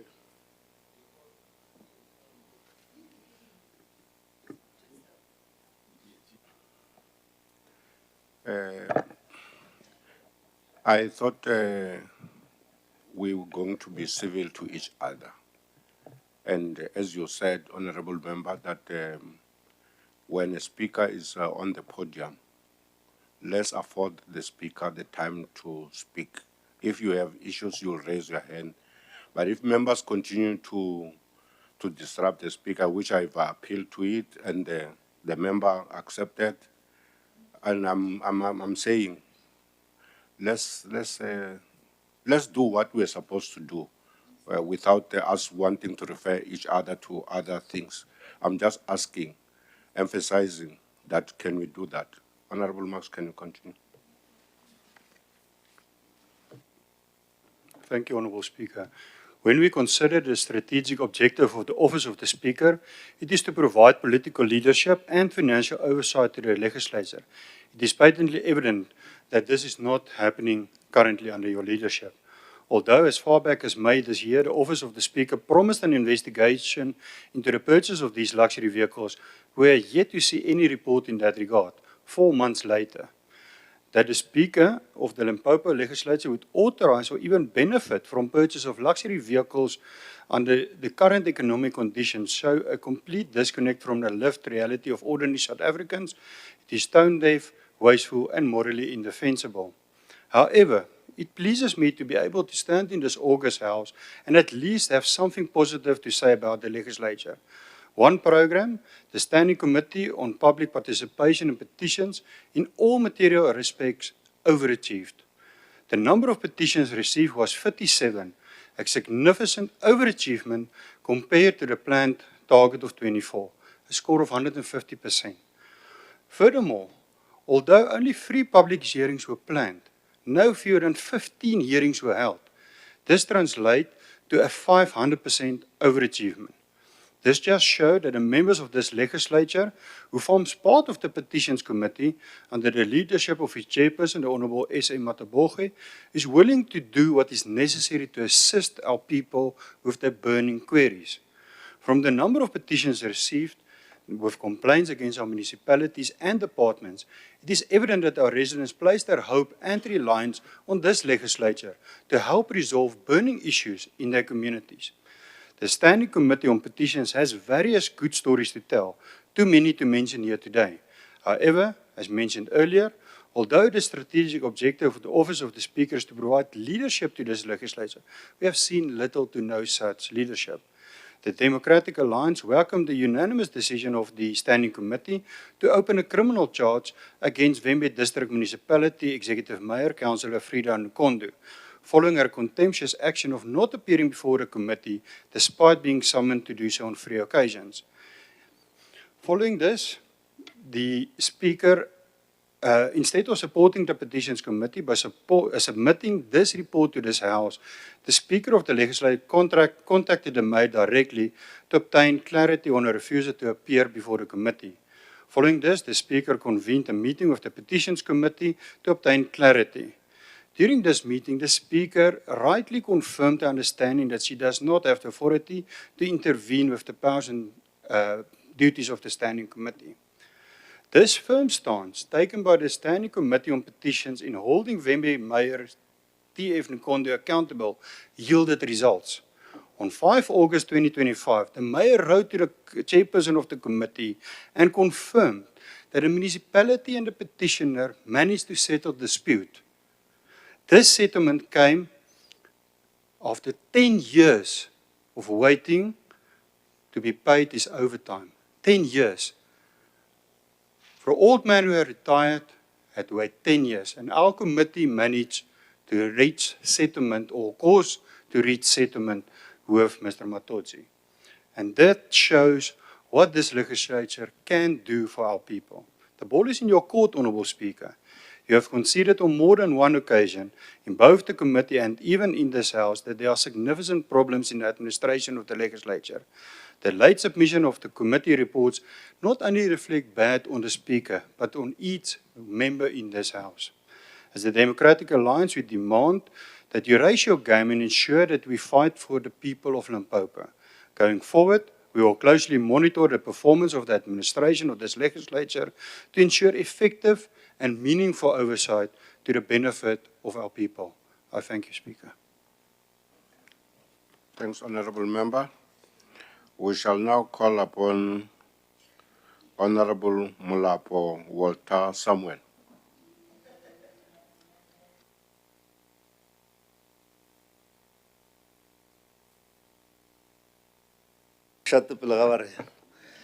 Thanks, Chair. Greetings to the whip of the Economic Freedom Fighters, Commissar Mogaladi, members of the EFF, and people of Limpopo.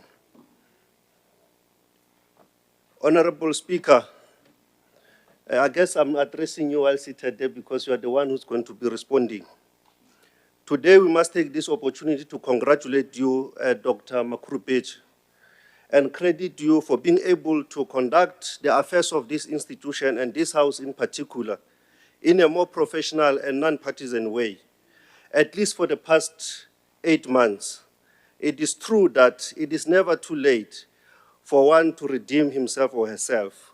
On the 8th of August, 2024, unprovoked, you took an irrational and emotional decision to call upon Bansas to come and violently remove EFF members from this chamber. This must never repeat itself, Madam Speaker. In this house, we must be able to express ourselves democratically, whichever way. Speaker, the legislature, as a legislature, we are mandated not only to make laws and play oversight over the executive, but we are equally mandated to promote participation in the affairs of this legislature by our people. We see no deliberate intention to promote public participation in the affairs of the legislature. Members of the public are not being invited to the sittings of the legislature. You can see in the gallery, there are no members of the public except employees of this institution. Members of the public are not being invited to the committee meetings of the legislature.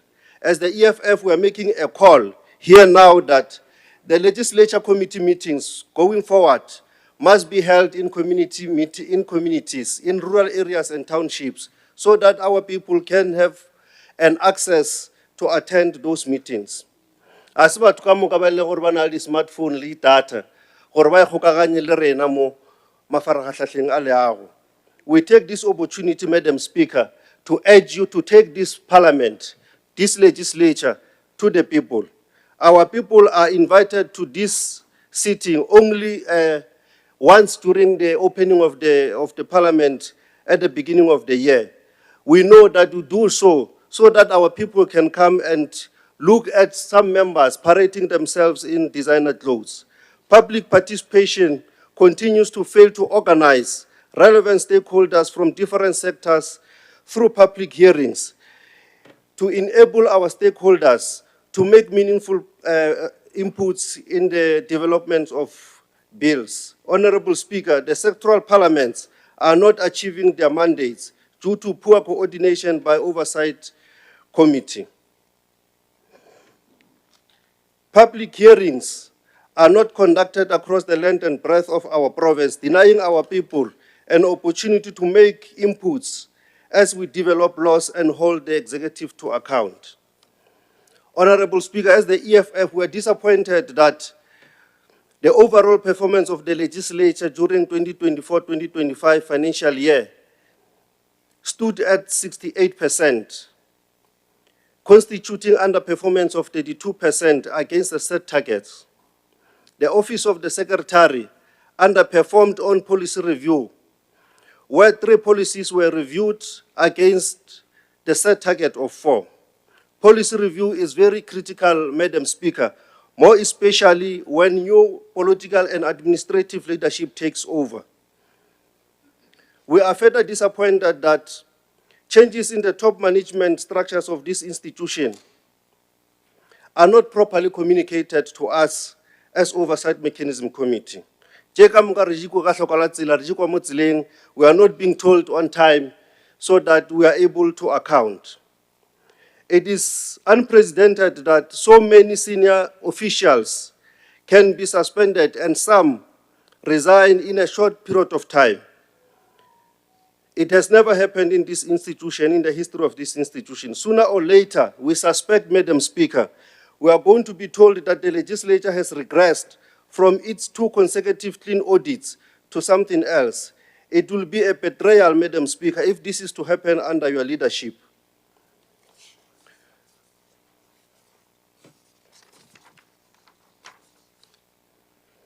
Madam Speaker, making strategic and calculated changes in the organization top management is important, but it has to be done in a structured approach.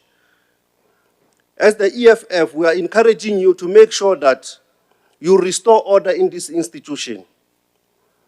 We have realized that when the Youth Parliament was held early this year, some employees tampered with the system to the extent that the Youth Parliament was disrupted. And we want you to take actions against such employees because they are sabotaging not only you, but the institution as a whole. We take this opportunity to apologize to the young people of Limpopo for such disruption and for such unprofessional way that this department is being run. Madam Speaker, we want to take this opportunity as the EFF to urge you to fill up all the positions that are not filled. The current organizational structure is not in line with the Treasury funding framework, with almost 22 people on acting positions. We want to urge you not to be loyal to your comrades, but to make sure that we prioritize competency, skills, and expertise so that we don't regress as an institution. The filling of positions in this institution, Honorable Speaker, the filling of positions in this institution is highly questionable. Many people, particularly those that are working inside here, are no longer applying for your positions because they know for a fact that the outcomes of the interviews are predetermined. We want to urge you, Honorable Speaker, to make sure that you restore confidence in your office.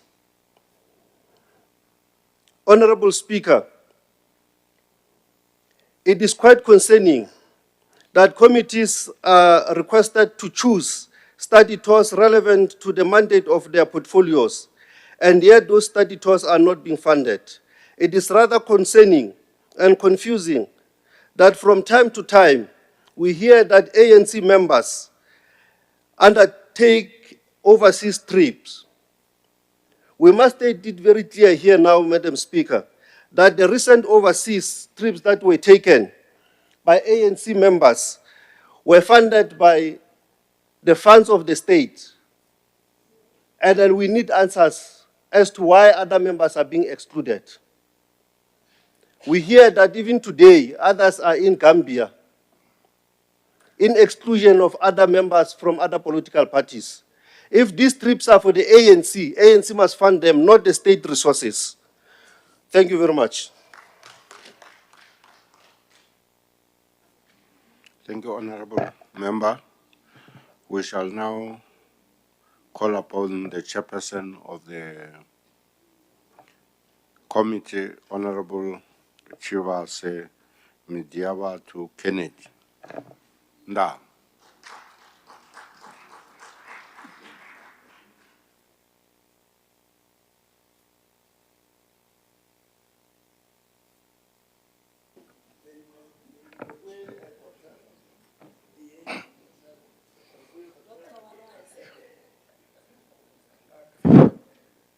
Hey, ukwamba ndawa uya deugula zwe, ntacherese.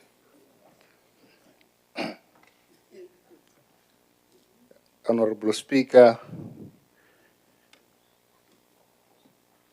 Chair of Chairs, honorable members of the House, I am standing on the already established protocol, the average.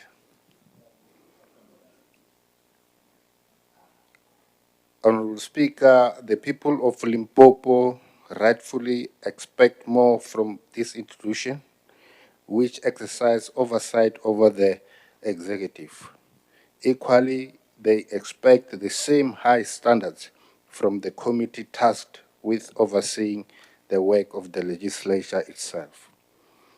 The legislature must always lead by example as the custodian of policy making in our province, it is worth reiterating, thou well known, that Section 4, Subsection 3 of the Financial Management of Parliament and Provincial Legislature Act,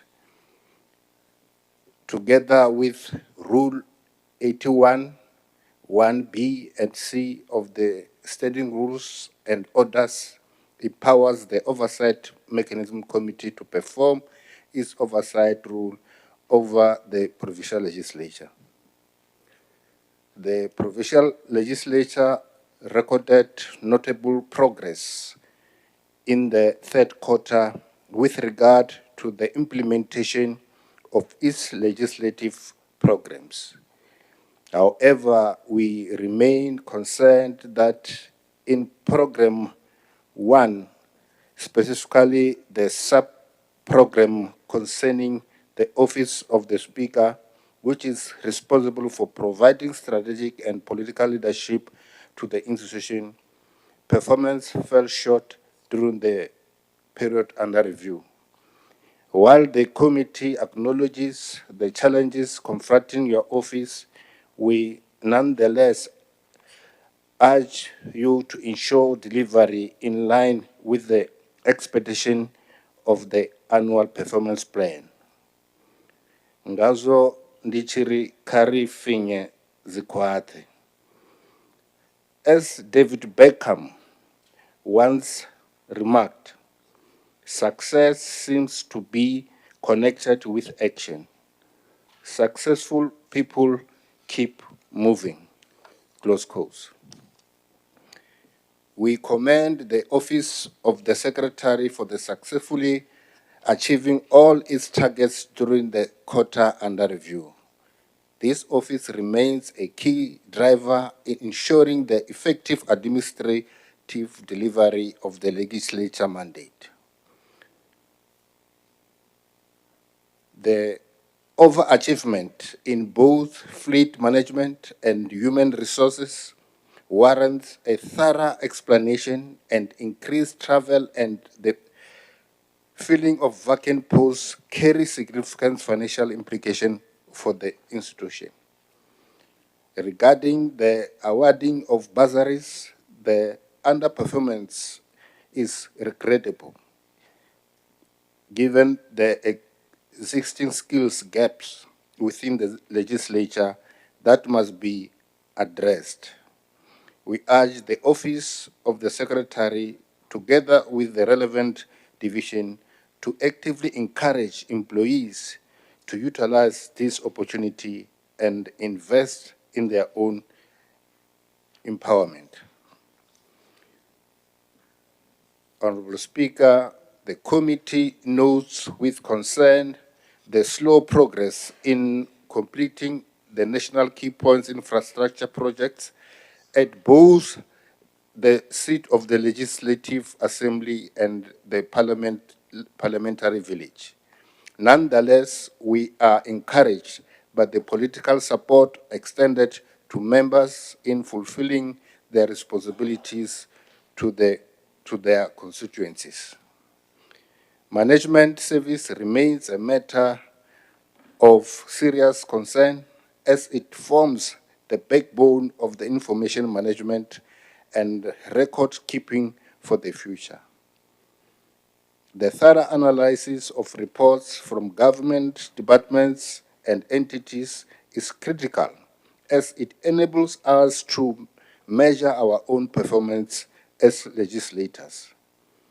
It is therefore imperative that the greater support be directed towards the research department to ensure it operative at its fullest potential. Honorable Speaker, the complete lack of progress in the intended facilitation of legislation is a matter of serious concern. We call on the Office of the Secretary to investigate the causes of this shortfall and take decisive corrective action. The processing of legislation is central to improving the lives of our people, and any failure in this regard amounts to complicity in denying them those benefits.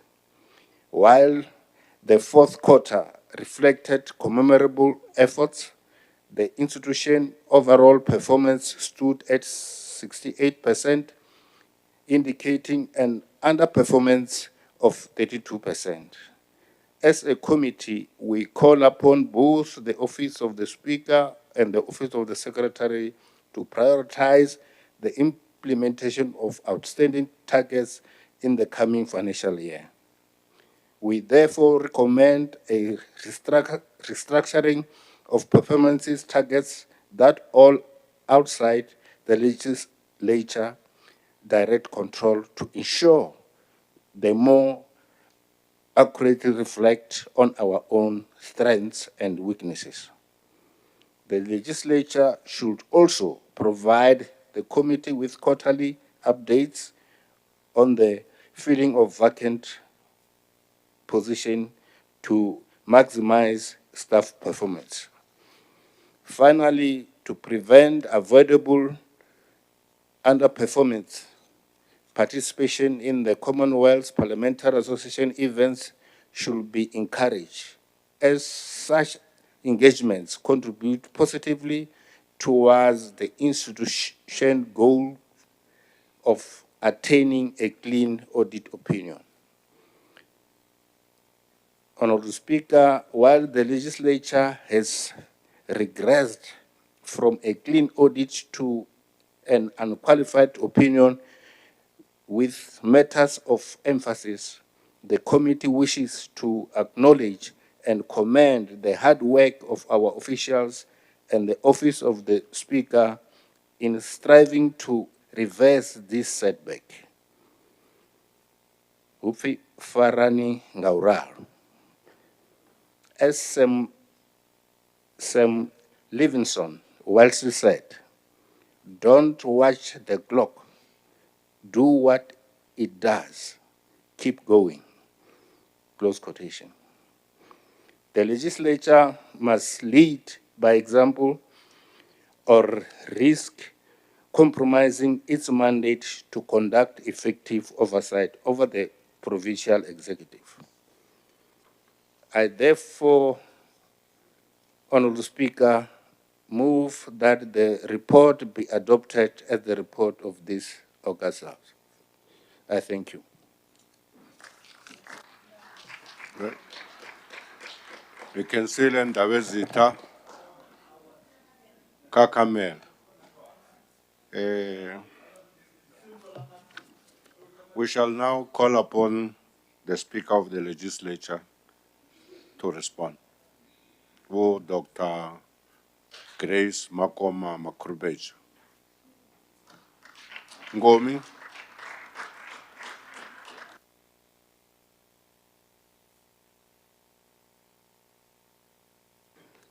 You know, the speaker must then, I can tell while you go for 5 minutes. Because master must be given more time. I just take this opportunity, Chair of Chairs, to thank you so much for giving me an opportunity as the presiding officer today, and greet the chair of the committee, Bonobo Tabele Chebase, Roliwang Amanda na committee yabo, and all members of the legislature. Without wasting time, now have eaten already my 15 seconds. So, and the things that I need to respond are too many, so I can't waste more time on that. Chair, I will just respond directly to members as when they were talking.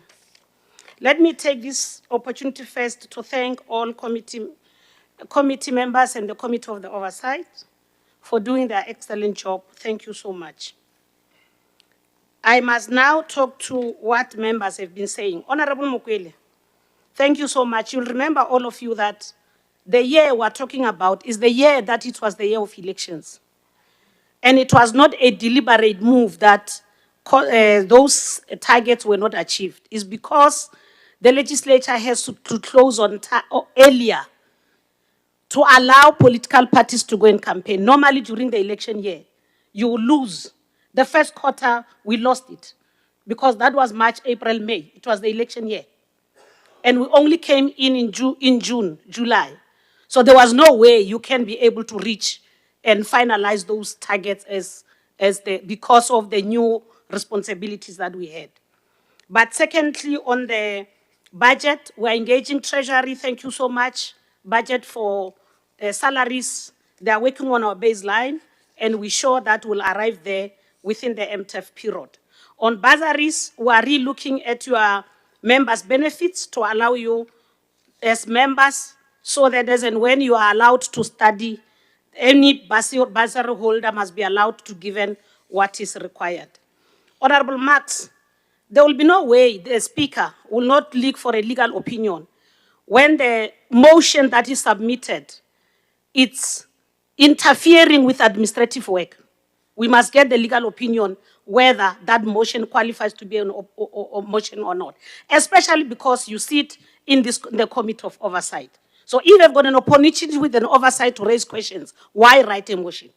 So that legal opinion will still get it. As that goes to the media reports, we came to the committee, wanted to report. You refused my report. I came with all the reports. You said you don't want it. You referred me back. You wrote me the letter. Unfortunately, in the letter, the matters you are raising are sub judice. If people are suspended, they are going for hearing. I can't give you the report when the hearing process is still going on. The same as when the matter is under investigation, we've got a forensic audit happening. Until you get the forensic audit report, because I will be interfering with administration. So we must be able to read the act clearly. I read this act for you because some people still rely on an act that is called Limpopo Northern Province Legislative Service Act number 3 of 1997. This act was nullified by the Constitutional Court on the 11th of August 2011 because it didn't comply with the Financial Management of Parliament and Provincial Legislature Act of 2009. Then that has given powers to say, when you read this act, it's clear in terms of part 1 is the role of oversight mechanism. Part 2 is the role of the executive authority, which is the Speaker. Part 3 is administrative. There is no way oversight mechanism would want to jump the executive authority. They want us to interfere with administration. It's not acceptable. We must follow the rules and go according to the rules. But secondly, what worries me is because when we come here, there were hawks in this legislature. There are forensic audit. We've got a fence outside there. That fence was done and it doesn't comply, but the money was spent. You can't have the system here because we have spent 8 million and the system is not functional. Nothing has been achieved to it. There are people who are submitting few barking, you call it invoices where there are no contracts. Officials continue to pay. And you say people, that action should be taken. What are you saying as the oversight mechanism? There are too many things happening that were needed to correct. There were an act at the Hawks. There was a case that was opened in January 2023 that they were sitting on top of it. They didn't want an investigation to happen. Now, because we allowed the investigation to happen, they are mobilizing members. That part of the investigation is people were given positions irregularly where they didn't qualify. A person was appointed in finance, but that person was taken to legal irregularly because they wanted to give that person a higher salary. Now, those are the things that we are dealing with in the legislature. And now, because we are doing forensic audit, we have adopted the new organizational structure. In terms of the new organizational structure, it's to support fully the work of the committees. And now there's a placement that is happening. I get worried when a staff member of the legislature come to me and mention an honorable member by name. I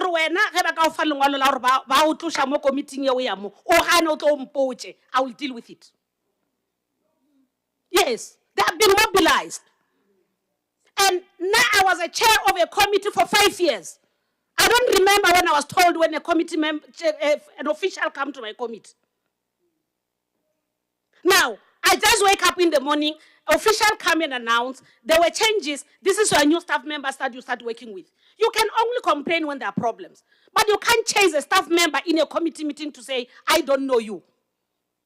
Whose the authority is that? So I'm saying, as honorable members, let's have our limits. Let's read the act. This is the act. And what worries me more is because we are going to get unqualified audit opinion. But there are people working with staff that are angry, that were telling AG to give us a disclaimer. Because of matters that AG was not able to audit in the previous years. Sorry, Speaker. No, no, can we allow the Speaker to finish, Honorable? This house. And some of the things we need to clarify, but let me just close. Speaker, can you take your seat?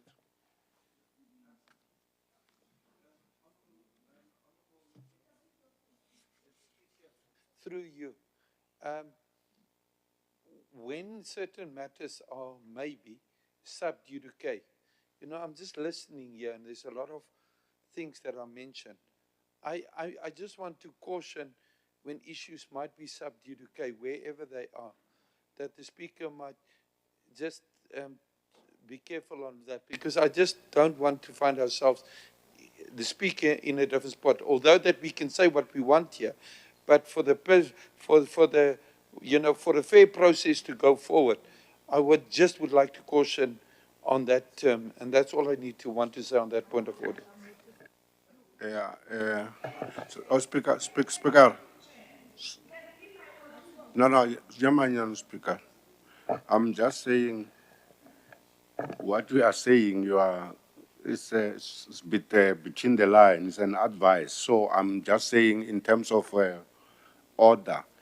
I think you might want to find a way of dealing what you are saying. Yeah, but I'm saying, Speaker, can I give you a minute to conclude? Thank you so much.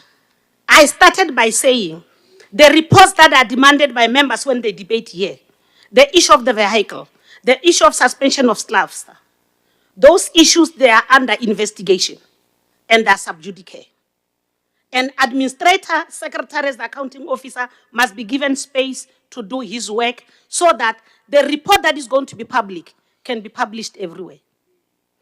But lastly, what worries me is when a member chair a committee, because, for example, the petitions committee, read through it. It's Honorable Marx who reminded me on the role of the Speaker.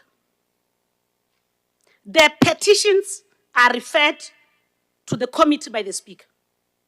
When a report is done, the Speaker must do due diligence whether what we are doing is the right thing. And it was not outside the act that I could request a meeting. It was within the act, the powers of the Speaker. Because I didn't want to refer the committee, the report back, or decline it. So if I did that, I would have done it because the Speaker, when he does the work, the Petitions Committee the Petitions Act is not only the act. You must start from the Constitution, where you talk about international relations and cooperative governance. That when you deal with another state of governance, there are measures you need to take in place.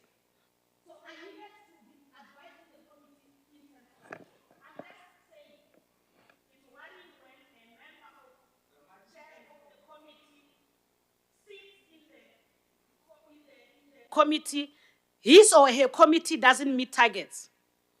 But when it comes to the Oversight Committee, attack the Speaker. Because the work of the Speaker is calling sittings. And when the committee's meetings can sit and provide reports, the sitting can sit. And it's not that there's failure of the Speaker to convene a sitting. When committees have not done its work, it affects the work of the legislature. So I'm just saying it's something that we'll have to do another orientation so that we understand how we operate. But the act is this one. All of us, we must follow it so that we don't come to deal with administration unnecessarily and deal with the issues that are sub judice and not and interfere with some of the things. roliwa nga maanḓa vho chairperson na committee yavho vha khou shuma zwavhuḓi rena ri sa legislature ro thetshelesa all your advices. We'll be able to take your advices and move forward. Thank you so. Thank you, Honorable Speaker. We will now go to item 8, SNAPE debate on the Women's Month. Let me call upon Honorable Mhlophe Mihloti Ethel. Malbonge.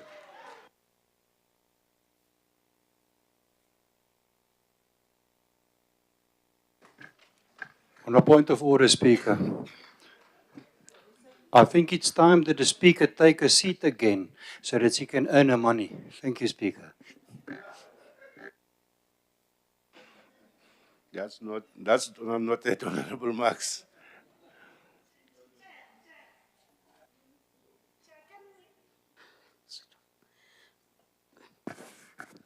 We normally have presiding officers meetings and we agree on who's going to facilitate at what point.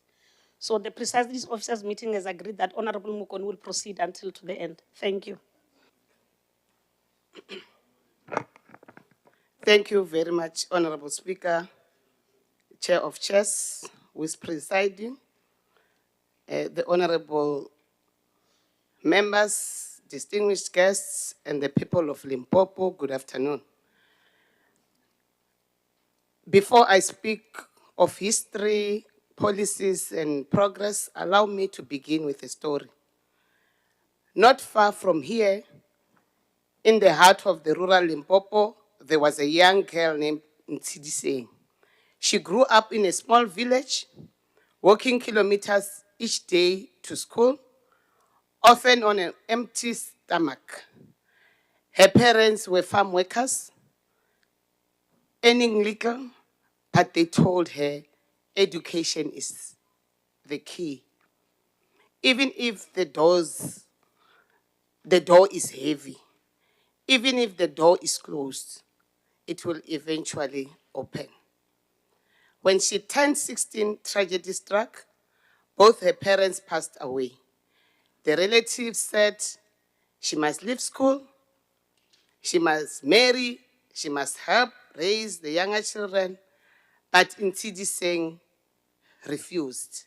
She woke before dawn to fetch water, worked in the fields, and still made it to class.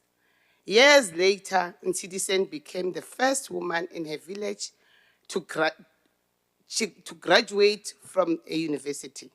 Today, she runs a very successful agricultural cooperative employing over 50 people, most of them women.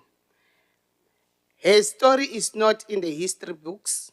It may never make it may never make the headlines, but it is a story like hers that are the heartbeat of Women's Month. The everyday heroines who rise against all odds, who carry the hopes of families and the future of our province.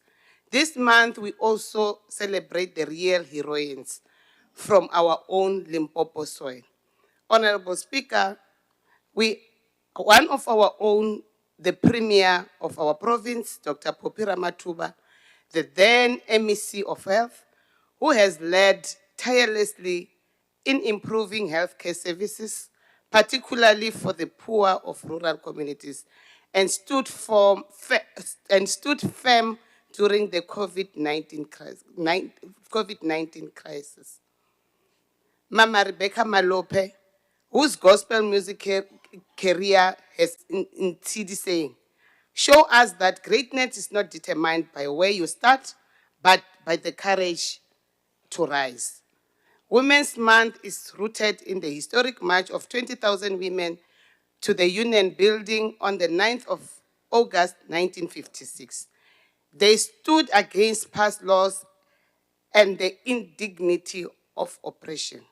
Led by Lillian Ngoyi, Sophia Williams, De Brain, Helen Joseph, Raima Musa, they sang the words, Watinti Abafazi, Watinti Imbokodo. You strike a woman, you strike a rock. Since the dawn of our democracy in 1994, we have made important strides as the ANC government. Our constitution enshrines gender equality as a fundamental right. Women now hold 46% of seats in the National Assembly and strong representation in provincial legislature, also in our Limpopo legislature included. Limpopo women are leading in agriculture, education, tourism, health, and entrepreneurship. But the challenges remain grave. Honorable Speaker, gender-based violence and femicide are the national crisis. Limpopo areas of concern remain in Toyando, where it is a hotspot status. Rural women still face deep poverty and unemployment. The gender pay gap continues to limit women's economic independence. Cultural norms sometimes silence girls before they can even dream. If we are to honor the women of 1956, Honorable Speaker, and the women of Limpopo today, we must turn this celebration into concrete action. I'll talk about the economic empowerment of women. We must expand funding, markets, and land access for women-owned businesses. Safety and justice, ensuring survivors of GBV, gender-based violence, receive immediate, effective support, and that justice is swift. Skills development, preparing women for industries of the future, from agri-tech and to renewable energy. Cultural transformation, breaking harmful norms, and promoting women's voices in leadership spaces. The late Charlotte Maxeke once said, "This work is not for yourselves. Kill the spirit of self and do not live above your people, but with them. And if you can rise, bring someone with you." This Women's Month, let us rise together, lifting our sisters, daughters, and mothers with us. May Limpopo be known not only for its beauty and heritage, but also as the province where every woman is safe, every girl is educated, and every dream is possible. Wantita abafazi, watiti bokot. I thank you, Honorable Speaker. Thank you.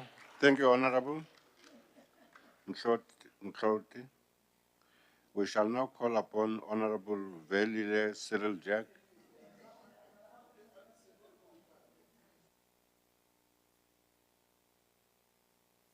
Can we then call upon Honorable Sibutuma Matsubani Jump?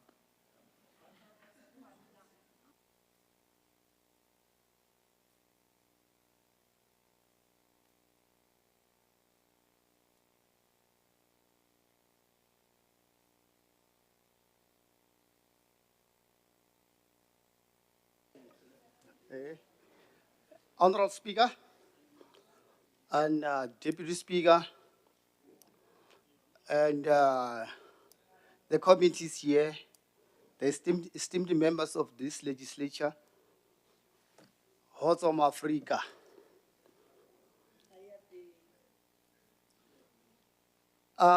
Today, we gather to celebrate Women's Month, not just as a date on the calendar, but as a reminder of the courage, the resilience, and determination of women throughout our history and in our present day. In South Africa, Women's Month pays tribute to a remarkable women who, on the 9th of August 1956, took a stand against injustice.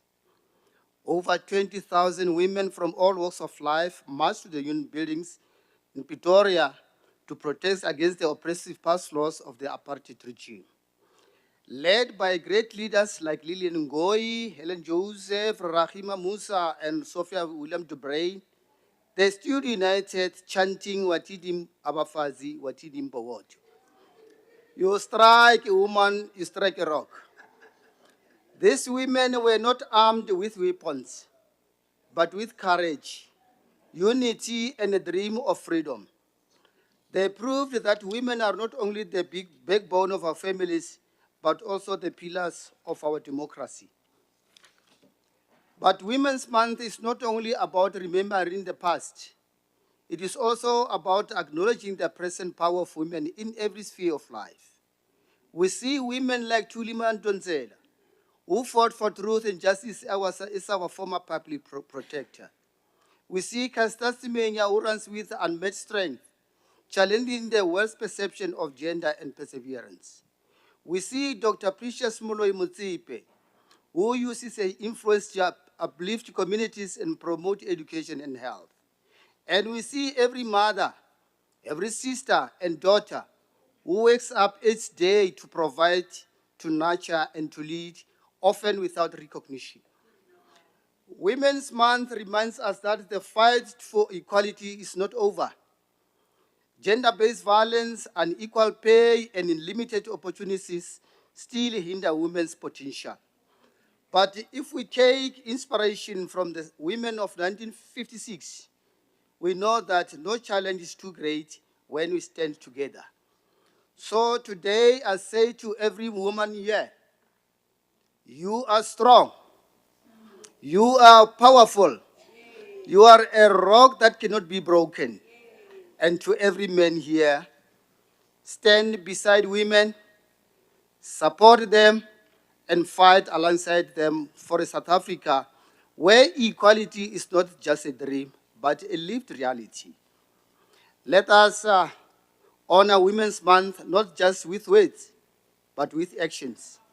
Actions that create a safer, fairer, and more empowering future for the generations to come. Watindi abafazi, watindi mbowot. Kani ma'am.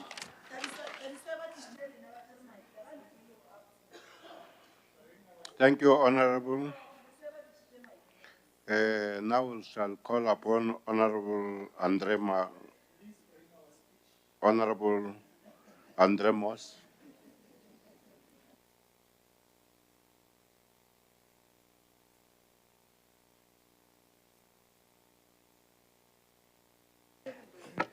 Thank you, Honourable Speaker.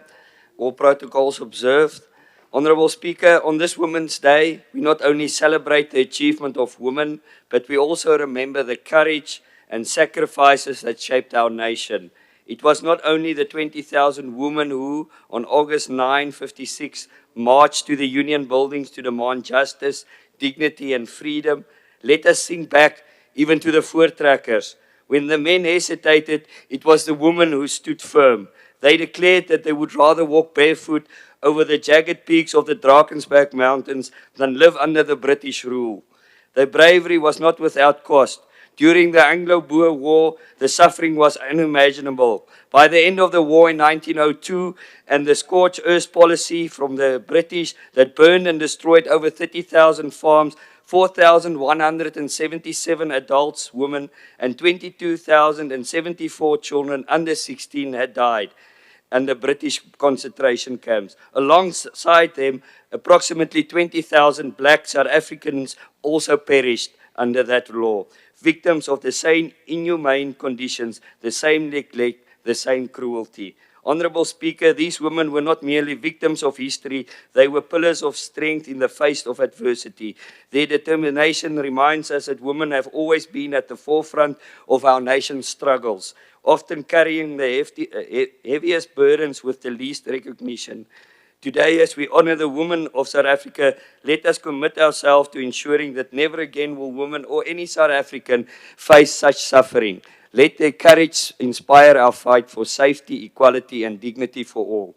In South Africa today, women are not only disproportionately affected by poverty and unemployment, but they also continue to live under the constant threat of violence. Our nation remains one of the most dangerous places in the world for women. Gender-based violence is not a statistic. It's a daily reality for mothers, daughters, and sisters across our communities. And yet government promises on combating GBV have too often been delayed, underfunded, or buried in red tape. From January 25 to March 25, Thohoyandou held the top position nationally with 85 reported sexual offences. During this time frame, 20 women were murdered in our province. Alongside 19 cases of attempted murder, 519 women were assaulted with the intent to cause serious bodily harm, and then there were 812 incidents of common assault. When a woman waits for months for a protection order, when rape kits lie unprocessed evidence room, when shelters are underfunded and social workers overloaded, then we must admit we have failed women. I thank you. Thank you, Honorable Moss. We shall now call upon Honorable Helm Murray.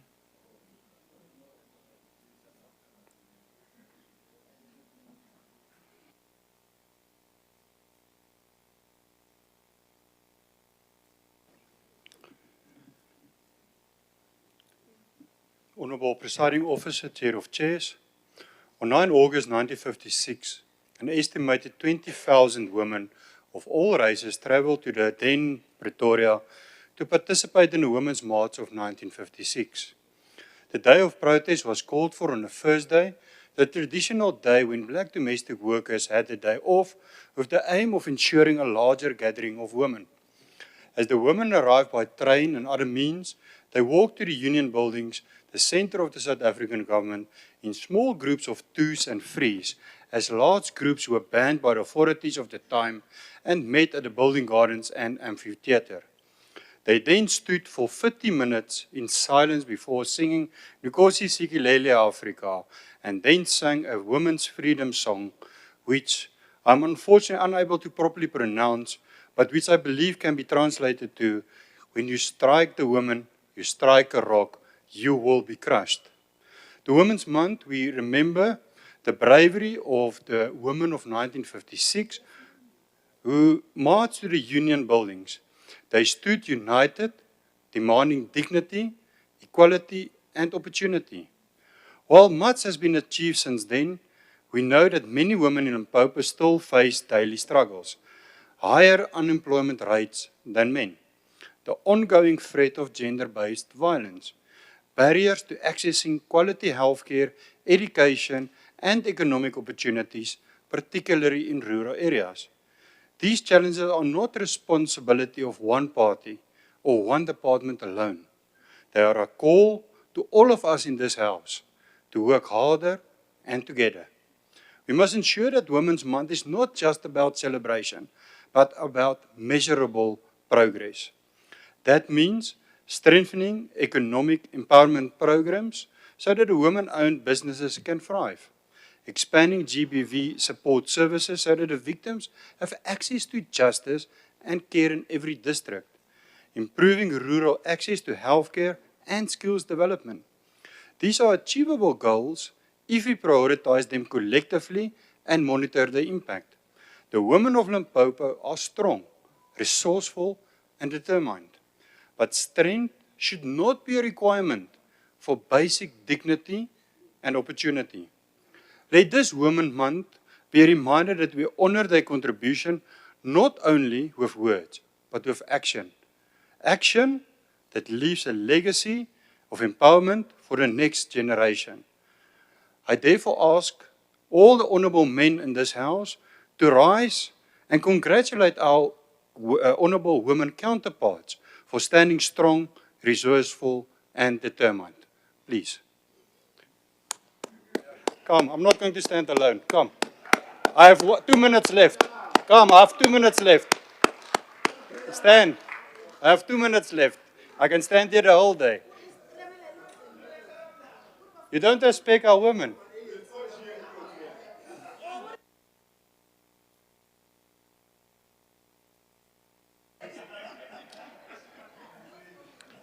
Thank you, Honorable Marx. We shall now call on upon Honorable Mokgaleadi Kgothatso Mokgwana. Thank you, House Chair.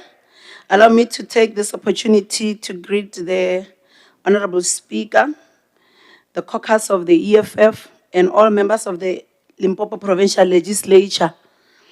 Honorable Chair, the Economic Freedom Fighters commemorates Women's Month by paying tribute to courageous women and freedom fighters like Winnie Madikizela Mandela, Charlotte Maxeke, Lilian Ngoyi, Sophie de Bruyn, and many anti-apartheid activists who declared war against injustice in South Africa. National Women's Day marks the historic march of 20,000 women to the Union Building against past laws, a pivotal moment in the anti-apartheid fight. The iconic freedom fighter, Mama Madikizela Mandela, once taught us that revolution without women is no revolution at all. Since its formation in 2013, the Economic Freedom Fighters has placed women at the center of its struggle.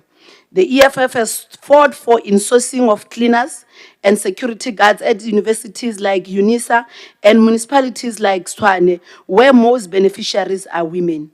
Today, we honor the legacy of women who fought against apartheid, while we are equally disturbed by the injustices faced by women in South Africa, particularly in Limpopo. True freedom cannot exist while women live in fear, poverty, and silence, and therefore we challenge men to play their part in ending violence and providing economic support. Honorable Speaker, Black women continue to bear the brunt of injustices against them. They are forced into informal settlement and insecure jobs while raising families in structural poverty. Even 30 years into democracy, the women of South Africa, in particular Limpopo, face deep challenges despite the province's mineral wealth in areas like Sekhukhune, Mogalakwena, Lephalale, Musina, and Phalaborwa. While this province is rich in minerals like chrome, platinum, diamond, phosphate, and many other minerals, multinational companies extract billions, yet communities remain trapped in poverty. The white monopoly capital continues to connive with the rogue politicians in inflicting poverty and disease on women in areas where mining operations exist. Women in areas like Rakibi and Malboro Blowback municipality, Morebeng under Mulebule municipality, Rashongwani in Lephalale, Ramashamtani in Beckersford, Muyeshe in Giyani, Chaulu village in Tulamela continue to walk long distances for water, firewood, while clinics are underfunded and schools are overcrowded. Honorable Chair, women must be given opportunities to own farms and mines in Limpopo, shifting from laborers to economic owners. Majority of women in this province are domestic workers and farm workers instead of occupying strategic positions in the society. This must come to an end. The province's agriculture and mining riches should benefit local women and youth and not leave them as victims of the economic system. Women must be fully supported to partake in the economic activities of the province without being sabotaged and suppressed by men who envy their success. Furthermore, the provincial departments must report annually on women's representation in leadership and budget for gender-specific problems. The EFF condemns the exploitation of domestic workers, petrol attendants, and farm workers, mostly Black women who face beatings, harassment, and rape in silence, fearing for job loss. Honorable Chair, women are raped at churches, schools, workplaces, and social places by coward men who target powerless women and vulnerable. Under normal circumstances, these are places where women should feel safe and protected. Sadly, they are being preyed upon by those who should be protecting them. Just recently, this month of August, a 33-year-old man from Munsezi village in Makhado was arrested in connection with the gruesome killing of his partner and the rape of his 16-year-old daughter in a horrific case of gender-based violence. The alarming increase of gender-based violence and femicide and ritual murder cases, especially in the Vembe district, since the beginning of August 2025, is extremely worrying. Honorable Speaker, the South African Police Services in Limpopo has reported over 10 horrific GBVF murder cases in just the past 10 days. Honorable Speaker, seated here today, we are reminded of the gruesome case of Precious Mahabane from Fetakhomutubats, who was brutally murdered in 2019, and to our disappointment, her remains that were stored in the Luwakhomu government mortuary have since vanished, and until today, Honorable Chair, the family has not been able to bury her remains. It pains us that the family never got to bury her remains, which does not bring closure to the family. The situation is so bad that those incidents prompt urgent action and the need for multi-stakeholder approach to combat this alarming trend. Honorable Chair, unemployment hits women harder in South Africa, with more women jobless than men. The EFF envisions a nationalizing strategic economy means to benefit oppressed women and children. Forward with women emancipation forward. Honorable Chair, with the 1 minute that is left, we want to encourage all women of Limpopo who are sitting in their rural villages, who are being raped, who their children are being raped, who continue to report the cases with the South African Police Services that does nothing. Honorable Speaker, we must remember the women who were killed in a farm in this very same province, whose bodies were fed to pigs. And up until today, the families has not gotten justice. Honorable Speaker, we want to give words of comfort and encouragement to the family of Precious Maharane, who until today her children can never point out her grave. Honorable Speaker, as a victim of gender-based violence myself, I was raped at the age of 13. I encourage all women to stand up and fight like I did to end up standing up here. And I want to encourage all of them that, Black child, it is possible. You can still conquer the struggle that we are facing. Thank you very much, Honorable Speaker. Thanks, Honorable Member. We shall call upon Honorable Mukaba Mapula Anna.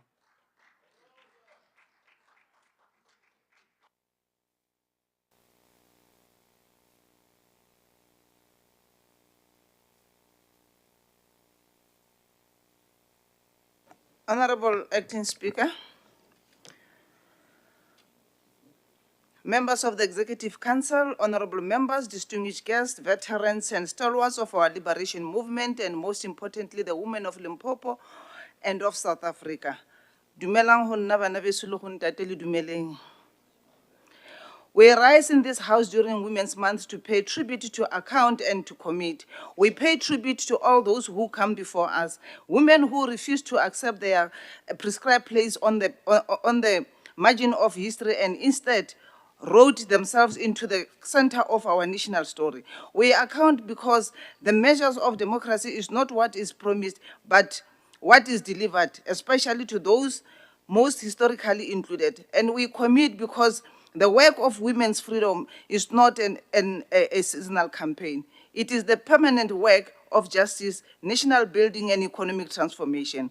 70 years after Women's Charter of 1954, 69 years after the Freedom Charter, and 69 years after more than 20,000 women, courageous women marched on the Union building on the 9th of August 1956, we gather to honor a lineage of bravery that runs like a living river through our land. That river carries the voice of Lillian Ngoyi, Rahima Musa, Helen Joseph, Sophia DeBrain, Albertina Sisulu, Charlotte Manye Mateke, Winnie Madikizela Mandela, Ruth First, Florence Mukiza, Fatima Mir, and many others named and unnamed. Those everyday assistants in home, workplace, villages, and township confronted the machinery of apartheid and the stubbornness of patriarchy.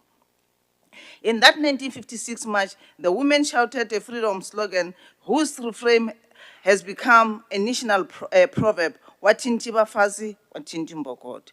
You strike a woman, you strike a rock. Those words were not bravado, they were testimony. They spoke of the granite strength forged by domestic workers who risked a dismissal to join the march, by rural women who walked miles to clinic and carried the hopes of generation they might never meet. by mothers who turned their kitchens into meetings rooms and safe houses, by students who lace their schooling with activism and their activism with scholarship, by nurses, teachers, farm workers, home workers, artists, and healers who refused to accept that their labor was invisible and their lives disposable. And yet, Honorable Speaker, a people's anthem becomes a national irony when we repeat it without reform. It is not enough to praise the rock if we leave it if we leave it abandoned under the rubble of inequality. It is not enough to celebrate the march if we leave the battleground unchanged. The measures of our commemoration is not the poetry of our speeches, but the power of our policies and the integrity of their implementation. In this house, we represent a province whose inheritance is both rich and demanding. Limpopo is a land of mineral abundance and agricultural promise of youthful demographics and vibrant small businesses, of deep cultural reservoirs and resilient communities. But it is also a land where too many women remain trapped in the triple challenges of poverty, unemployment, and inequality, made deadly by gender-based violence and femicide, made exhausting by unpaid care work, made injustice by unequal pay for equal work, and made frustrating by barriers to finance, markets, land, technology, and network. It is fitting, therefore, that we anchor this debate in the words of Utata Nelson Mandela, who warned us.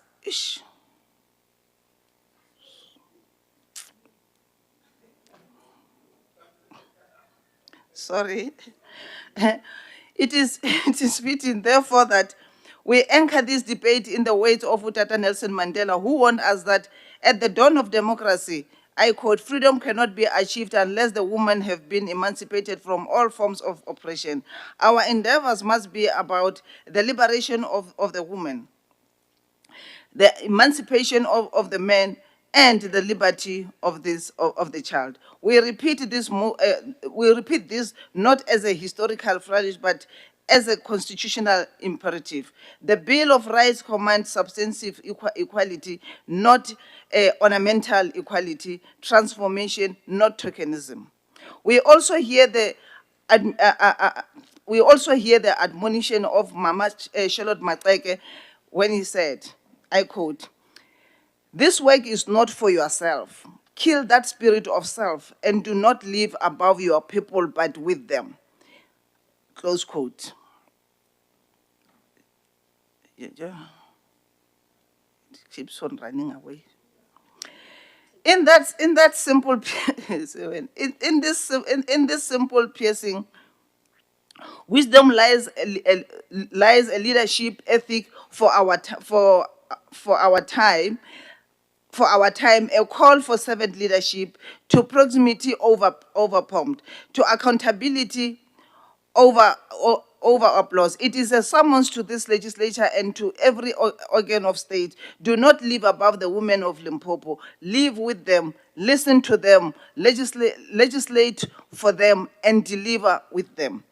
Honorable members, today I structure my remarks around 4 pillars, which is memory, safety, dignity, and opportunity. On memory and mandate, honorable members, our Women's Month must be more than ceremonial. Memory is not nostalgia. It is a mandate. The 1956 Women's March was not a footnote to the struggle. It was a pivot. It declared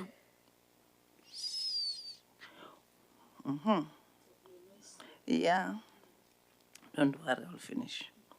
We claim the right to the city, to the workplace, to parliament, to the future, the Women's Charter of 1954 and the Women's Charter for Effective Equality of 1994 did not only list grievances, they set a policy agenda whose agently remains early childhood development, equal pay,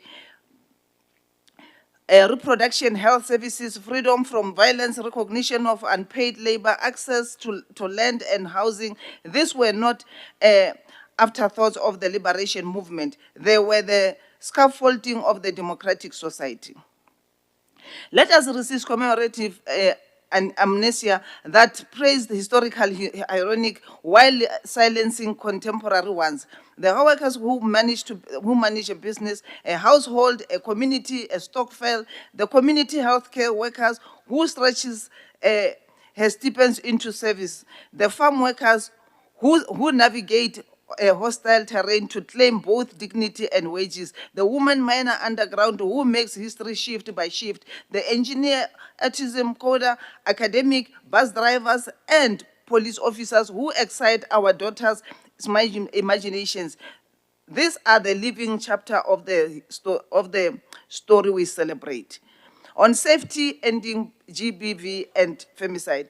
Honorable Speaker, we must speak plainly about GBV and femicide. It is a national emergency, a moral crisis, and a test of our democracy's seriousness. President Cyril Ramaphosa has called GBV another pandemic, an apt description, for it is contentious through culture, lethal and effect, and preventable through decisive public action.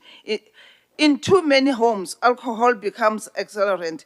In too many police stations, difference become impunity. In too many courtrooms, delays become denial. And in too many communities, silence become complicity. We commend the National Strategy Plan on GBVF and its 6 pillars: accountability, prevention, justice, victim support, economic power, and research. But strategy without state capacity is sentiment. Our task in Limpopo is to drive the NSP into the marrow of provincial government. That means measurable budget, not generic programs, functional shelter, not press statement, survivor-centered policing, not re-traumatization, strong specialized prosecution units, and an ecosystem of service that makes living an abuse situation a realistic, supported choice rather than a leap into destitution.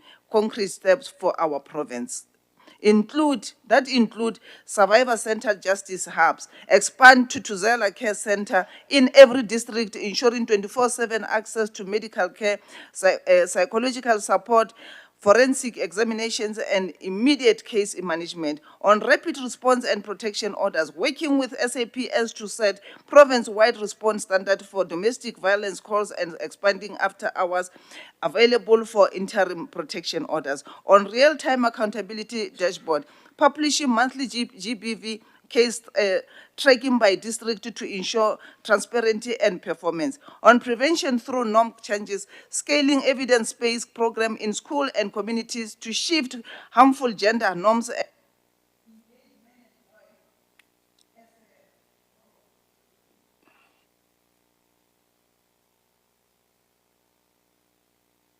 Members and Honorable Chair, no, thank you very much. I still say, Watinti Wafazi.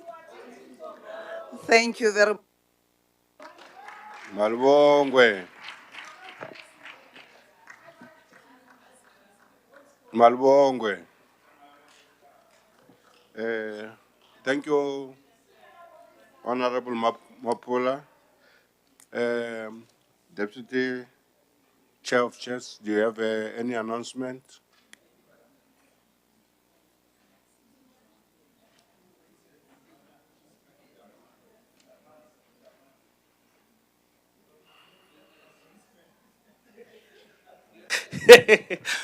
From Boston to announcements.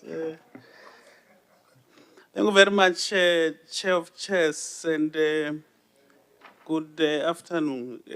I'm rising to make the following announcements. One, that the sitting is scheduled for the 19th of August 2024, Tuesday, at 10 o'clock here at Lewakomo Legislative Chamber. Secondly, lunch is served at committee boardroom. Thank you very much. Oh, dinner. Thank you, honorable members. The House is adjourned to Tuesday, 19 August 2025 at 10 o'clock in the Luahomo Legislative Chamber. Thank you very much. Akels. Next week, what's the idea? So, 14 minutes. Oh, it's too much.